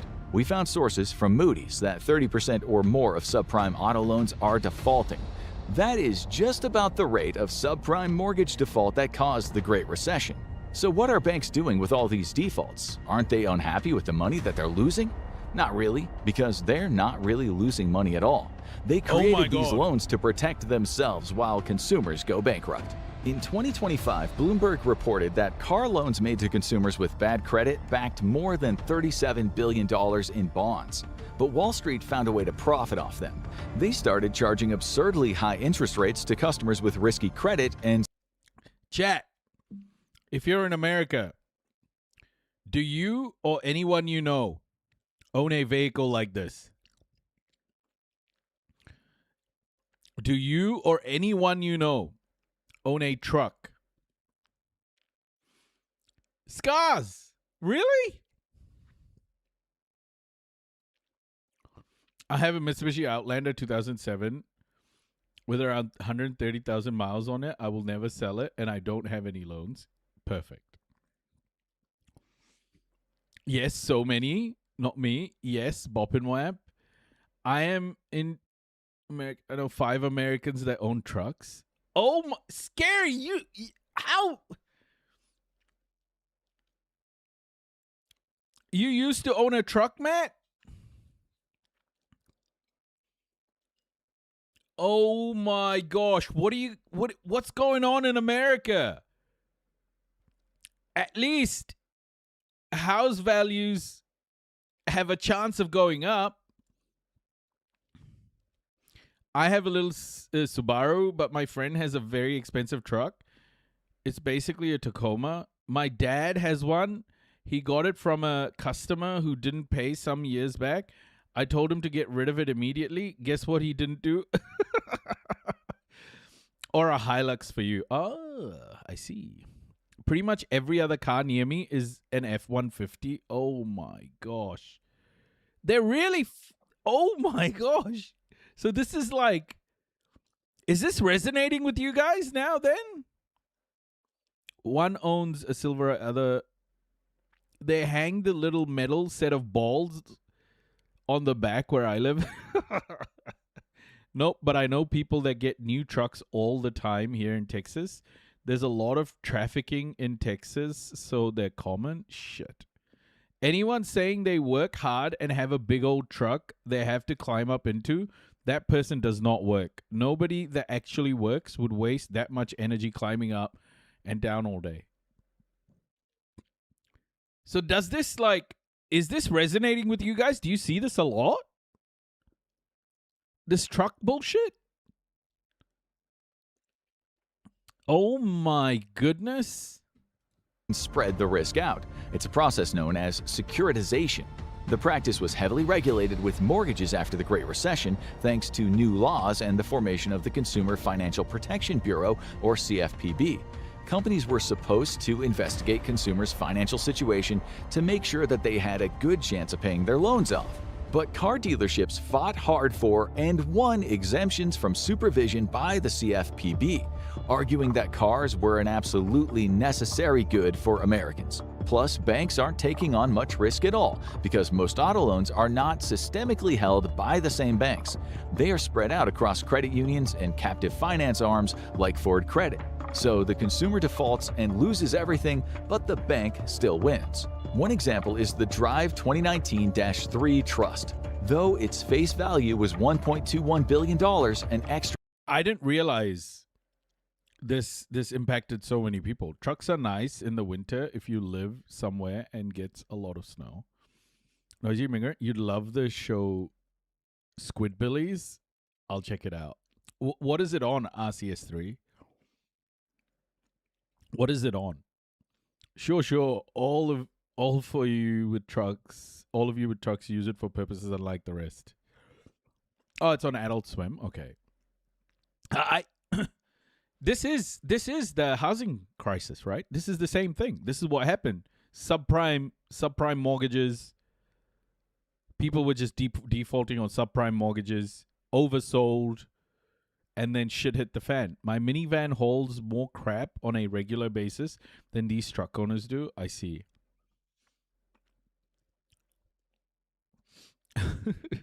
So is it a massive trend to get like an expensive truck? Is it like a status symbol, basically? It's become a status symbol in America. I grew up on a farm, not in USA, so of course we had trucks. Yeah, I mean, that makes sense. Yeah, it's fun to put a manual transmission 4x4 in snow. You basically automatic drift. You should see how much fuel those trucks spending, like Ram 1500 or similar. Is sex better in a truck? I don't know. I've never experienced in a truck. A chud status symbol. Great. People think they need one when they don't. In the Southeast, it is Texas to Florida and up to Tennessee. Truck culture is the majority. Oh my gosh. More of a personality trait than a status symbol. I see. I'm sure these people know they're making a bad decision, right? Like, these people know that they are paying way more than the car is actually worth. And yet they still go into it like it's okay.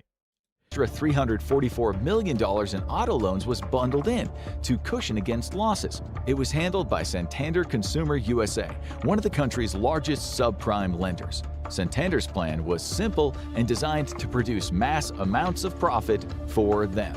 They offer car loans to generally risky borrowers with an average interest rate of 19%. Some loans had interest rates as high as 20%. Jen. The bigger the truck, the smaller the penis. Wow. You know, before I was going to say that they seem like they're overcompensating, but you put it so eloquently. For tall people, trucks are roomy and easy to get into and out of. 20 mpg on a highway, 25 miles per gallon, 20 miles per gallon in the city. I dated a girl who used to say the bigger their truck, the smaller the dick. Oh, it seems to be Oh my gosh. I want to say it's for Cletus's, but not sure. I live in Cletustown though. Hate it here. Stop. You live in Cletustown. My truck got 17 miles per gallon premium. In this economy? In this economy, you want trucks? By the way, BYD has an electric truck. You should probably consider that if you're into trucks. It's ingrained in capitalist society. Seek big, shiny, flashy things to show off and let everyone know you're superior. It was $4.25 for gas. No, this was before. Now I have a reasonable car. Oh, nice, man. Well, I'm happy for you, Matt, because holy shit, in this economy, having a truck just seems crazy. I fucking hate giant pickup trucks. I think I saw a K truck the other day. What's a K truck? Coffee Crow? What's a K truck? I don't know what that is. Is that American lingo? A KEI truck? I see. Mini truck from Japan? Oh, okay. Well, the roads are so bad, you really do need a four-wheel drive. They hang silver ball sacks off the back bumper that swing back and forth as they drive. Of course they do. Are the balls colored in American flag colors? Are they red, white, and blue balls? Key means light in Japan. Oh, I see. Key trucks are dope. K trucks are the tiny Japanese Korean trucks that have more bed space and the same power. They're really cool, IMO. There are over 50 million registered pickup trucks in America. Thought it would be more, to be honest. Yeah, exactly. What about unregistered, Shiny? I guess we wouldn't know. The ones where your knees are the crumple zone.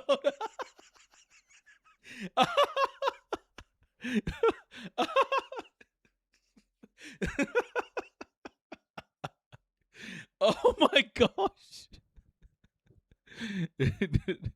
No, but they're tiny.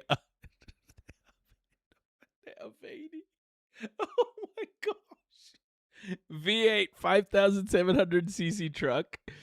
But you also can't hang a vagina, just say. Why not? Why not?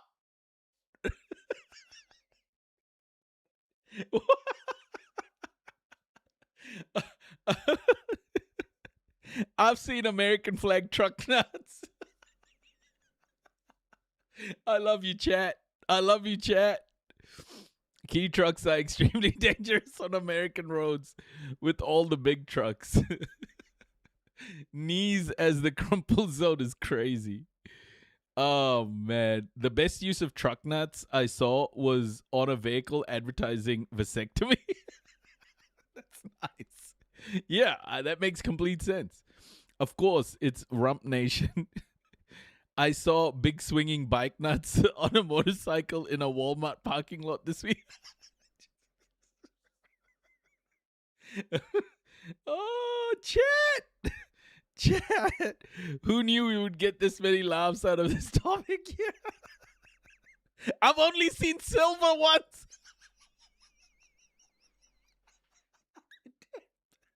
Damn.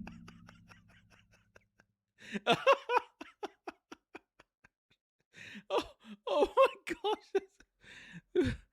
I was in a restaurant the other day next to a car wash here in Germany. So many young guys washing their car.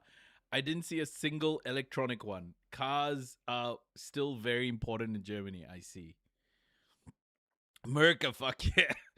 Key trucks are like local neighborhood or perfect offer. I see. You seriously can't. It's loot. These trucks are indeed nutless. That's cool about USA. Every morning you wake up and have no clue what's going to happen. It's literally adventure every day. My niece got a 5-star safety rating. Oh, man. I've never seen this key truck. I'm keen to see what it's like. Thank you, Matt. Oh, what? This? Are we talking about this?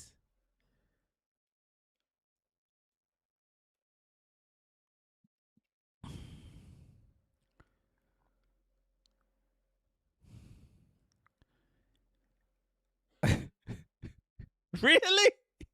These fucking things? Electric car people probably wash their car at home to save money. Just box with a wagon attached, yeah. Is this really attractive to the American eye? Those things are dope. I've got Baller, they're badass, easy. Those things are dope. What? That's the best work truck? That's a collectible Hot Wheels toy. These are very popular in the US. I think my Honda Fit is about as big. I've seen one here in Nevada. The landscaper at the casino was driving one around. Yeah, but people buy those and modify them. Oh, do they have custom versions of this? Key Trucks Custom.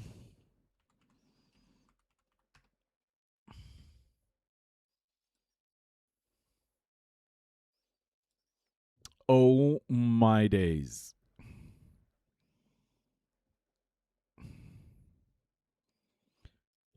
Oh my gosh. I'm in Florida. Never seen that in USA. I'm in Florida. Better than Elon's truck. Yeah. Oh, this is way better than the Cybertruck. I think my Bezos was supposed to bring to the US a mini e-truck that I actually wanted. I would totally have it for a campground or a rural area. You can do anything to the truck. Yeah, the one I saw was cute and red. The tracks on the van, badass small truck. Not one Optimus Prime Satch. I'm in Florida. I see them pretty often. Right. They're becoming more popular because of the 25-year import ban. We can get decent ones now imported for $800. So these are like cheap and versatile, right? I see a lot of, oh, look at this. Look at this bad boy.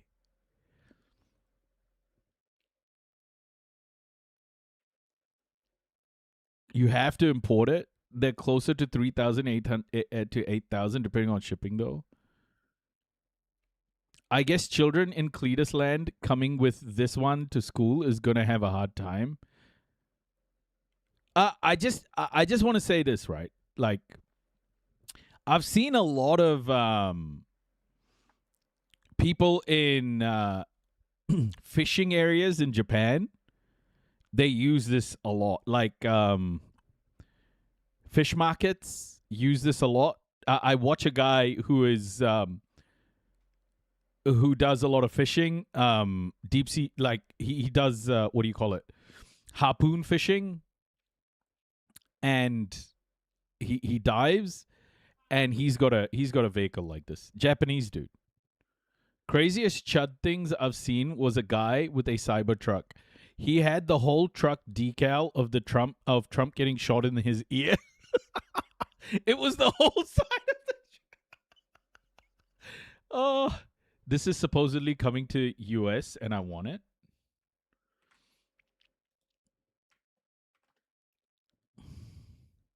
Slate. Oh, what is this? What is this? The most affordable truck in America.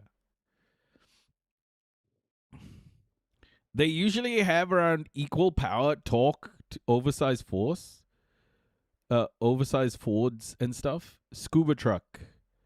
So people will get a 90s Skyline and a Key truck imported for like $15K all in. Really? And Japan roads are tight AF. Like two of these can barely pass each other, especially villages and remote places.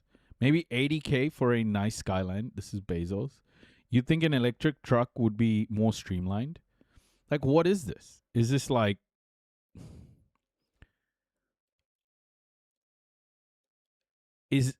This is modular. I see.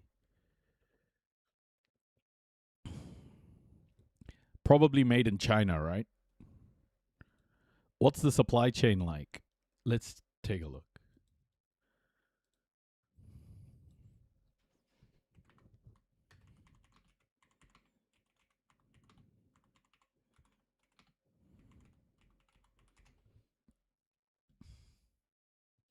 Oh, manufactured in Warsaw, Indiana. Wow. It's all American. No way. Oh, assembled?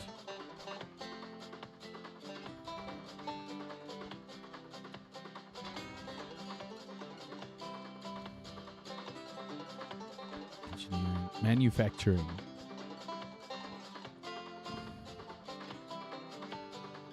They aren't that skilled. Well, as seen in Newsweek, Top Gear, of course.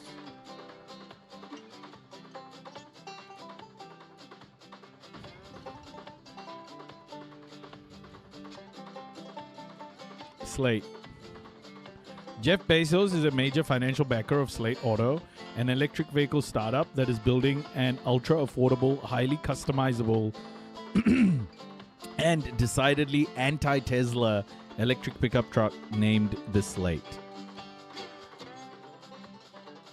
Funny, they're at a Tesla charging bay. Anti-Tesla? The stuff you can put like modular for the vehicle are meh. I'll bet on Slate rather than Tesla.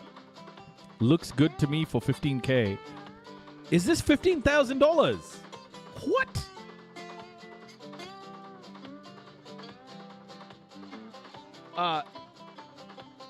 The blank slate has essentials for $24,000.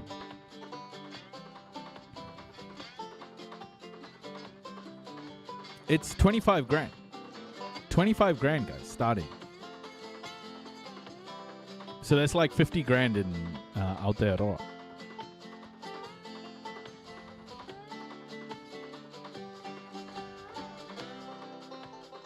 From 25, so starting price is like 32, 35. Yeah.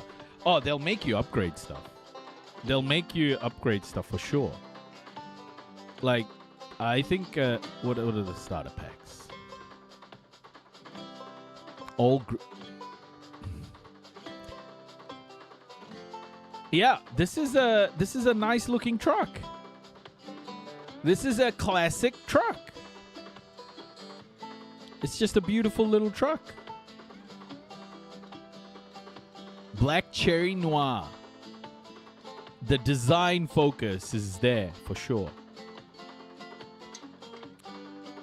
Ah, okay, but still better than 150, I guess. Yeah, totally. Oh, this is the Cybertruck killer. In it. This is the Cybertruck killer, everybody. Oh my goodness.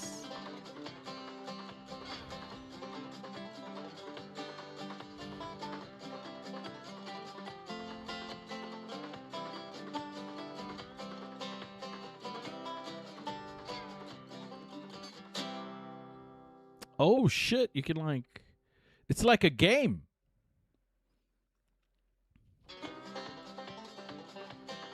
Are they electronic?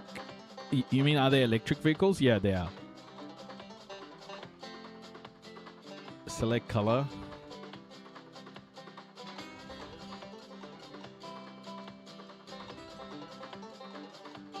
Oh my goodness.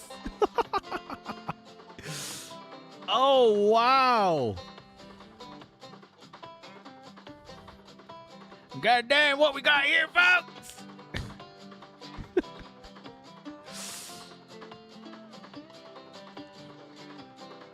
Damn, I am terrible at picking colors. I am horrendous at picking colors. I like a gray. You know what? I like a gray. I really like a gunmetal gray. I like a gunmetal gray. I'm telling you, gray is the Slate gray. Love lavender. I wonder, does it come with truck nut? Let me just check. What oh, they got decals. I love it. Nuts are easy. Shoulder decals. Oh wow, you can design the whole thing. Specialty.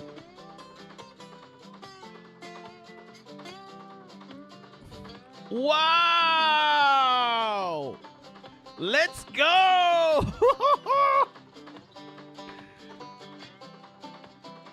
These ones.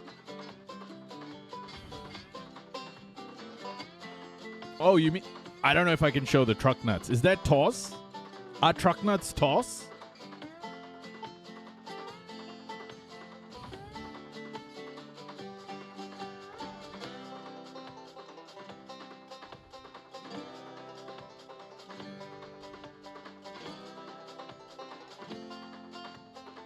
Giant wire nuts?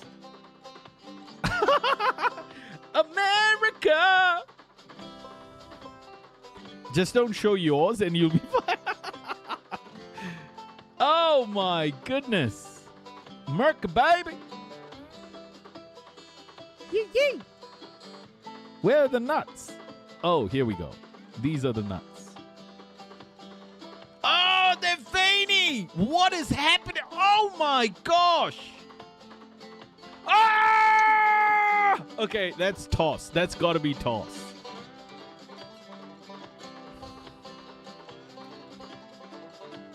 Folks.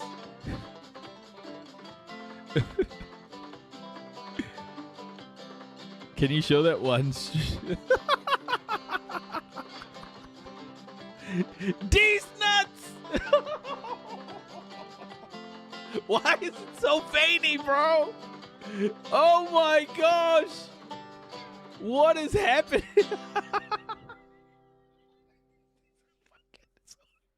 Ultra realistic. Okay.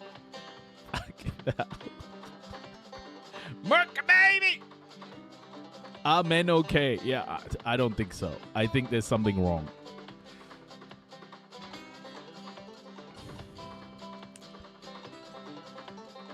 Jeez nuts.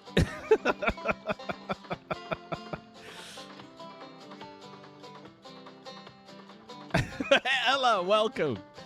We're looking at these slate cars. Slate trucks. We're designing a slate truck. Hey, Chu Sensei.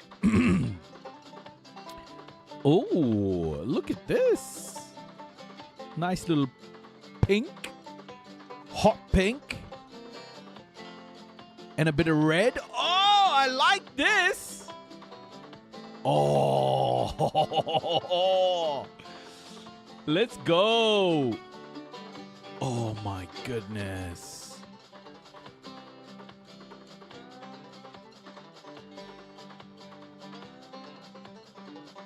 Yeah.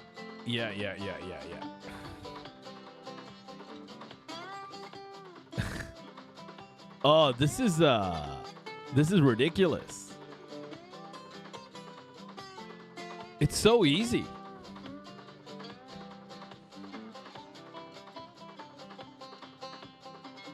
Oh, this is nice, eh? It's nice.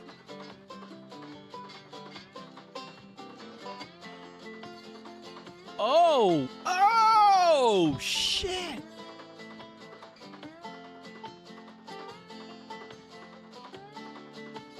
The truck nuts are manosphere? Yeah, no wonder. Oh, folks.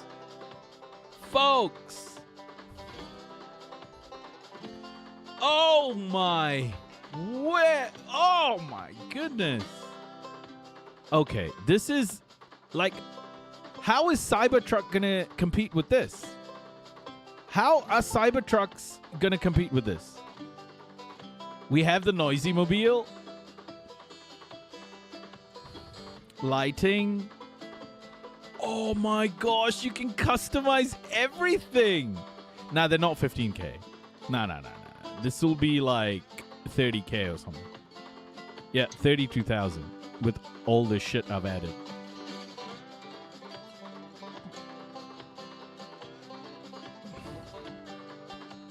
I know how Cybertruck can compete. Hang on one sec.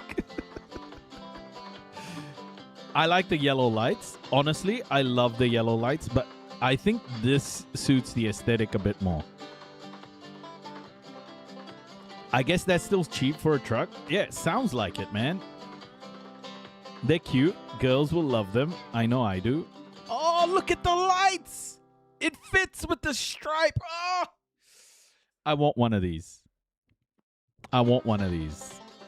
I'm sorry to say this, guys, but I really, really want one of these.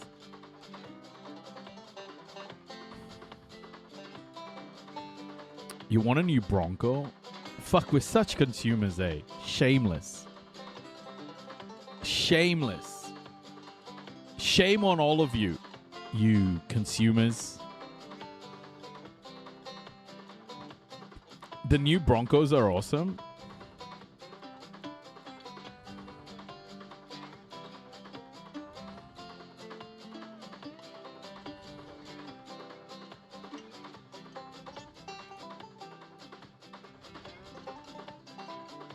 Where the fuck's my light? I just added a light.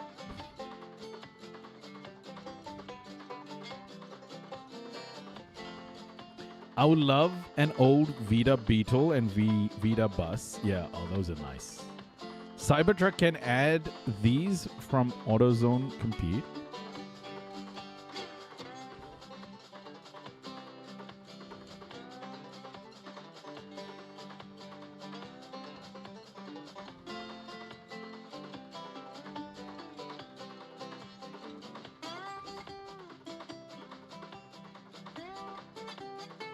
Nah, man.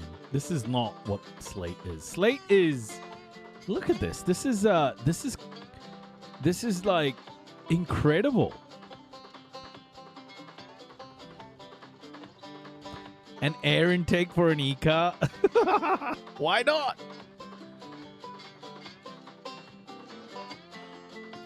This is like sticker. It's not real deal. Oh, hold on. Roof racks? Like, look at this. Roof racks. They can't fix a turd, just polish it. Yeah. Utility. Oh my gosh. You get everything.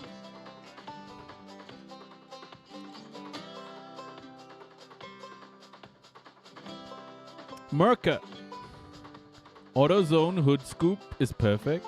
They should provide the nuts as well. Appearance, like, let's just check. Appearance, we did this. Wheels and suspension. Oh my goodness! Are you serious right now? God damn!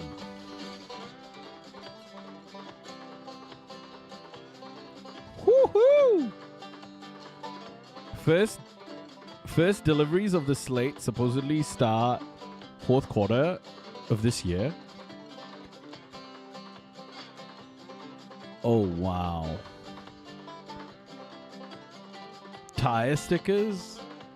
Yeah, electric vehicles, right? You can customize them like to whatever.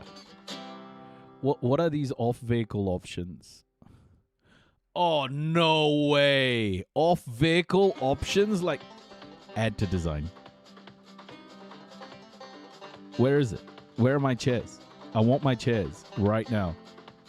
Folks, this is a game changer. Means you can change the wheel whenever. Is this a game changer, everybody? For $35, I'm getting a Wrangler. You mean $35,000?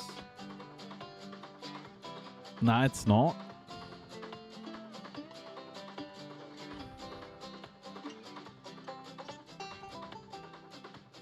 A Wrangler? Really? A Wrangler?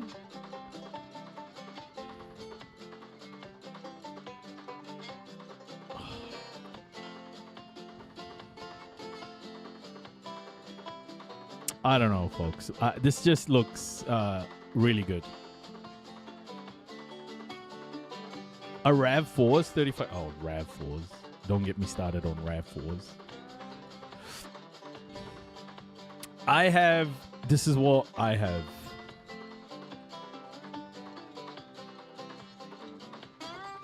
Skoda Octavia VRS 2019.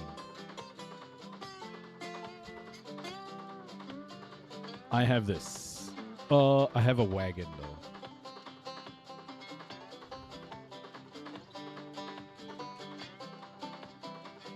Yeah, black.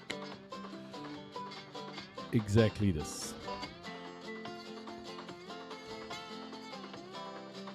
I bought this car in 2019 and we still drive it.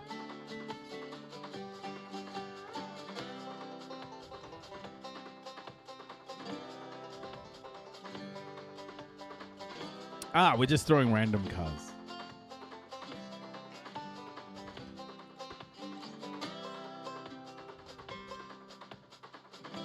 Skodas are good, yeah, but they're made by the Nazis. VW. I'm never buying a petrol vehicle after this. 2019, I don't know what I was doing. The EV scene at that time wasn't that great. I was talking to chat. They were talking a big game. Oh, right. Wagons are underrated. Better than... Oh, yeah. Wagons are great. Yeah, it's a nice wagon.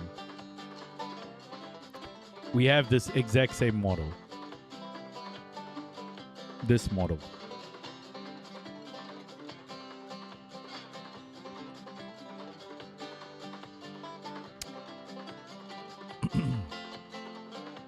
Then you'll buy a Chevy Volt.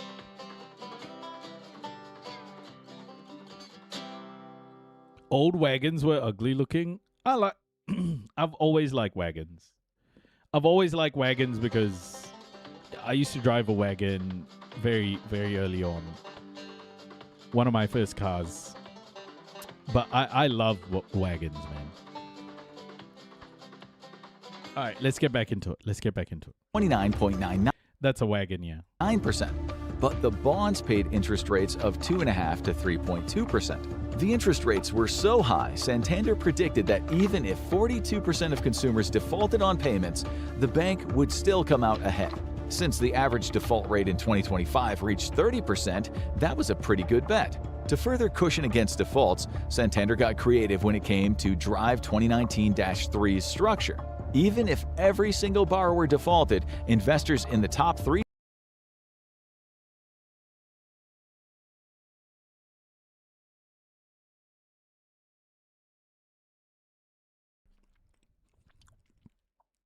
For me, BYDs.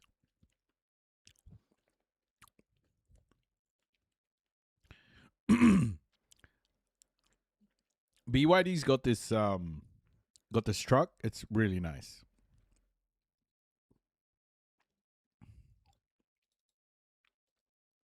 This is quite nice. Let me see vehicles. We can't get BYD or Skoda? Why not Skoda? I don't understand why you guys don't have Skodas.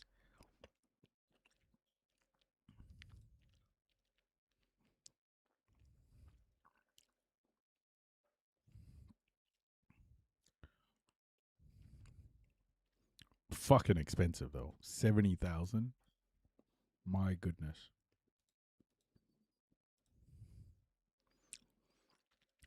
$72 grand New Zealand dollars. What changes? What changes between these two? Oh, this is a 2-liter. Okay.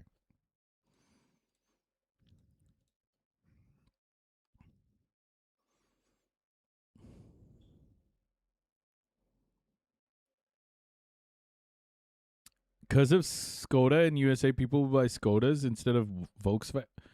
But Skoda's owned by VW. There are hella Lucids and Rivians around here. What are those? Hypervisor?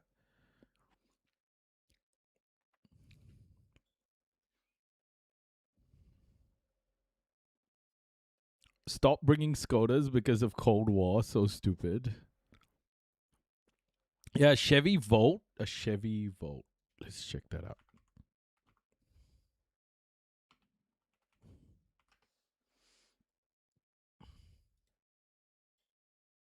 Like one of these? Is this what you're talking about, Matt?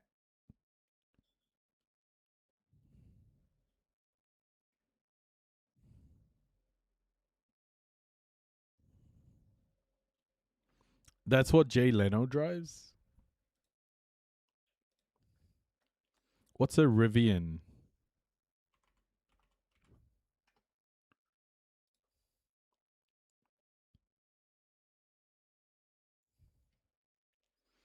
Oh, shit. Sassy.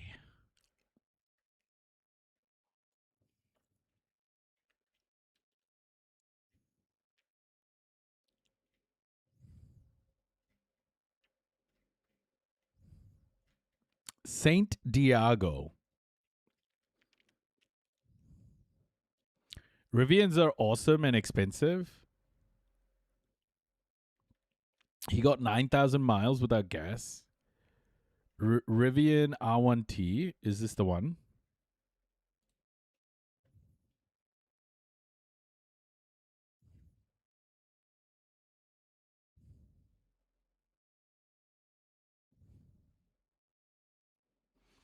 Hey, Noisy, did you see America, are sending hurricanes into the fucking South Pacific now? Are you talking about the hurricane that's happening in Hawaii? I do want to go over that, actually. Wow, weird headlights.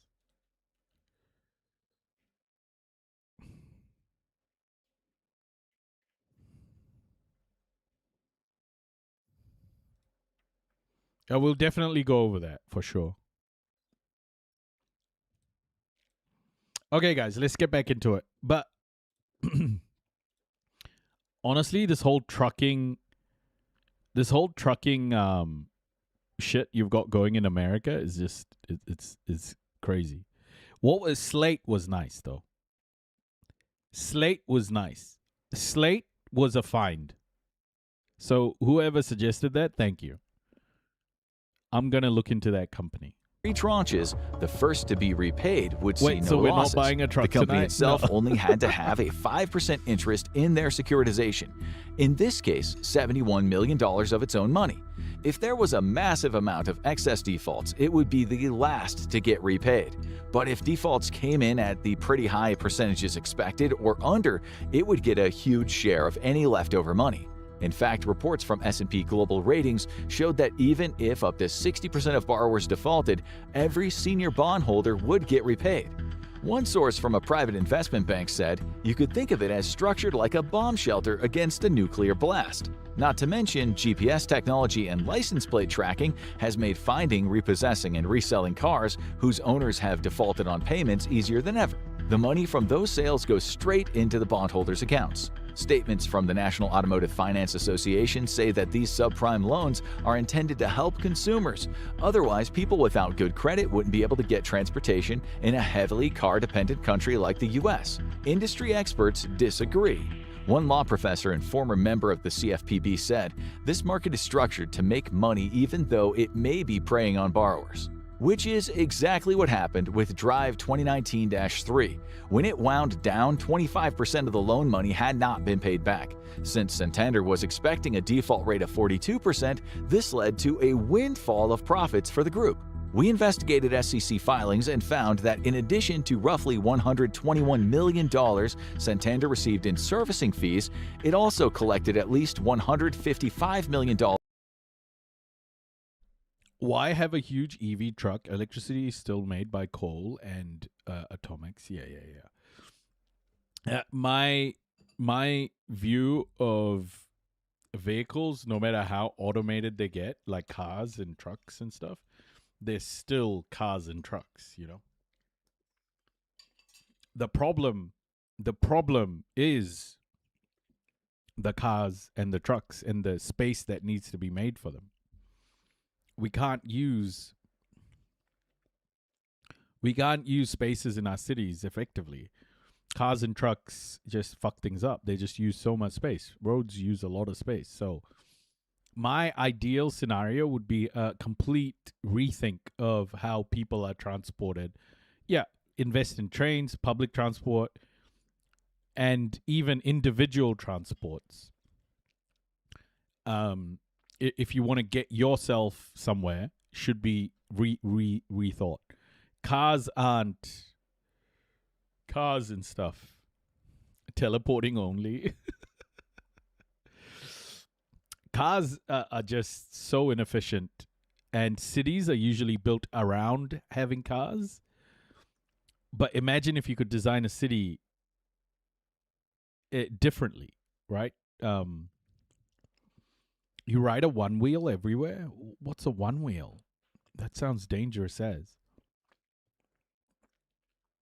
I just think like any solution that has a car in it has already lost, because it means that we can't remodel our cities. Roads have to go. Like, we can't have the roads that we have today. It doesn't make sense to keep building more and more lanes. It's stupid. We need to rethink transportation. But people are so invested in cars. It's just cities are completely modeled around car culture. It sucks. In bonus payments, but that came alongside a far harsher reality. More than a quarter of its customers saw their vehicles repossessed, with many trapped in cycles of escalating debt. In some cases, they were pushed toward bankruptcy. The worst part? When these repos happen, it's not just family. Around 25% of the loan money had not been paid back, since people's American dream debt. In some cases, they were pushed toward bankruptcy. The worst part? When these repos happen, it's not just family cars being towed away. They're taking most people's American dream right with them. Truck payments themselves are eating into Americans' wealth much more than they think. It's not just the money they're putting toward the truck, it's what they could be doing with it instead. People who manage to swing a monthly four-figure truck payment could instead be making millions for their retirement. A $1,300 truck payment invested monthly into the S&P 500 for 30 years would yield 2. One wheel is the most elegantly minimalistic cybernetic transportation possible. I've never, like, is there a brand I can look? Is the brand One Wheel? Hypervisor? One Wheel? Is that what? One Wheel transport. Oh, this thing? Is this what you use?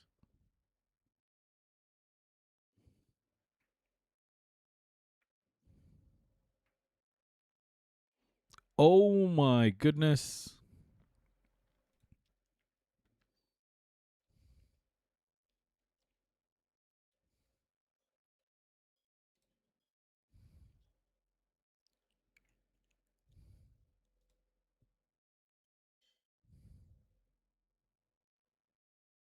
Like a Segway? Yeah.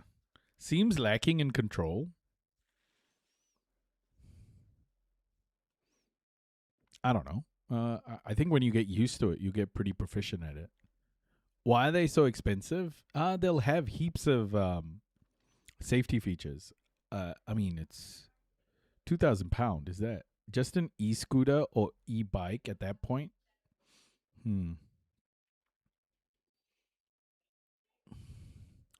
They're practically indestructible.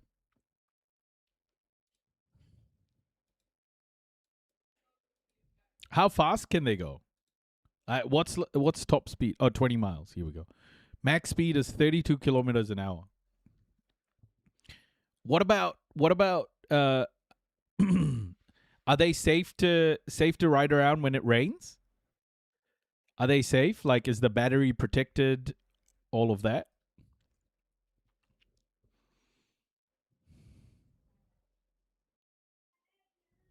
Everyone I've seen on them is wearing a helmet. You can get them up to 25, 30 miles. Holy shit.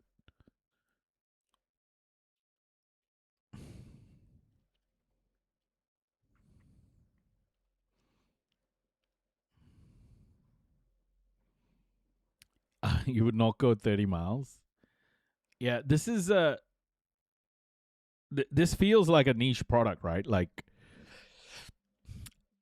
if you like a bit of danger in the mornings, I don't know if this is dangerous or not, by the way. I don't know if these things are dangerous or not. They just look dangerous. I just don't want going to work to be like, will I die? Just raw dogging fate. I've been seeing them for over a decade. Nice. Hey, Manda.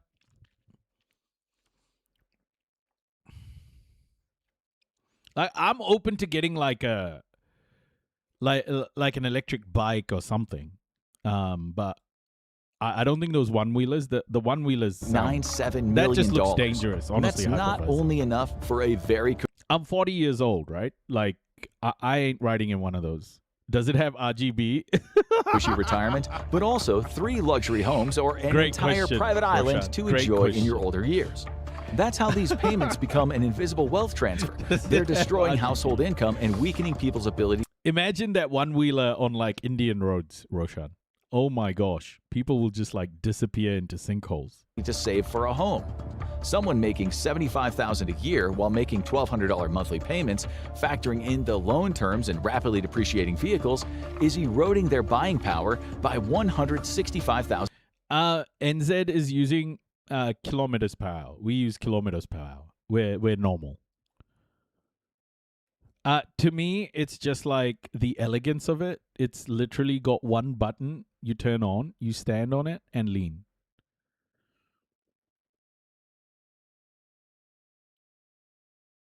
They can count. I would fall and unalive myself on one of them, LOL. I can't even walk without hurting myself. Yeah. $1,000. Considering the average home price in mid-2026 sits at $368,198, that is 45% of the average home's total sales price. It's the difference between eventually owning a 4-bedroom house or living in a studio apartment. And unlike homes, luxury trucks are only going to plummet in value. Consumers are left financially underwater, deeper in debt, with their future prospects being stolen out from under them by banks and dealerships. Even with all of these insane financial moves happening, some people think that one man's car debt is his problem. But the $100,000 truck isn't just a bad purchase, it is a systemic canary in the coal mine for a looming credit collapse. Just like the mortgage crisis that caused the Great Recession, the auto loan bubble is starting to burst, and the results will be devastating. New car sales are slowing down. Inventories are increasing, and luxury trucks are sitting for longer in dealership parking lots, with no one able to buy them anymore. Data from Cox shows that after May 2025, inventory volume has been increasing at a steady pace. Dealers are now sitting on endless days of supply as givebacks begin, from people realizing they can't afford what they were led to believe they could buy. While the average day's supply in the U.S. across... If I wanted to be human crayon on pavement, it's a good choice. A human crayon is crazy. Oh my gosh. I have zero debt, and I hate to say it, but I sort of don't have a ton of sympathy for anybody with a 100K car loan. Yeah, hypervisor. 100K car loan is crazy. Like, I don't know why people would do that. It's insane. Across all brands was 84. For the big luxury truck automakers, almost all of them have a backup of 100+ days. Chrysler was up to a backup of 111 days supply, while Ford's clocking in at a shocking 113. This led to 2.87 million new vehicles sitting, available and unused on dealer lots in October 2025. That is an increase of almost 5% from the month before. That is more than all of the registered cars in New York City. For people with existing cars and loans, delinquency rates for 60+ month-long loans increased by 5 basis points from the beginning of 2024 to the beginning of 25. That makes the 2025 delinquency rate higher than the peak rate in early 2009, the start of one of the worst global recessions in recent memory. As of October 2025, 6.65% of subprime borrowers were at least 2 months past due on their auto loans. Inflation, the return of student loan bills, and a somewhat stagnant job market keeps putting pressure on drivers who simply can't afford to keep up anymore. Most worryingly, because of this crunch, the percentage of borrowers who are classified as subprime has grown to its highest percentage since 2019, almost 15% of customers. So this vicious cycle of dodgy lending practices and defaults is only set to get worse. And as with most crises, the subprime market is the first to go. Texas subprime car lender Tricolor Holdings suddenly collapsed in September 2025. Even with all the protections these financial institutions put in place, the luxury truck market has gotten bad enough that it just wasn't enough to save them. Though Tricolor wasn't one of the biggest companies, its bankruptcy and liquidation has sent shockwaves throughout Wall Street. Even financial giants like JP Morgan Chase and BlackRock were shaken. Some see it as a sign of things to come. One source from Axonic Capital says ABS market participants are creating incredible demand for subprime auto loans, and this is resulting in loose and sometimes even reckless underwriting. For consumers who have lost everything due to these practices, reckless is an understatement. There's an even more sinister reason for this. The bankruptcy has triggered a huge federal investigation precisely into the practices that have been preying on auto consumers for years. Federal prosecutors are now pouring through Tricolor's documents and practices to look for evidence of fraud. Unfortunately, this investigation might be too little too late. Dealerships and banks found a way to make increasingly expensive vehicles, unnecessary for most buyers, feel affordable on paper. They will eventually figure out how to extract the knowledge from your brain if you default.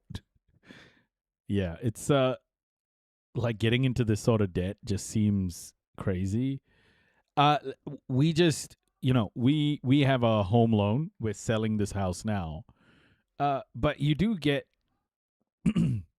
I think getting into these sort of loans should be saved for when it's life-threatening. Like Ginger, for example, was going to die.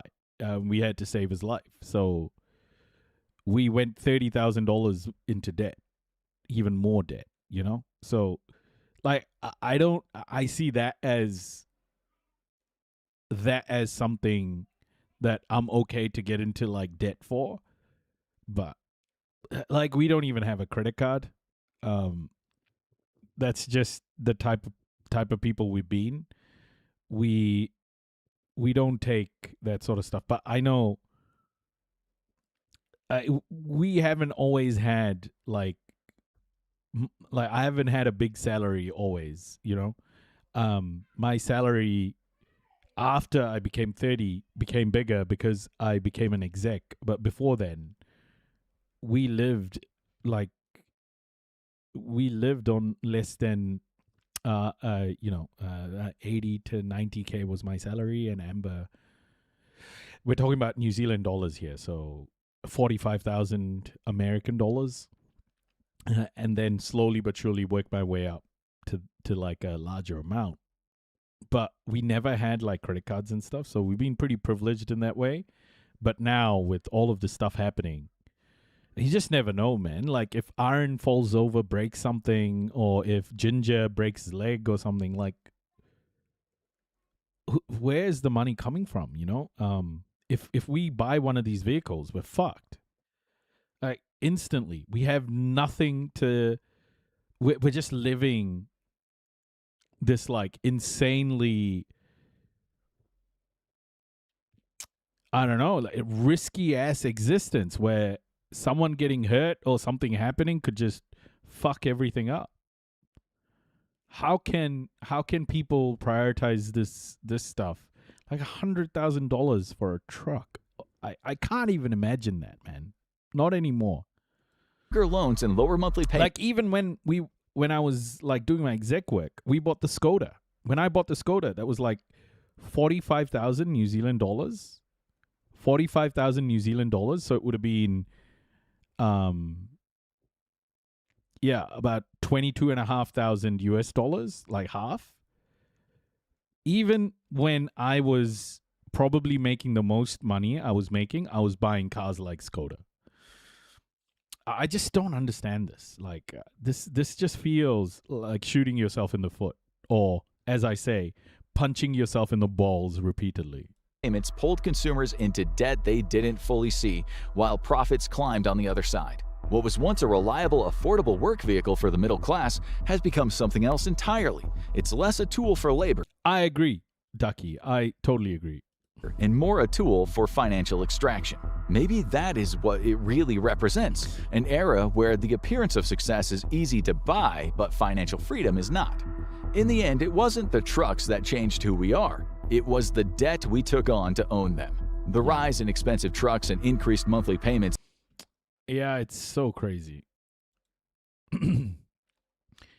I don't get it, guys. Like, I'm so stressed out at the moment with everything that's happening with us. Imagine if like we had a car loan or something. I'd just be like, I would have been like a mess, an anxiety-ridden mess. I just can't even imagine it.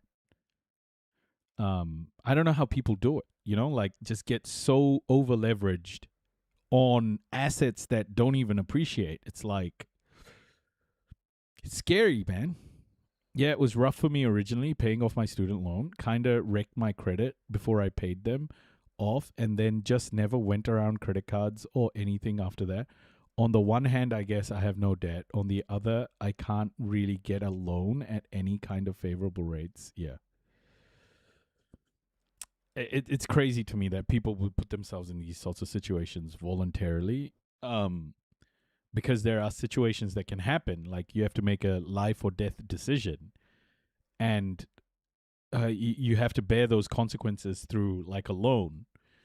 In those cases, like, you got to have some leverage, right? If you over leverage like this, you have no room for anything bad to happen. House. Okay, so this is a video from More Perfect Union. Meet the Silicon Valley billionaire running the world. I was curious. I really like More Perfect Union's videos. They are a great channel. I was really keen to listen to this one. I'll never understand buying any car besides a Honda or Toyota. Almost everything else is unreliable. Hey, Kiki. There's a new powerhouse of political spending in town. Bigger than the Koch brothers, than Elon Musk, George Soros, or Sam Altman, without the name recognition of any of those. And it isn't even a person. It's a company. Venture capital firm Andreessen Horowitz, or A16Z. By May... I have $30,000 in medical debt, which I got after I bought my Jeep. Oh my gosh, Grandma Pinky. They'd already put $115.5 million into political spending.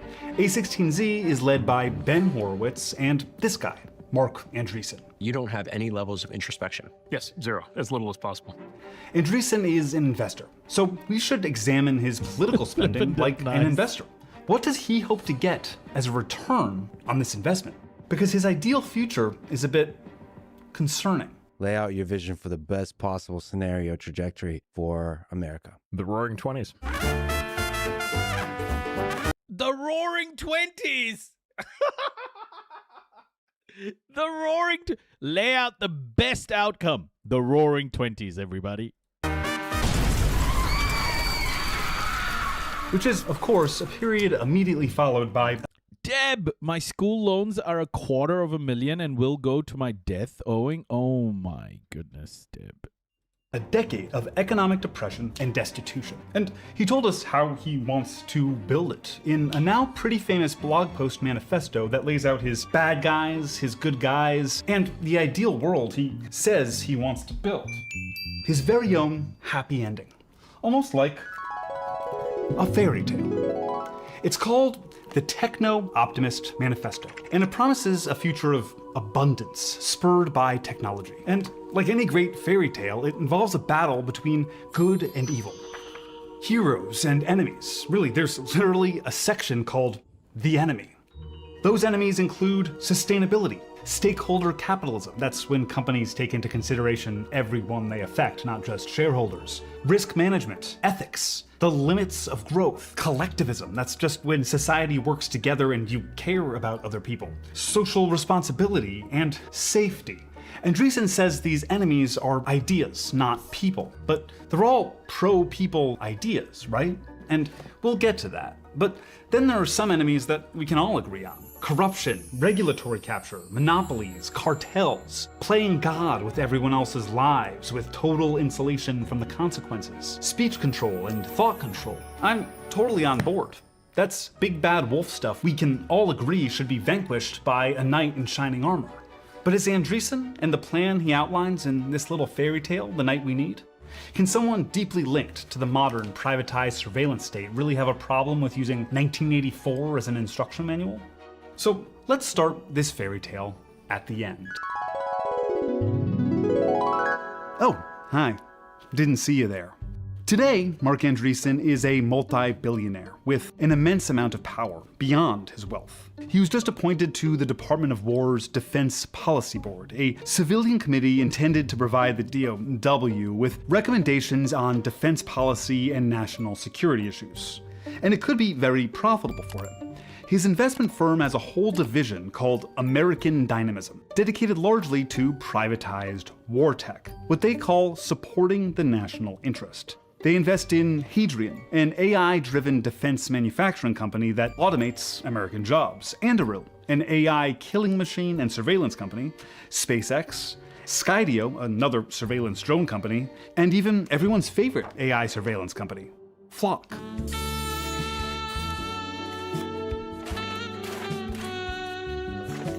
Let's quickly roll that back to the enemies list and compare. Corruption and regulatory capture? Andreessen's part of the body advising how much of your tax dollars are spent on companies he has ownership of, including Hadrian, which is a major investment of 1789 Capital, run by President Trump's son, Don Jr. Unelected and unaccountable, playing God with everyone else's lives?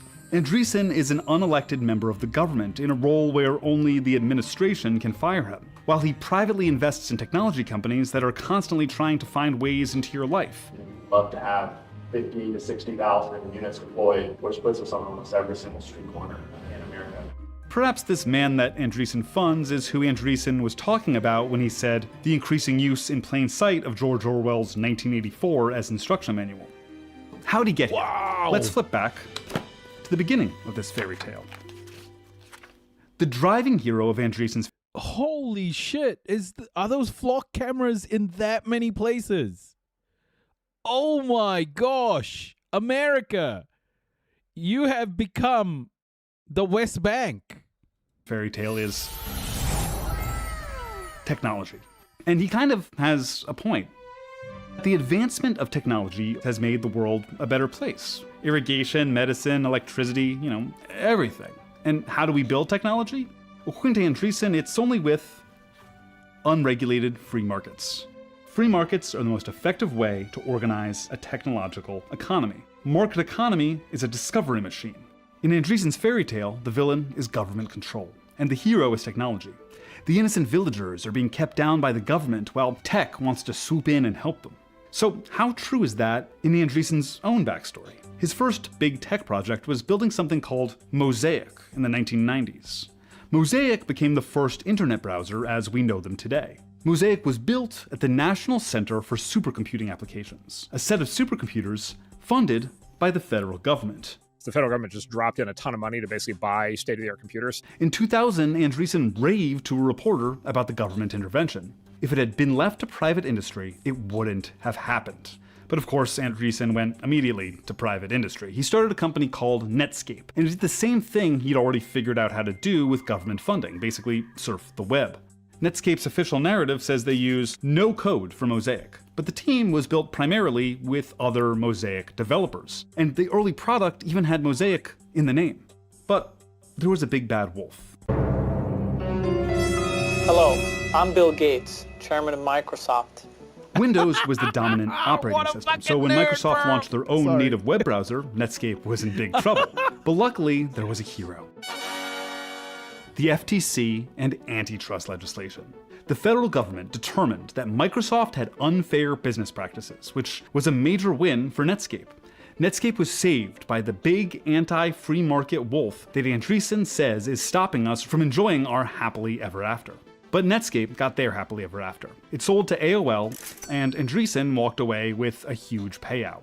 With all that cash, Andreessen started investing in other companies. And after a few years of privately investing his own money, he joined up with Ben Horowitz to start a venture capital firm, Andreessen Horowitz, or A16Z. Venture capital is a form of private equity that takes on investments in theoretically riskier, frontier, or otherwise unexplored industries and companies. The customers are institutional investors, banks, ultra-wealthy individuals, and large retirement funds. Your 401k or pension are likely, at least in part, invested in VC firms. Andreessen didn't invent venture capital, but he is the poster child of the business model. A16Z cites JP Morgan, not the bank, but like the actual guy, as their inspiration. Back in JP Morgan time, investing in new business was only available to the ultra-wealthy, meaning in effect they were determining which new businesses, industries, and technologies were getting off the ground and which weren't. That tradition remains in modern VC. But the modern venture capital industry in part got so big thanks again to government intervention. In 1958, the Small Business Administration, a government entity, started a program that offered taxpayer-backed loans to private investment firms to encourage investment in newer, riskier businesses. This both built the capital of these firms and trained a generation of investors. None of that sounds like free markets to me. But they funded the future, right? That's the tale they tell. Sure, they were doing it to get super rich, but they were building things we all use. Back to the manifesto. Andreessen writes, "We believe markets are an inherently individualistic way to achieve superior collective outcomes." Meaning the tech industry, unrestricted, will build things that make a better world for everyone. Has that been true about Andreessen's most profitable venture? Yeah, capitalism is like this thing. We're expected to wait until capitalism itself somehow fixes the problems that it has created, the backlog of problems that it has created for so many decades and centuries now. But that's the trick. It's like, oh, wait, you just keep doing enough capitalism and it'll all fix itself at some time. But that's not what's happening. It's just getting worse and worse and worse. His early investments are a mirror of Silicon Valley's success. Facebook, Groupon, Skype, Twitter, Pinterest, Lyft, Airbnb, Coinbase. These are the companies that built our modern internet, and for the most part, were pretty successful. But the venture capital world measures success differently than you or I. Their definition of success is how big were the returns and how fast were the returns. You've seen us explain this about something like the Lyft and Uber model. Yeah, the gun policies like that is because of capitalism. Start out with a good, affordable product, wipe out the existing competition, then jack up prices and exploit workers as soon as you have near monopoly. How is any of that a positive collective outcome? Perhaps because we live in totally different worlds of the definition of positive. Back to the fairy tale. Productivity growth, powered by technology, is the main driver of economic growth and wage growth. People and capital are continuously free to do more important, valuable things than in the past. Yes, technology can make us more productive. Good tools make work easier, that's obvious. But where has the growth of technology owned and controlled by people like Andreessen really gotten us? This graph really kind of sums it up. It shows the trends of the labor share in America. Labor share is the percentage of the country's economic output that ends up in wages. The amount of money you get for every dollar you generate for the economy. Right now, it's the lowest since World War II. American workers are being more screwed right now than they have been for 80 years. And that decline worsened in step with the rise of the VC investing model. So yes, perhaps we will, as a nation, see economic growth. But will you see any of that? Andreessen's investments don't create opportunity for you, they take it. But luckily, Mark also has a solution. We believe that there is no material problem, whether created by nature or by technology, that cannot be solved with more technology. Tech solves the problems created by other tech. A16Z is invested in military drone tech and anti-military drone tech. See, the problem with all of this, guys, is China, right? China is the antithesis of all of this, because what this is expecting is to have no competition. Weirdly, this sort of model expects zero competition to this plan, right? This plan has to can only work if there isn't another power in the world that's kind of vying for space. And the thing, this sort of bullshit abundance thinking, which will never happen, is also the policy changes within America impact how much progress is actually made. So every 4 years, the election cycle makes it very hard for these things to progress in America. They can't from a policy perspective. So like, there'll be investments in clean energy for 4 years, and then it's drill baby drill for another 4 years, and on and on and on. And different presidents bring different New follower detected. different points of view, right? But in China, that doesn't exist because of state-based capitalism and the fact that China will just its 5-year plans are there and they don't change. I'm not saying China is. I'm not saying China is isn't a surveillance state or they don't have this sort of technology. I'm just saying that this Mark Anderson guy, what he doesn't understand with this plan is that there is a competitor to this model. U.S. government is a bit bipolar on some issues. Like they're not bipolar on Israel, for example. They support. They're not bipolar on American imperialism, for example. They support, in general, the American imperialist project, but it's the way it's executed. But it's not bipolar on everything, but it's bipolar on some really important things. But America is losing a lot of ground here because of all the changes. And I don't think America ever expected to have another market out there that's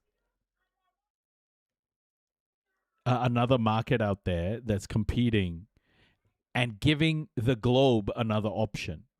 It's not just about Americans having technology anymore. It's like if say me in Aotearoa, our government thinks, okay, America's flock cameras too intrusive, or we don't want those flock cameras, and America goes, okay, if you don't buy these flock cameras, we'll just put a sanction on you. Then New Zealand just goes, okay, well, we'll choose to partner with China because we don't want your fucking sanctions. The more options there are, like previously, before China was in the position it was in, it was just America, right? Like America or nothing. But the more options there are for financial systems, for business partners, etc., the better the world will be. But the fundamental problem will still remain, which is capitalism as a whole. But at least the problem isn't so the problem isn't so centralized and without options. I think the way we start to deconstruct and the way we start to dismantle these structures of oppression is by decentralizing it. We have to decentralize. Like America has become the unipolar power, and that power has to be decentralized. And slowly but surely, it'll get chipped away in many different ways. But China's chipping away on a number of different arenas. One is the payment system. The renminbi is going to start competing against the US dollar over the next couple of decades. So slowly but surely, this power is being decentralized, which is the right direction.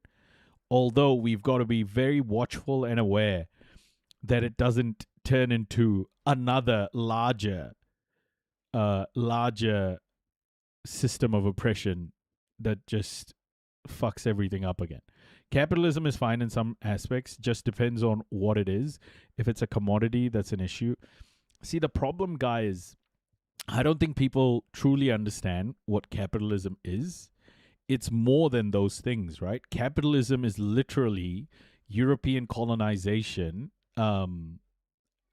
rebranded. The word capitalism itself was invented in the 1800s, and it was invented by a French socialist who basically put a label on what Europe was doing at the time, and he called it capitalism. What was Europe doing in the 1800s? Well, it was extracting wealth from the global south, and it was centralizing it in Europe. That model of capitalism hasn't changed. It's still the West extracting wealth from the global south, or continuing to try to do it, and centralizing it in the West. That's what capitalism is. Capitalism is European colonization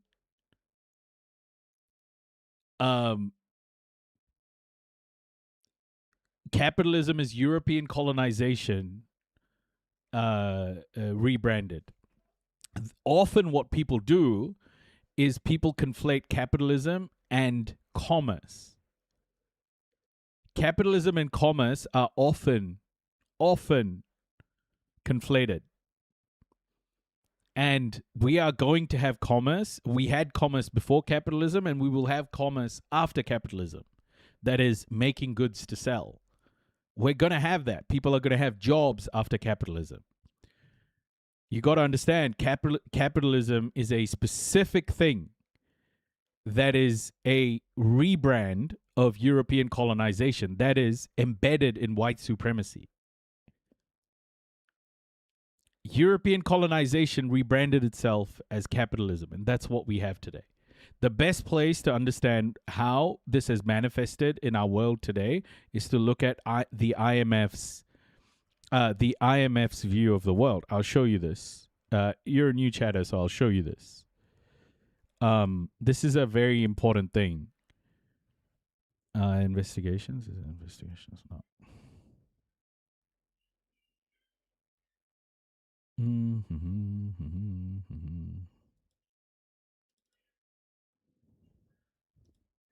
Give me 1 second. References. There we go. This is how the IMF views the world. This is how the IMF rules the world. The International Monetary Fund, right? And I always come back to this to help people understand how European colonization and capitalism are one and the same. So this is how the IMF views the world. The International Monetary Fund was set up in 1945. It was formally set up and launched in 1945, but there were different meetings happening in 1944 as well. But ultimately, it was built by the West.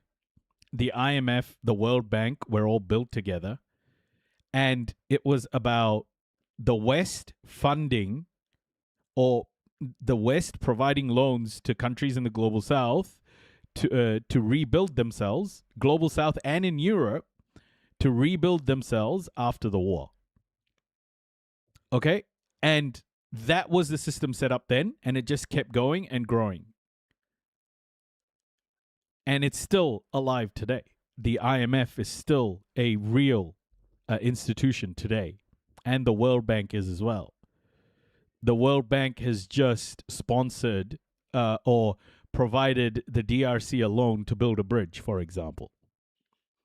Okay, so this is how the IMF views the world. Two big categories: advanced economies and emerging markets / developing economies. Okay, advanced economies. You have all Western nations and their allies. Those are the advanced economies. The Global South fits into the emerging markets. The Global South is about the Global South is all part of the emerging markets and developing economies. This is how the IMF views the world. And if you took this map of what the IMF is here and you drew it with different colors, you would see that the map would look very similar to colonial maps pre-World War II. So what European colonization, including America, the bastard child of British colonization, what they did after World War II was they realized that they couldn't spend resources to have boots on the ground in the countries they colonized. So you will see that a lot of countries after World War II started getting their independence. But those countries only got their independence under this new global model. Under this new global model, right? Which was international global institutions built, set up, and funded by the West. And every country that got independence would come into and fit into this global model. And this is the same model we have today. This is the capitalist model. The West is the hegemon, and every other country is beholden to this model. And it's still here today. So when you say capitalism, to me, that's what capitalism means. Is a structure of oppression that has been built through 600 years of European colonization based on white supremacy and the Christian patriarchy.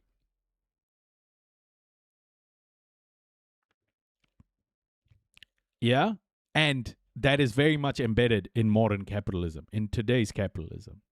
So when I say capitalism needs to go, I mean all of that baggage, all of that white supremacy, all of that Christian patriarchy that's embedded into this capitalist system, all of that imperialism needs to go. So just wanted to clarify what I mean by capitalism and what you are talking about when you say capitalism. It's not as simple as commodities or, the Dow.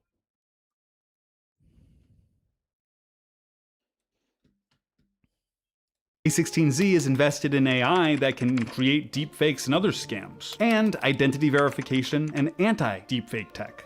Again, like all good fairy tales, there's a moral. Andreessen even defines the meaning of life, and yeah, it's building technology. Would I describe capitalism as concentration of resources?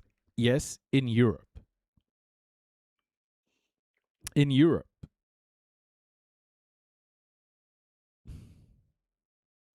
In Europe, capitalism is the centralization of wealth in Europe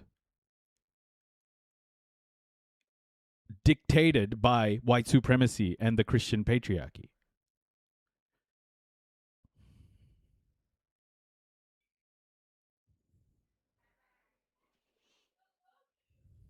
Technology.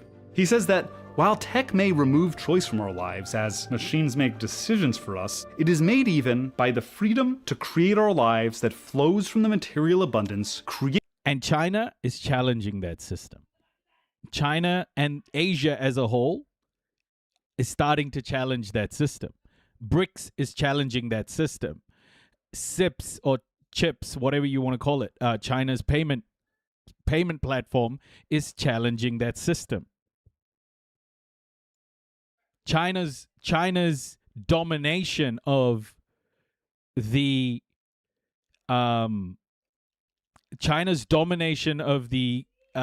green energy or renewable energy supply chain is challenging that system.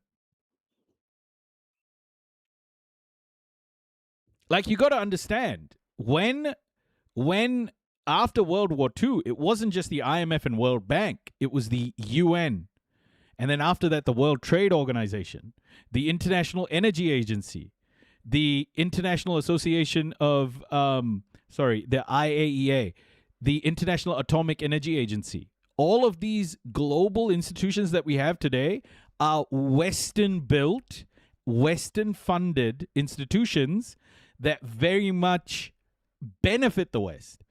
like the ICC, like the ICJ, all of these things are Western built.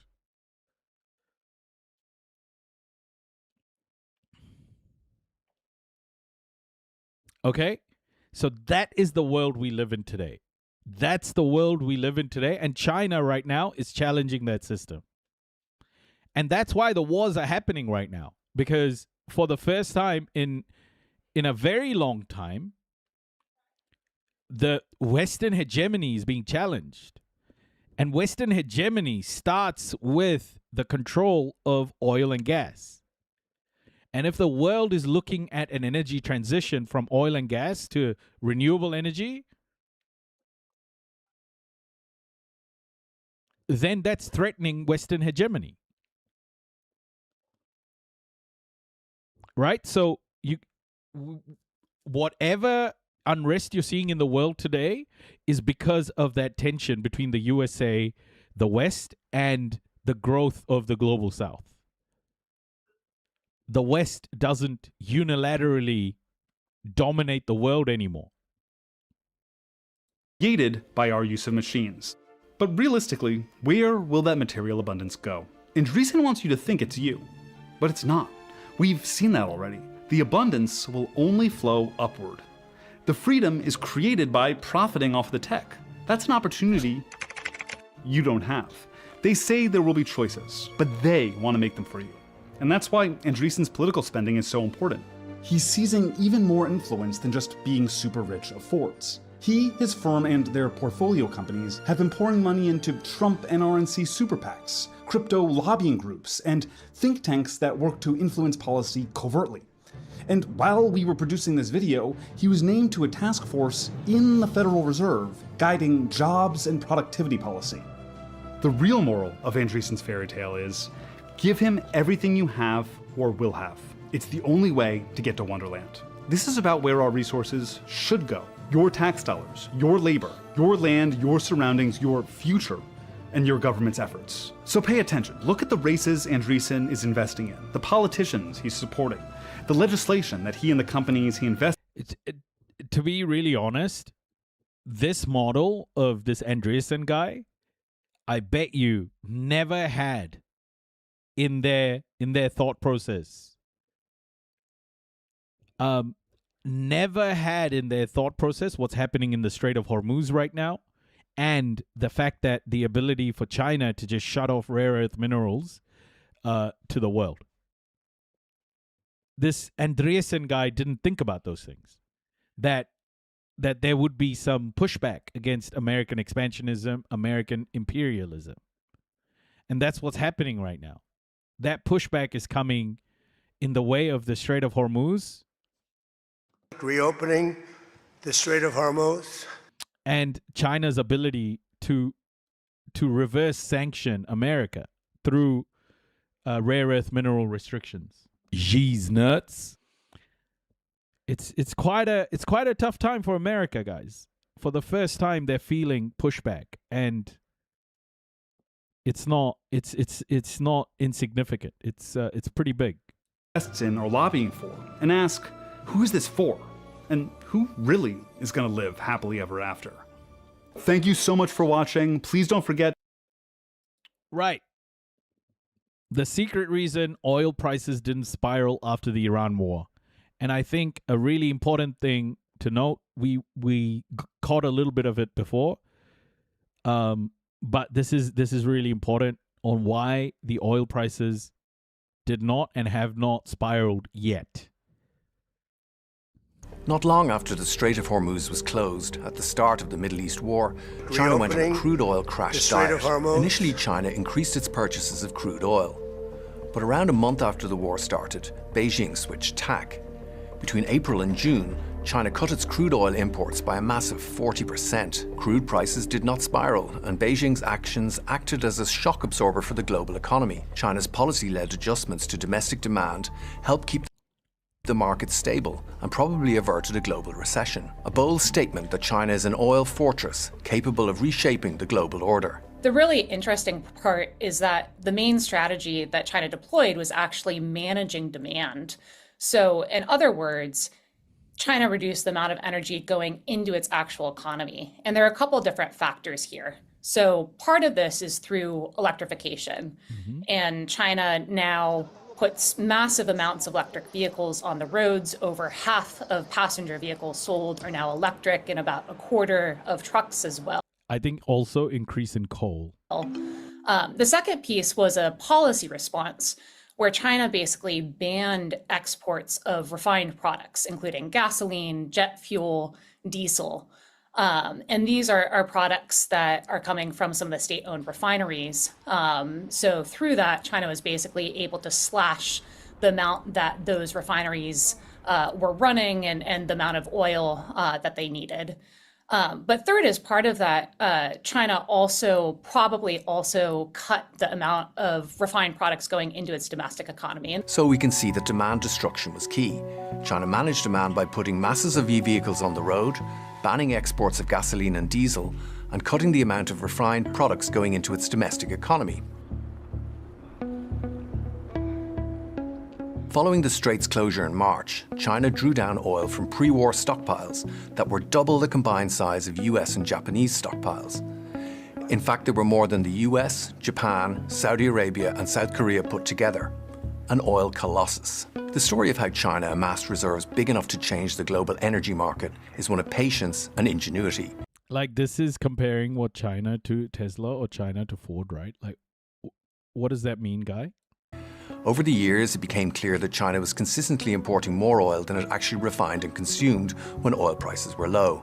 I've seen this escalating very massively in the year 2025, when it was clear that by all the numbers globally, there was more oil production than there was oil consumption.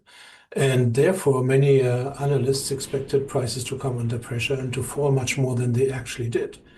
And the question was, why did prices not come down much more massively if there's such an excess supply globally? And where did these barrels go? Where was the missing oil? And the answer was it was imported into China and put into storage. Every time crude oil prices approached around $60 per barrel, China would be big buyers in the market. China is both the world's largest net oil importer and the country with the largest domestic storage in oil. That gives China incredible influence on the market, comparable to what producers like Saudi Arabia used to have. Since the Iran war started in the second quarter of 2026, they have become much smaller importer than they used to be because they draw down on the strategic reserves. So that's the way they use them.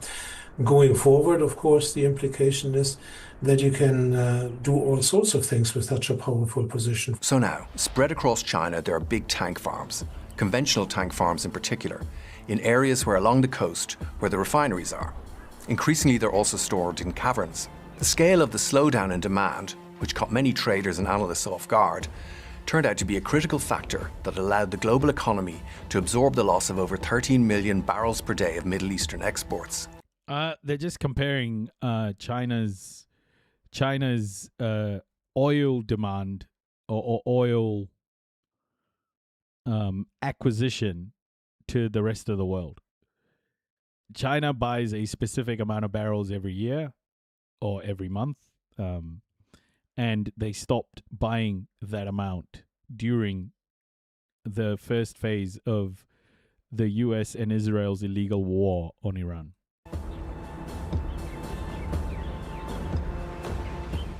China's Communist Party leadership went through the gears. Policymakers tapped China's vast domestic reserves of coal and natural gas. They encouraged the use of renewables, where the country is less reliant on imports. And China took advantage of its giant fleet of electric vehicles. EV charging increased a lot more than the number of EVs in China. Companies and drivers simply started to rely more on electric vehicles. Despite much lower gasoline consumption, traffic congestion remained relatively stable. Of course, a lot of the dramatic reduction of about 50% comes from drawing down stockpiles. But there is now evidence that reductions in transport, oil consumption are also playing a significant part. So the sales of gasoline, diesel, and jet fuel fell by well over 10% in the second quarter of the year, which makes a major contribution. The factors that are enabling that are electric vehicles, public transportation, such as high-speed rail and urban rail, but also a lot of behavioral change. Now let's take a look at electricity generation. China is the world's largest coal consumer. 54% of its energy to generate electricity came from coal last year. But this figure fell below half this year for the first time, and it's a lot less than 2011 when it was 80%. And renewable energy share topped 40% for the first time, while wind and solar was also strong. To understand why China is doing all of this, you need to understand the ruling. Hi, chat. How's it going? I understand the appeal for China, but China is still an empire, less violent than the US, but still an empire. Ditching an empire for another one isn't a smart move, IMO. Yeah, totally. The China Maxxxxing headline was more satire than anything else. Ruling Communist Party. Now, China is by far the world's largest energy consumer. The Chinese economic growth model relies heavily on exports. This puts enormous pressure on the ruling Communist Party to keep the machines running in the manufacturing sector. So securing energy supply is a top priority for the party. A hugely political question. And I think, one of the factors that's often misunderstood is that a huge part of China's decarbonization drive and their climate strategy is really about energy security. Nash. And of course, this is because China is a net importer of fossil fuels, especially oil and gas, and there aren't significant domestic reserves of these fuels. So that's been a huge reason why China started investing in renewables early on. Recent months have shown that China is far more in control of its oil consumption than previously thought. China is explicitly aiming for long-term energy self-sufficiency to insulate its economy from global market volatility and geopolitical shocks. According to data from the China National Petroleum Corporation, the country's domestic energy self-sufficiency rate is expected to reach 85% this year. Goldman Sachs forecasts that China will achieve full energy self-sufficiency by 2060, but it's not there yet. China does have a degree of self-sufficiency, both because of the large clean energy sector and because of domestic coal and oil and gas production, but it remains highly... China is exploiting Africa. China is exploiting the DRC. 70% of the cobalt mines in the DRC are Chinese company owned. And yeah, I mean, there is asymmetry, obviously. The West does a hell of a lot more damage to the world than China or Asia does, just because of the way the world is modeled today. And we've got to acknowledge, Nidar, this is for you as well. It's very important to acknowledge those asymmetries. You can't just say China is imperialist. It is, but you got to acknowledge that 600 years of European colonization has created the China that's there today. And has created out of necessity a lot of the global South nations that have just tried to survive. So the way you word those things matters too, Nidar. It's China and America or the West aren't two equals when it comes to the last 600 years of European colonization. They're very much, there is very much there has to be an acknowledgement that white supremacy has done a shitload more damage to the world than what China has. Reliant on imports for oil, especially, and that's why it has made this investment in stockpiling. As far as its strengths go, China leads the world in producing critical minerals that are central to its energy security, and heavy investments in its energy grid are enabling China to prepare for a future. Yeah, Artanes, man, that's just not true. It's okay to acknowledge that Chinese police state also exists. It's like you can't just acknowledge that the West has police and China doesn't, right? Like it's not the utopia we all think China is, but we can acknowledge that the West has done far more damage and far more has enacted far more violence on the world than China can even think of. Powered by renewables. Also, the country's abundant supply of coal offers policymakers a safety net in the event of major disruptions to other energy sources. On the 1st of January 2025, China introduced an energy law that for the first time requires state-owned and private companies to establish strategic reserves of crude oil. It set the groundwork for a more coordinated stockpiling effort, and reserves began to swell quickly.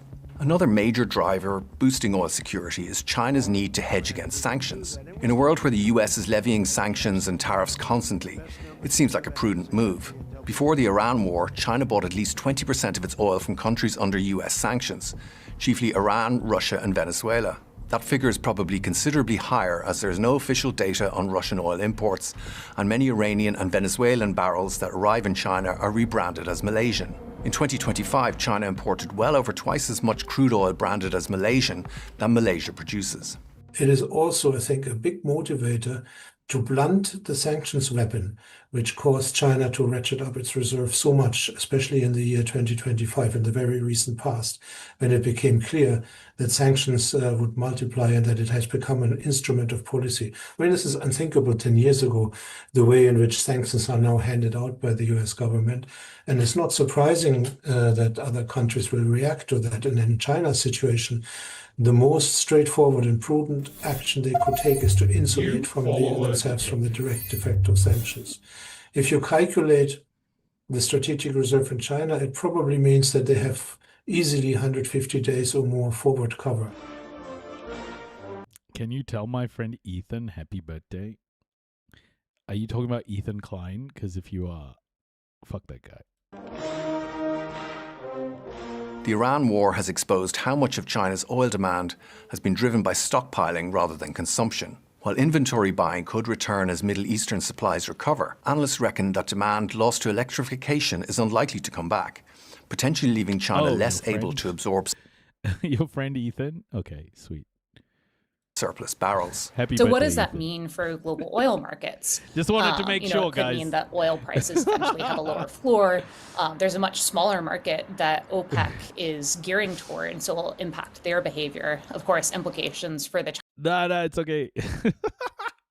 I just wanted to make sure. But if it's not Ethan Klein, happy birthday, Ethan. China-Russia relationship, because Russia is so dependent in terms of exports to the China market. So lots of unanswered questions there, but certainly, a huge factor. I would say, in addition to that, if you're looking at China domestically, again, some of... He's Jewish. That's fine. There's nothing wrong with being Jewish. Mazel tov. The recent plans reveal their strategy. So, I think we'll expect China to continue electrifying and also continuing to invest in some of these domestic production bases.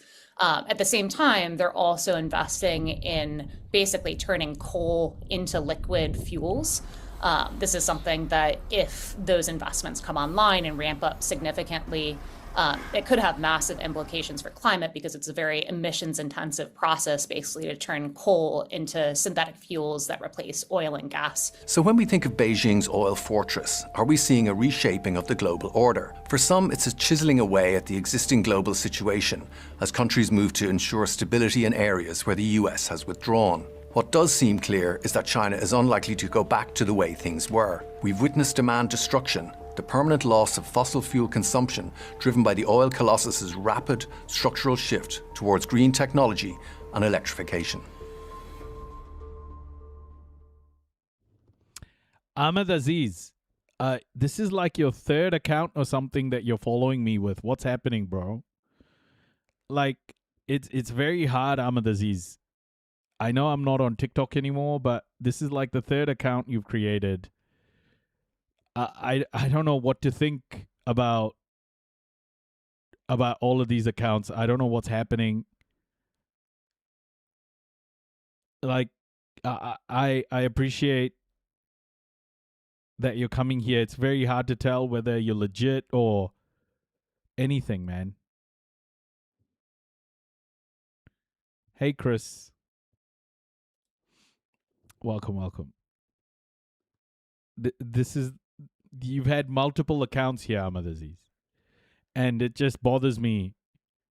It's very hard to understand, like, if it's legit, if your requests are legit or not.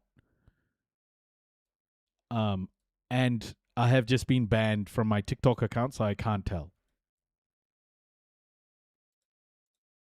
I have a permaban on TikTok. All my Gaza contacts were on my TikTok account. And now I don't have that. I have no fucking clue who's who. Okay.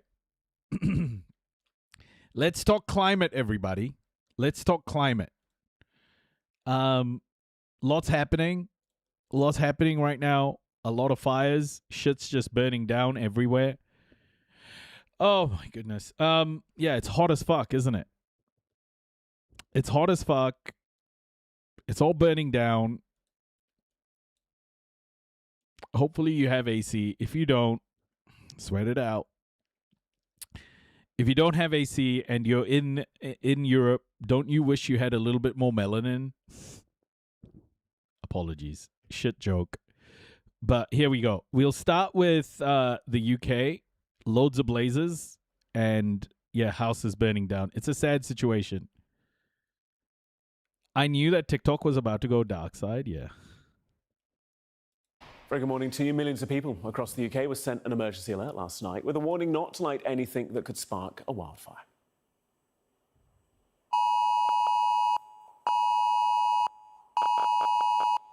Want some climate hopium?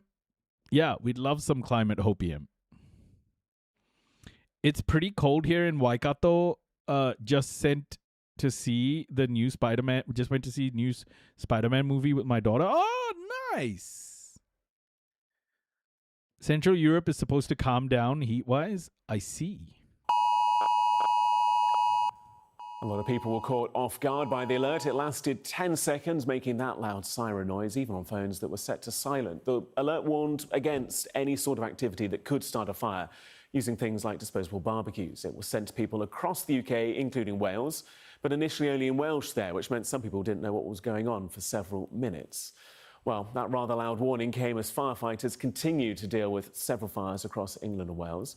The PM said the UK is a tinderbox, but added we can't accept what's happening as the new normal. In Stourbridge, in the West Midlands, multiple homes have been either destroyed or severely damaged. Joining us now, Chair of the National Fire Chiefs Council, Phil Garrigan. Good to see you, Phil. Appreciate you sharing your time. Talk to us about the state of play at the moment. What's happening? State of play. This is what I would say if I was Phil. I'd say the planet's heating up, buddy. The planet's heating up. Shit's burning everywhere. The world seems to be on fire. And yet, we're still burning fossil fuels. We're kind of fucked.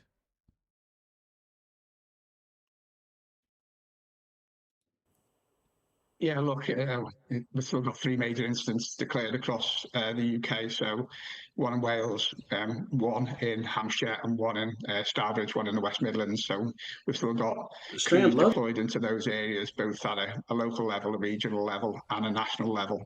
So we're still, in kind of high spate conditions. But as you'll be aware, we've had the Just 11 do your major bit and have a declared paper over the straw. course of Nice. the last kind of couple of days, the last 48 hours. Which has stretched fire and rescue services resources considerably. And so every fire and rescue service in the country is still dealing with the threat of wildfire. And even last night, we had over 43 wildfires occur across the UK in the last 24 hours. So we're very much still in the thick of it, and we're very much still on the front line of climate change. How does this year compare, or does it not compare? No, it doesn't really compare. It's close to 2025 figures, but we've surpassed them, and it's only August. So we're anticipating it being considerably higher than it was in 2025, and that was the highest number of wildfires on record. If I kind of reflect back on my career in the Fire and Rescue Service, 2018, we had Saddleworth Moor, Winter Hill, significant incidents there, probably the first real kind of wildfire threat that we'd kind of experienced across the UK. Then you fast forward to 2022, hottest day of the year, 14 major incidents declared over that period, which we thought was unprecedented at that time. Then 2025, as I say, highest number of wildfires on record, but that has been surpassed in 2026. And to put that into context, since January, we've had 24 major incidents declared due to wildfire and the demands that's placed on the fire and rescue service as a result. Holy shit. So unprecedented amount of fires, and it's getting worse every year. Got money for boom booms, no money for firefighters, eh? Make it make sense. Can you believe this? It's already getting worse than every year, and we're so fucked.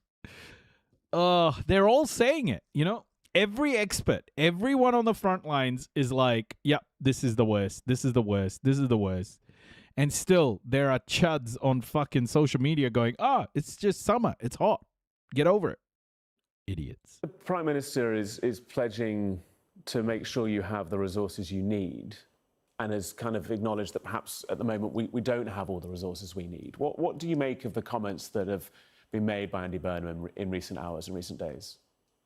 Yeah, look, really welcome them, to be fair. I sat through the COBRA with the Prime Minister, where we focused in on the wildfire threat. I think it's acknowledged, it's understood, and I think we're seeing kind of really deliberative action from this government. We've already received about £1 million worth of investment to build a wildfire capability that we can deploy nationally. But I think more recent events has demonstrated that we're still a little bit behind that curve. And the kind of comments from the Prime Minister and the Secretary of State in respect of investment and reinvestment back into the fire and rescue service is very much welcomed by fire and rescue services the length and breadth of the country. Is this a Scouser accent? Is this a Scouser accent? Does this guy have a Scouser accent? Is he Kennecoch? If the PM was to sit down with you and say, Phil, I've got a blank check, I've got a checkbook open, and you can have whatever money, whatever resources you need, what would you say to him is your kind of ideal wish list? Yeah, look, first and foremost, over the course of the last 48 hours, there were times when we struggled to be able to provide the resources that fire and rescue services required. So we were getting requests for fire engines and firefighters predominantly to support firefighting operations in a number of locations across those 11 areas. And so first and foremost, we would want to see kind of investment to ensure that the capability, we've got the right people in the right place at the right time to deal with, you know, the kind of foreseeable threat, because it is foreseeable. This is the new normal for the fire and rescue service. But we've also had kind of conversations about building on that national capability that's already seen some investment to A, sustain it, and B, enhance it, so we've got the ability to mobilise nationally to support locally. We were talking yesterday, and what a plot twist it would be if Europe continues to heat up like this and you see mass displacement from Europe into like Africa and the Middle East. Like, just imagine that for a second. Boats going across the Mediterranean.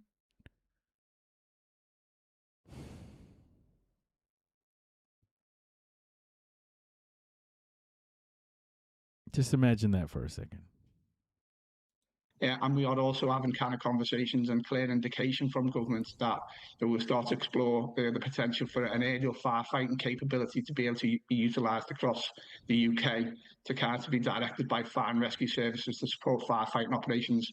Now, that might not be applicable everywhere, but it certainly would take some of the pressures off fire and rescue services and certainly would deal with, you know, fires in geographically difficult areas more effectively than we currently ever have available to us. Anti-corporatist, like, it's just astounding. I was born in 1986, and already climate science, like, I can't remember the year I was born, but as I was growing up, you know, climate science was already so advanced, and we've had this information for a long time. We know what's been happening. We know what we've been doing. I mean, the whole CFC ban took place when the ozone layer started depleting, right? So we've known this shit was going to happen if we keep doing this. It's just the amount of money that's been spent by the oil and gas industry. The oil and gas industry to sell this climate denial propaganda. Climate denial propaganda, it's immense. They've just sold it and sold it and sold it and sold it, and now we're coming to the sharp end, right? Like we fucked it up so much that the realities are hitting home. But they'll still keep spending money to sell this propaganda. And the tragedy is people will continue to believe it. Especially in the West. Oh, hardly. Yeah, absolutely true. Like if that money had been spent on renewables, what, you don't like money? It's always been the West trying to keep the world addicted to oil and gas. That has always been the goal. Because it's easy profits. Even if we stopped all emissions, it would continue to change for decades, though. It's not that simple. Oh, yeah, the solution to that, guy, is keep putting more of the same shit into the atmosphere, right? Yeah, the link provides a modicum of hopium if we can get our shit together. Let's take a look.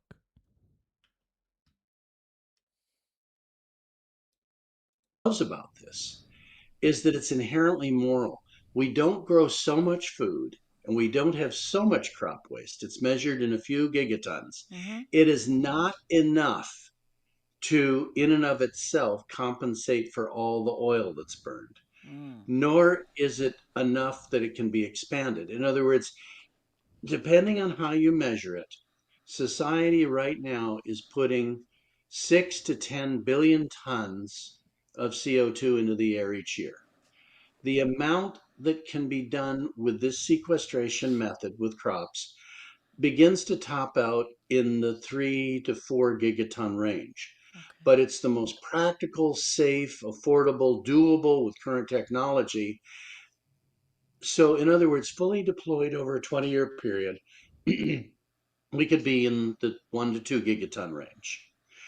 So if society starts stopping the crop burning and stops the oil burning, then this is the solution that can begin to bend the curve down, the Keeling curve, and I want to talk about that a lot. And if we finally become a rational civilization, the crops process could be maintained for 20 or 30 years to then actually bring the CO2 levels back down over the course of a century to pre-industrial levels. Is this you, the anti-corporatist? Just asking, is this you or someone you know? Because, yeah, look, the sequestering... And that was quite publicised during the Dunwich Heath situation, that the National Trust ended up kind of tendering, renting a helicopter to provide aerial assistance.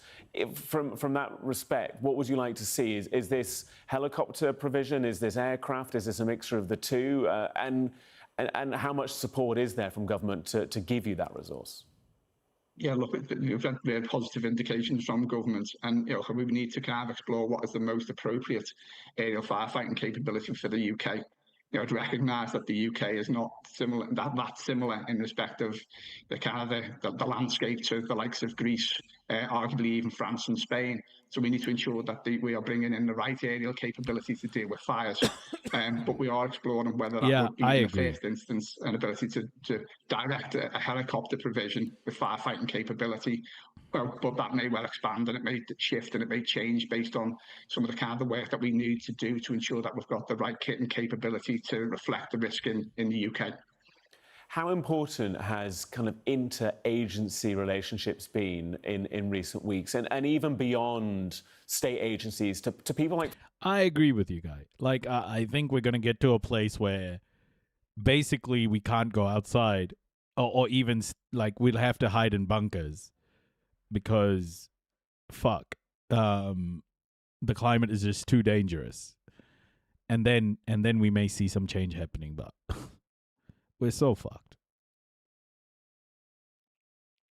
But these scientists didn't realize that, so they tried to go for the Climate X Prize before Elon withdrew it.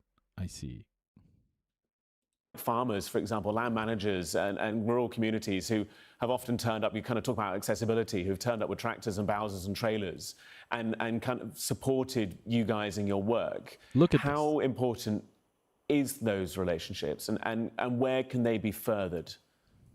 Oh, absolutely. The people that have, farmers particularly, been out on kind of their own land, trying to protect it. But we're seeing, extensive work across, public, private sector who recognise the threat that communities are facing, and that they've done their damnedest and they've been on the front line with firefighters at times, cutting fire breaks, preventing fires from spreading, being very decisive on their actions, and that is something that we will seek to explore and exploit. As we move into our new normality, those relationships are really, really important to us, and we'll effectively manage these wildfires and this wildfire season together rather than independently, and it be left to the fire and rescue service. We've got great relationships being built across the whole of the UK. Good night, my love. Come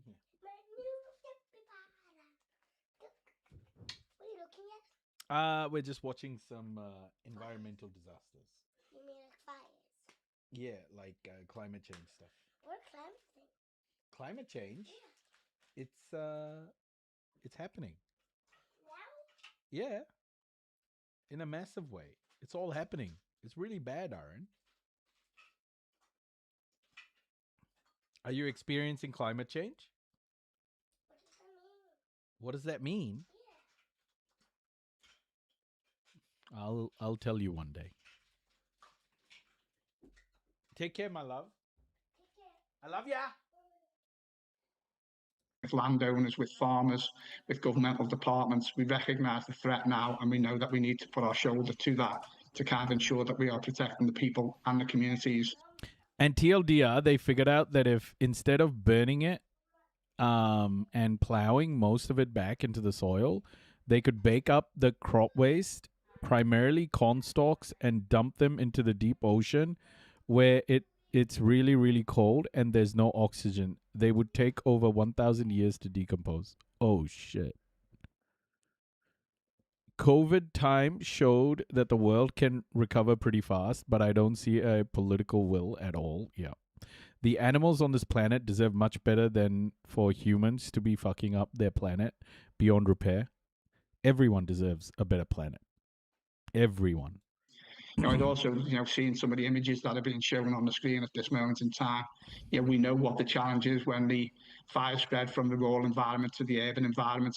And that is something which is at the forefront of our minds. We recognise that we've got at least probably 40 families who are waking up today having lost their homes and their possessions. And that is something that we are seeking to avoid at all costs. Our thoughts, obviously, with those families. Guy, I think you're fixated on the fires here. But this is more than just fires, right? It's strengthening storms. I mean, I understand that you're trying to say that we need to be more practicable. We need to be more practical about how we approach this. But what you're suggesting as an indicator is kind of scary, honestly. If you think this is just about fires and us being careful about not starting fires, then I don't think you understand what climate change is. It's not just people starting fires. It's lightning strikes. Anything can start fires.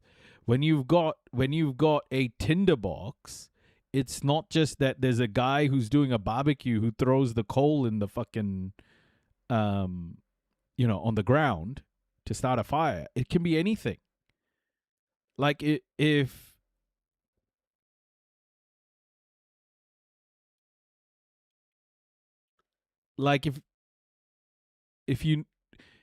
a rock falls on another rock and then sparks, it can light a fire. Like anything can light a fire. That's the point. The world is just so dry, or at least Europe at this point. Literally anything could start a fire.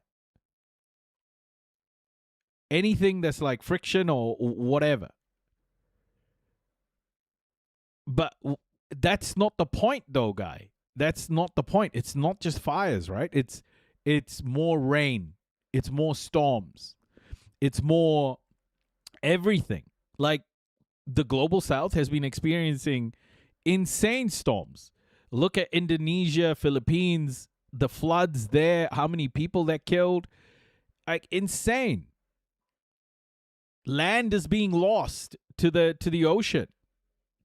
It's not just about fires, guy. Like, this is the thing. You're making it about one issue here. But this is more than just dryness and fire. It's all of it. But we will do our damnedest moving forward. It's the fact that there are so many variables, we can't predict what's going to fuck us next. It could literally be, say, like a hurricane, like in Aotearoa a couple of years ago in Auckland. A year's worth of rain fell in like a few hours. No one predicted that. It just fell. It flooded fucking everything. Houses gone. People's cars stuck in the water. It just happened like in a couple of hours. It got everyone by surprise.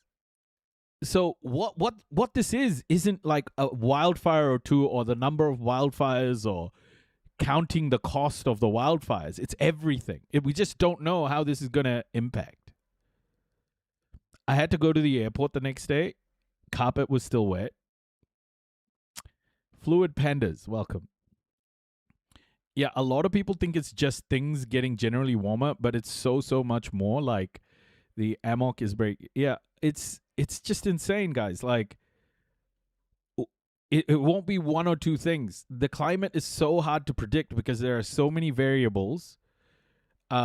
So even climate scientists, all they can say with certainty is that the world is warming, and it's just going to get even more unpredictable every single time. Or to prevent that happening and affecting other families. By the way, here's the other fact. This El Nino we're going through, the Super El Nino, isn't even up to the worst part yet. The worst part of the Super El Nino happens the end of this year / early next year. Think about that for a second. We're not even up to the worst part of this Super El Nino. This is like the start of it. You're talking about your thoughts being with those individuals. Just breaking in the last moment or so is a statement from the Prince of Wales. Like algae blooms. Who says our thoughts with everyone affected, particularly those who have lost their homes, and pertinent to people like yourself, Phil, with those working tirelessly to protect communities' homes and the countryside. That's from the Prince of Wales. Do you get a sense of kind of a national support for the work you're doing? I feel as though it's there. I feel as though whenever I have conversations, whenever we do paper reviews, or whenever we have guests on, there's a real gratitude and adoration for the work that you're doing. And I hope that translates, because it is there. And I hope that does, it's being echoed by the Prince of Wales. I appreciate that doesn't aid you in your work, but I kind of hope that it does at the same time. No, look, it absolutely does, and I think it's recognition from the Prince of Wales, it's recognition from the Prime Minister, but equally it's recognition from members of the public, who have seen our firefighters work tirelessly over the course of the last, as I say, 48 hours particularly. Some of them have put their bodies on the line. They've put themselves between the fire front and people's properties. 9 firefighters were hospitalised as a result of smoke inhalation. That's how committed they are to protecting their communities. But it's also recognised the control rooms and the call handlers and the dispatchers who have been dealing with thousands of calls over this period, who haven't put their headset down and have continued to mobilise resources. So it really is a kind of a team game from a fire and rescue service point of view.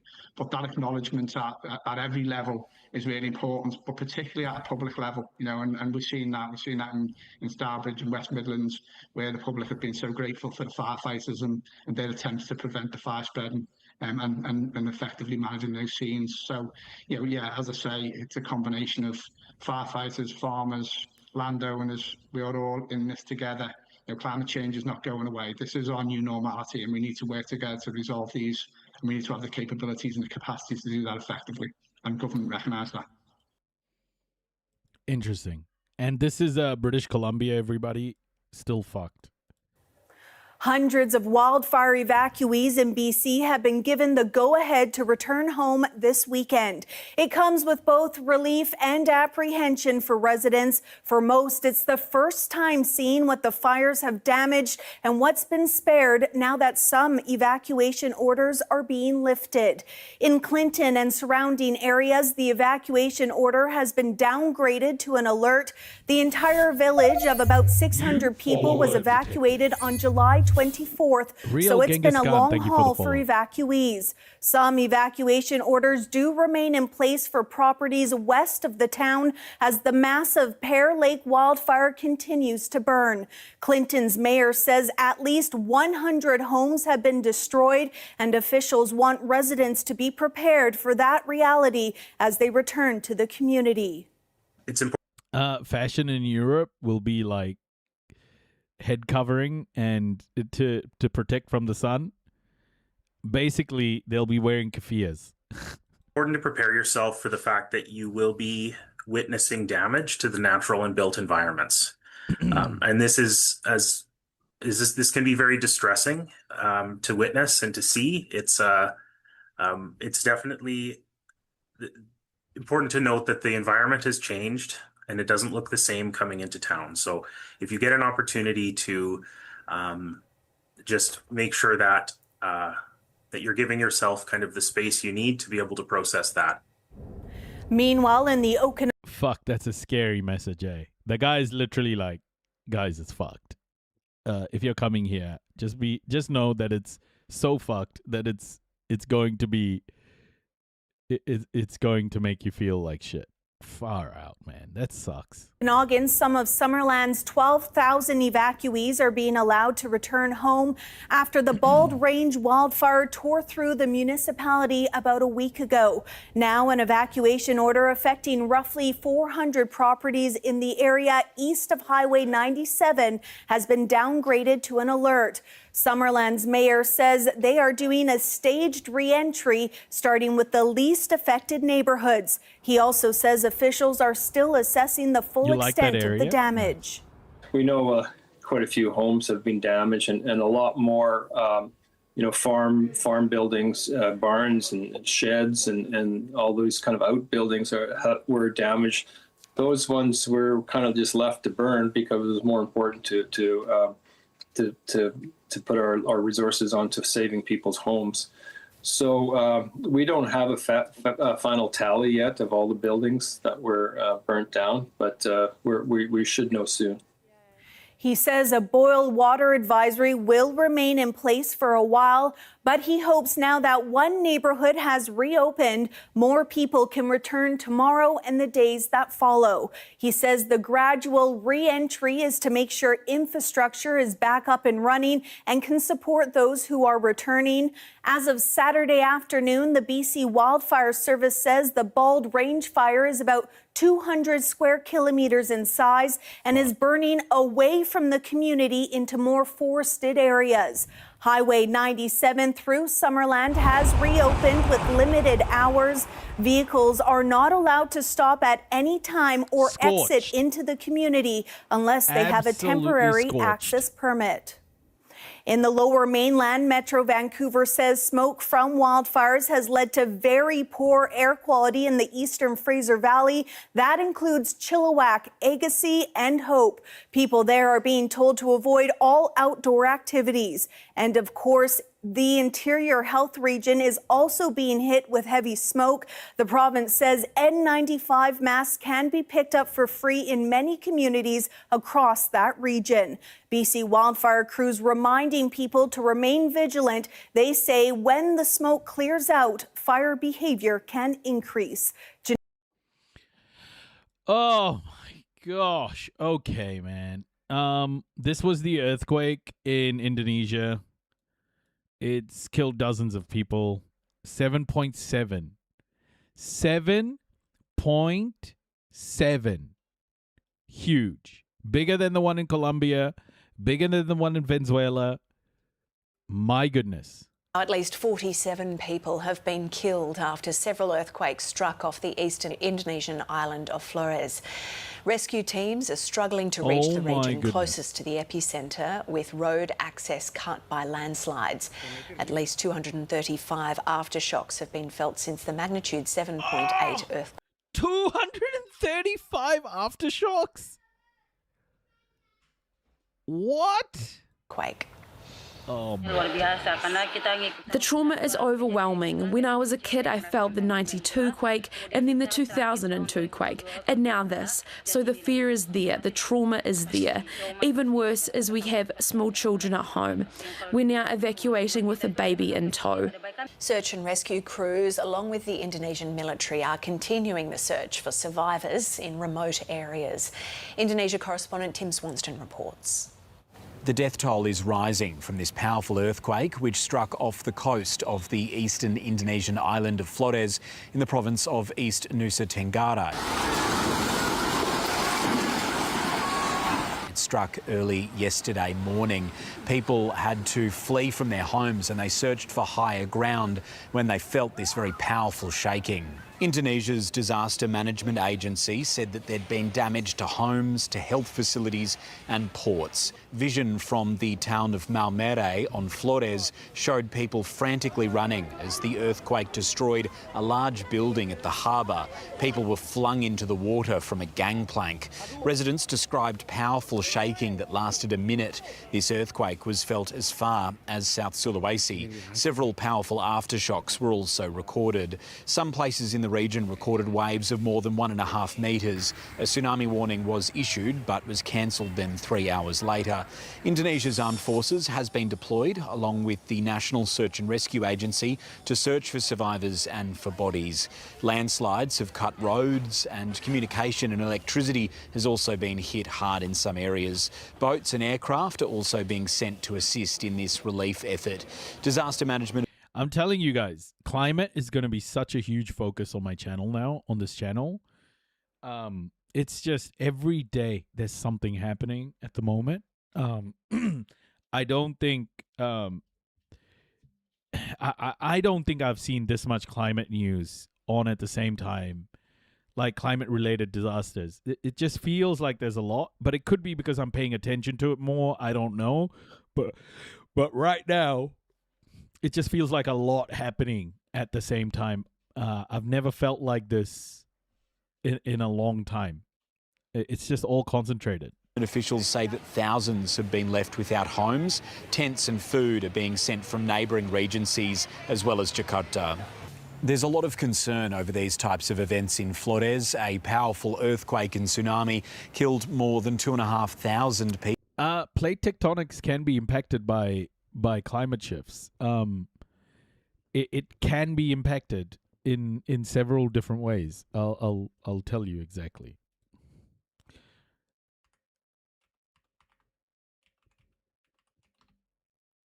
Let me get this info. People on Flores in 1992. Now, disaster management officials are still calculating the damage as well as the death toll from yesterday's powerful earthquake. Oh, shit. Sorry. So, this is from the University of Auckland, my university. How climate can alter earthquake risk, new study. This was in 2025. Over thousands of years, lower water levels at an African lake led to more earthquakes, says Dr. James Moorhead. Falling water levels in one of Africa's largest lakes, driven by changes in climate, led to a rise in earthquakes, according to research led by Dr. James Moorhead of the University of Auckland. During the past 6,000 years, a decline of 100 to 150 meters in Lake Turkana's level diminished pressure on the Earth's crust, resulting in increased local quake activity, according to Moorhead and collaborators at Syracuse University in the U.S. We tend to think of earthquakes and volcanoes as being driven purely by deep forces inside the Earth, says Moorhead, who's in the School of Environment. But what we're seeing here is that the surface processes like climate and rainfall also play a role. When lake levels drop, the crust effectively lightens, reducing pressure, meaning that faults move more easily and the production of magma under regional volcanoes increases, according to the study in Nature Scientific Reports. The study is the first empirical evidence of the effect in East African rift system, the scientists say. Guy. The thing to do right now is just say that you were wrong, right? Don't try and move the goalposts even more. The thing to do now is to say, okay, I was wrong. I didn't mean to say that. I'll take this on board. Would be the morally correct thing to do. Not just continue to move the goalposts. Okay? No, guy. You're now starting to make shit up, and you're starting to refute actual like scientific information. Like, this is when it starts to get a bit weird, and it tells me that you're not here in good faith. You made a statement. It's obviously wrong. And you're moving the goalpost again. Like, you've made a ton of statements like that. You've made a ton of statements like this.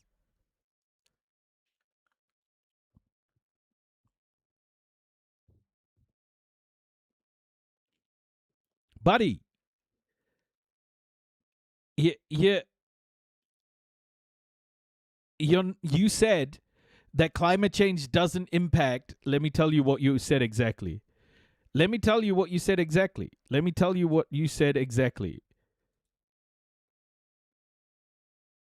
Honestly, like, I'm not going to tolerate bullshit. I know why you're here. And after I fucking say this, I'm going to stop this fucking conversation because you've just said some insane shit in the chat.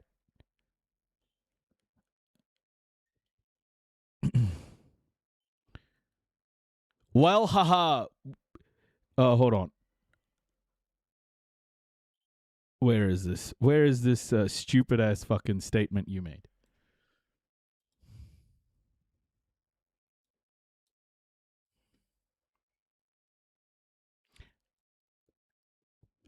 I know I've been Mr. Opposition, but earthquakes are caused by plate tectonics, not atmosphere, dude. Bro, you were wrong. You were wrong, buddy. No, but you were wrong. Atmosphere can cause earthquakes and can amplify earthquakes. Because drier areas means plate tectonic activity can increase. You were wrong, buddy. This statement here is wrong. Either admit it, now that you're fucking sucking up all the oxygen, either admit it or say goodbye.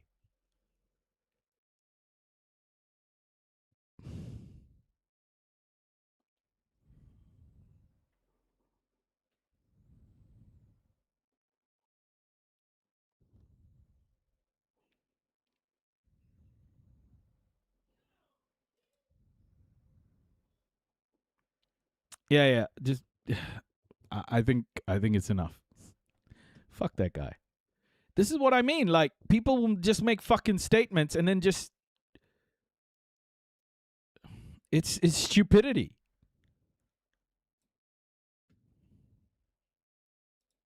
That guy has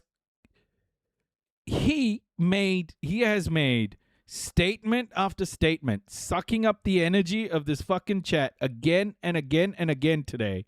I don't know how many statements he's made. All fucking wrong. All wrong.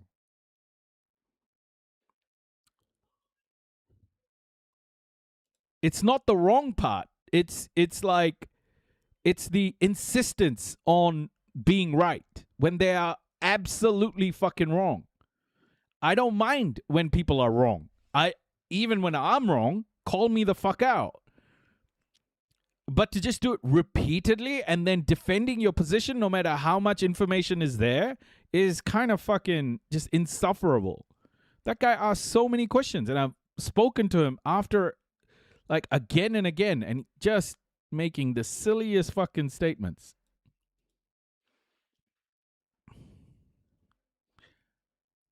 This is something that nobody here in the Dutch lowlands wants to see, these cracks in the dikes. And they are appearing everywhere if you look around. There are cracks all over the place. You see it here. That is worrying because we are inspecting these dikes every week. And every week, with the prolongation of the drought, we see more and more cracks. If these dikes in the western part of the Netherlands collapse, they'll flood highly populated areas, lying 1 to 6 meters below sea level. That's why water authorities have started to impose heavy fines on anyone using fresh water for irrigation. In order to maintain these water levels, I need all the water that is supplied into this region to maintain that. Water safety comes first. We've got a priority order agreed in the Netherlands, and we stick to that. It may feel strange to see this much water during a severe drought, but these canals... I let people ask questions, the anti-corporatists. Like, I let people have a say. And even chuds, they'll have a say. That's fine. It's just, if they're sucking up so much oxygen, even when the data is so obvious that they're wrong, I just don't fucking understand these people. They just keep, once they're proven wrong, they move the goalpost. They can just keep moving the goalpost. And this person moved it. I tolerated it. He moved it again on other stuff. I tolerated it. And then he went that one step too far. Are badly needed. Everyone, from greenhouse companies to residents, is forbidden to use them. And that's because this water has to flow to this basin for one reason, and that is to protect the dikes.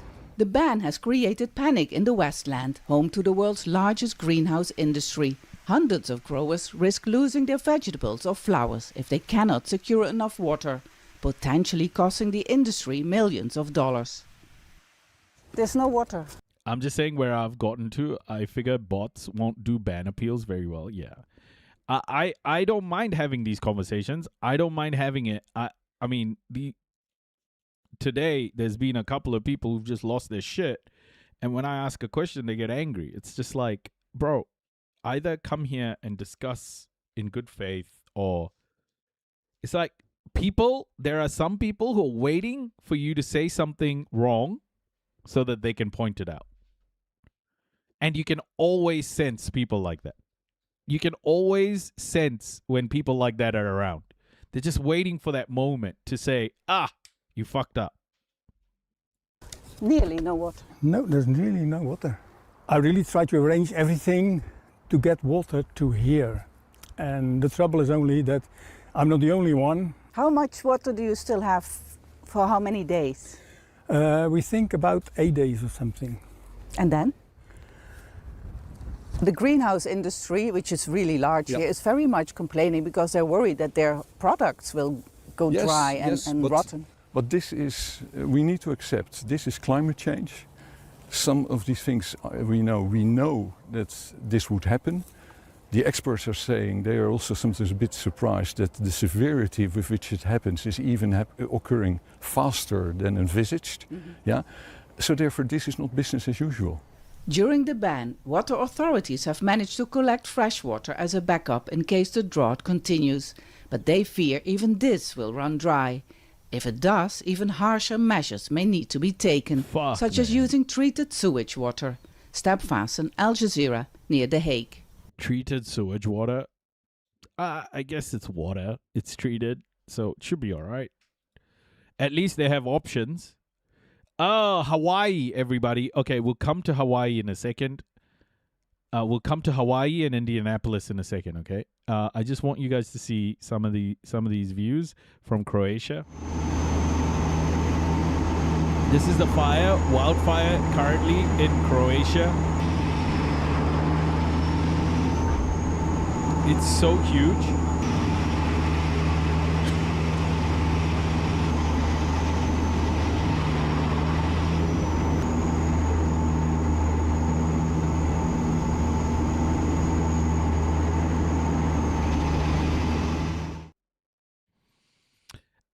that too much water in Hawaii. Yeah. And this is the oil spill near Oman. An environmental disaster unfolding in the Arabian Sea. Teams scoop up crude oil as the waves wash it into Oman's shoreline. The Caroline Bazengi tanker was carrying 800,000 barrels when it ran aground in early June. For weeks, it's been leaking oil that spread to one of the region's most important environmental reserves and a critical habitat for marine wildlife. The shift from it being offshore to now confirmed shoreline contamination also raises the stakes considerably because as it reaches the coast, it can settle into beaches, into coastal sediment. It can make the cleanup significantly more complex than containment at sea. The tanker is believed to be part of Russia's so-called shadow fleet, ships used to evade international sanctions on exports. It was sailing from a Russian port to India when it reported an explosion off Yemen's coastline. The wars in both Ukraine... Wasn't treated sewage water on vegetables the reason that America has explosive shits now? I don't know. Is that true? Did they put shit on vegetables and then now it's causing more shit? Oh, man. What's happening, guys? What is happening? Oh, my goodness. Ukraine and Iran have increasingly targeted shipping routes as opposing sides try to increase economic pressure. Separate oil slicks have been spotted inside the Gulf too, including near Iran's Keshem Island. With tankers now a target, marine ecosystems are becoming collateral damage in global conflicts. Minka Kerr, Al Jazeera.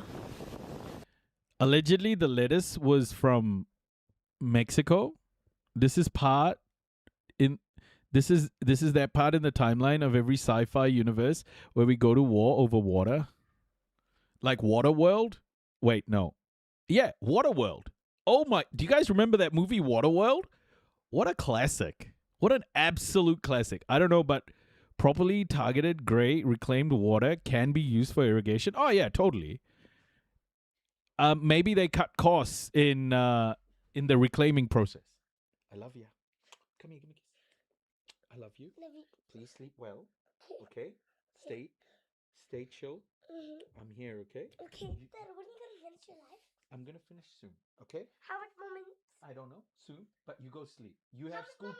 You have school tomorrow. How many more minutes? I don't know, mister.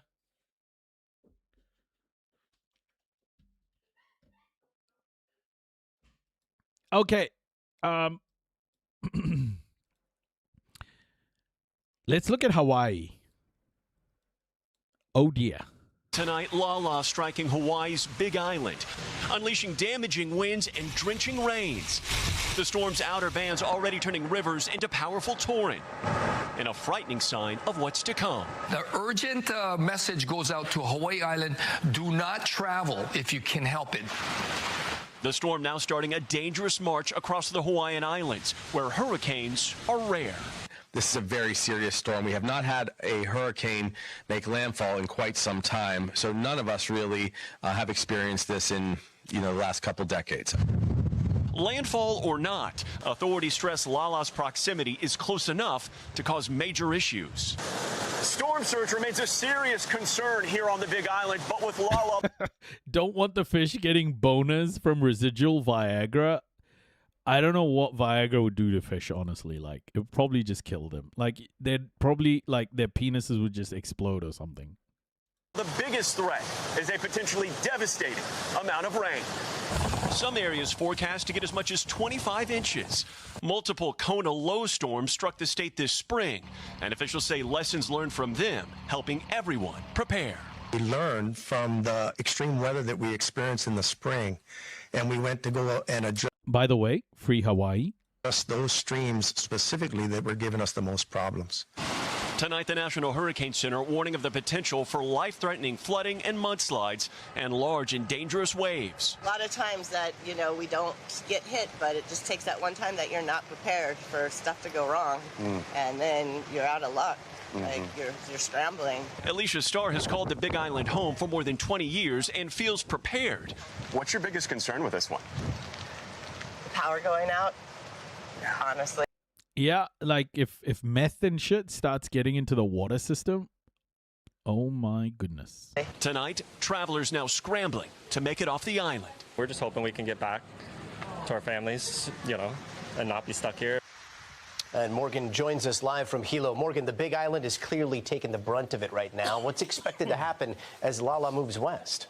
My parents got stuck in a Category 5 on Fiji a few years ago. And yeah, their story's wild. Yeah, Gotti, emergency officials across the entire state are remaining on high alert. And because Lala is currently tracking to the south, we know that Maui could see its impact tomorrow, followed by Oahu and Kauai late Sunday and into Monday. The biggest threat here, Gotti, remains that potential. I'm not laughing. We already have meth alligators in the swamps in Florida. What do you mean?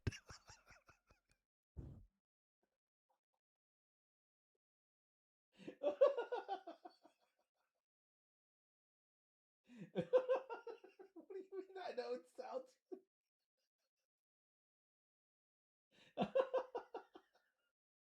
Meth alligators, bro. Fuck.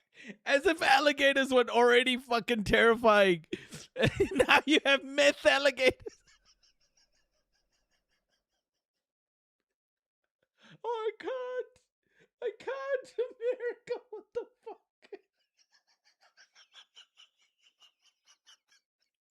Tweaker gators. Tweaker.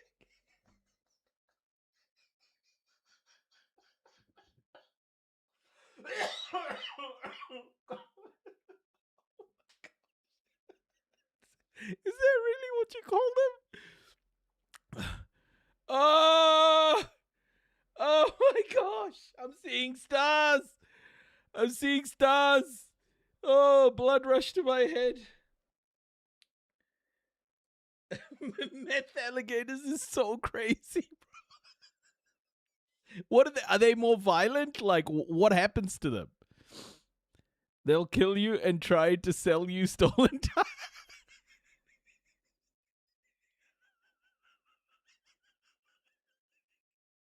Oh, I can't. Oh, shit. Oh my gosh. Oh, tweaker gators is crazy. Oh, I can't.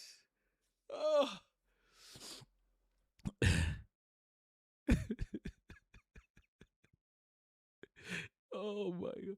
Nobody has studied the fucking meth gators, dude. How do you know that? How do you know that are there tales? Like people telling tales about meth gators? Do they grow extra big? Like what?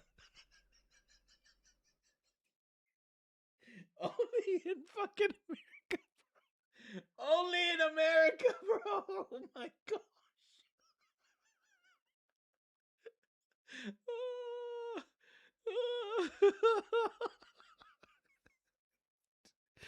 Only in fucking America, bro. Holy shit.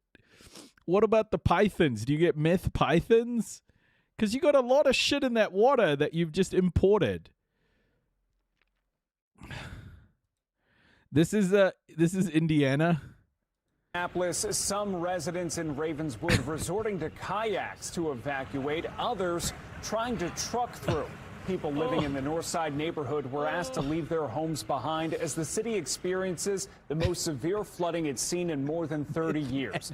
People here off 73rd Street near the White River say they've never had to deal with anything like this. And I thought it was not that serious until I started walking around the neighborhood.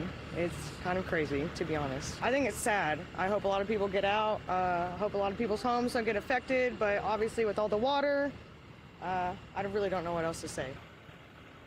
Citizens Energy Group is asking people to limit water use as a precautionary measure. Citizens says the water is safe, but it had to shut down operations at the White River North Water Treatment Plant to protect infrastructure. Like, you know where a road used to be and people are fucking canoeing down it? It's fucking serious, okay? It's serious. How is this not serious? I should laugh at this person. But I was looking down the road. And oh, there's a book there somewhere, right? I was climate change, meth gators, meth pythons, canoes, suburban America. Oh, there is something there. It's like there is something there. I'm telling you right now. Indianapolis has closed the floodgates in Broad Ripple. Officials urge anyone living in flood-prone areas to leave. And areas downstream are expected to flood more as waters move through. My childhood. I want to reiterate, if you are in an area that is vulnerable, please leave now. That helps us help you. The next 24 hours are going to be very much in flux. I just remember when it flooded up the coast and people were fishing for eels on the road. Stop, chat. I can't keep laughing. But like, I'm getting like heartburn. National Weather Service, obviously, we're seeing rain right now. There will be spotty rain continuing. If you have mobility issues or lack reliable transportation, city officials say to call the non-emergency line. That number, 317-327-3811. You should call 911 if you are in a life-threatening situation. The Indianapolis Fire Department says crews have conducted 51 water rescues today. IFD says 95 people and 45 pets have been safely evacuated out of flooded areas. The department has not received any calls for downed power lines. A Red Cross staffed shelter is available in Indianapolis at the Washington Township Adult Center. Families with pets should go to the Broad Ripple Park Family Center. Governor Mike Braun says President Donald Trump will approve a federal emergency declaration for Indiana. This will unlock up to $5 million in federal assistance. The governor made the announcement at the State Emergency Operations Center this afternoon. State officials count a total 6 fatalities due to ongoing storms in northwest and central Indiana. The state expects Indianapolis and Anderson will soon be the hardest hit. If you just had 3 or 4 inches, you wouldn't be seeing what you're seeing in Anderson or Indianapolis. But you had 10 to 12 inches in places, and as it moves down and you get more rain to boot, there you go, Mr. Anderson. That's where you get into a situation like this. Thank you so much. It's important because it brings things into bear when it comes to, excuse me, especially like uninsured homes, that part of it. And homeowners, if you've got insurance, you need to get with them right away. Underinsured and uninsured will be where that federal nexus comes in to help. The governor says to call 211 to report needs such as emergency housing assistance. He says that will also help officials figure out where to direct resources. At least 170 people have been asked to evacuate in Hamilton County, which remains under a state of emergency. This is a look at some of what Noblesville is facing, even as floodwaters recede. Fortunately, no injuries reported. The White River hit a record high 23.9 feet this morning, closing more than 60 roads across the county, breaking a record set in 1913. Noblesville Mayor Chris Jensen is asking people to avoid flood-covered roads. Best advice we can give to residents today is to stay home if possible. We know that may not be possible, and there are many roads that are very passable throughout our community, but there are many roads that are not. If roads are closed, we are serious. That road is closed. Stay off that road. Stay out of the water. Around 500 Duke Energy customers are currently without power in the area. Good Samaritan Network and the town's trustee's office are relocating those evacuated from assisted living communities. A Red Cross shelter is open for anyone impacted at the Hamilton County Fairgrounds on Pleasant Street. Thank you. Water rescues in the Nor neighborhood included apartment complexes, assisted living facilities, and a flooded bee farm this morning. Take a look at this video as rescue crews used a boat to search flooded houses near 78th Street and Keystone Avenue. As you can see, these houses are under 5 to 6 feet of water. Traditions Assisted Living Facility and Solana Apartments were told to evacuate. They also lost power. Many homes in the area are flooded. Look how high that is. That was a street sign, like almost up to the actual sign. That's so high, man. Waters are covering the roads in Keystone near the Fashion Mall. Several roadways in the area have collapsed. Much of the state is under travel watches or advisories today. Watches are highlighted here in orange where only essential travel is recommended. This includes Hamilton, Tipton, and Madison counties. Routine travel through the yellow, which includes Marion County, may be restricted, and drivers should use caution if they need to drive. You can find the most up-to-date flood coverage, including evacuations, advisories, and shelter locations on wishtv.com. Scan the QR code on your screen to see the As Seen On section of our website. And we want to hear from you as well. Send your videos and pictures of flood damage and closed streets to photos@wishtv.com. Looks like Katrina. Cuba sent aid/doctors after Katrina. As you can tell, Noisy, things are star-spangled fucking awesome over here stateside. Fine. All fine. Yep, I said it's fine. Yeah, it's insane. Quite high. I go to sleep. Take care, anti-corporatist. Folks, I will call it there. Fly Guy Clyde, welcome. Thank you so much for today. I mean, it's endless bad news. Mr. Anderson, it's all good. We're on a few different places, so it'll be okay. I'm not particularly concerned. It's just about getting the information out for now, and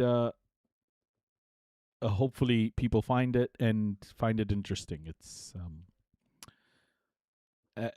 I just want to be consistent in bringing the information. That's all. But the news just doesn't get any better every day. It's insane. We're constantly in this state of emergency. It's so sad. I will again hope to bring you some positive news tomorrow, if there is some. But let's see. I am going to head out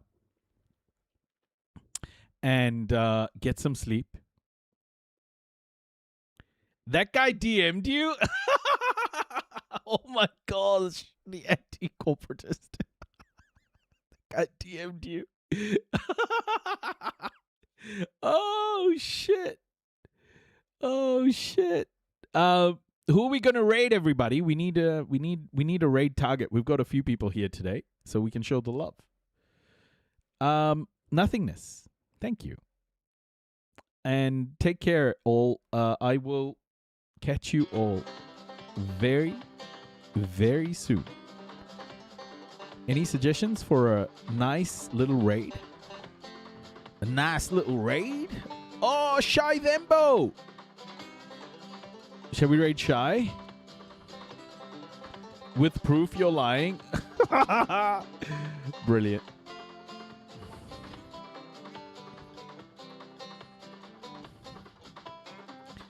Wow, I'm so late. Scary. Yeah, I've been streaming all day. I've done almost 8 hours today. I'm just kind of fading a little bit. We're gonna raid Shy Thembo though. Stick around to raid Shy. Shiny! Thank you, mods. Thank you, mods. Thank you, everybody, for being here. Thank you so much for all the love, all the follows, all the comments. Sending love to all of you.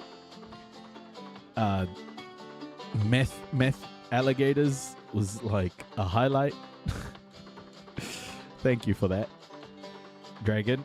And I'll catch you all soon. Rest up. And I'll see you all tomorrow. Take care, everybody. It's 4 a.m. I got more hours left in you. I'll see you all soon. Rest up, folks. We got loads to cover. Here we go, Raiders. Please say hi to Shai for me. Kakite, everybody. Po Marie. Goodbye and good night. 3, 2, 1. Enjoy the raid, folks. Enjoy the raid. Kakite. And thank you so much, YouTube. Mr. Anderson, thank you. And I'll see you next time. Take care, everybody.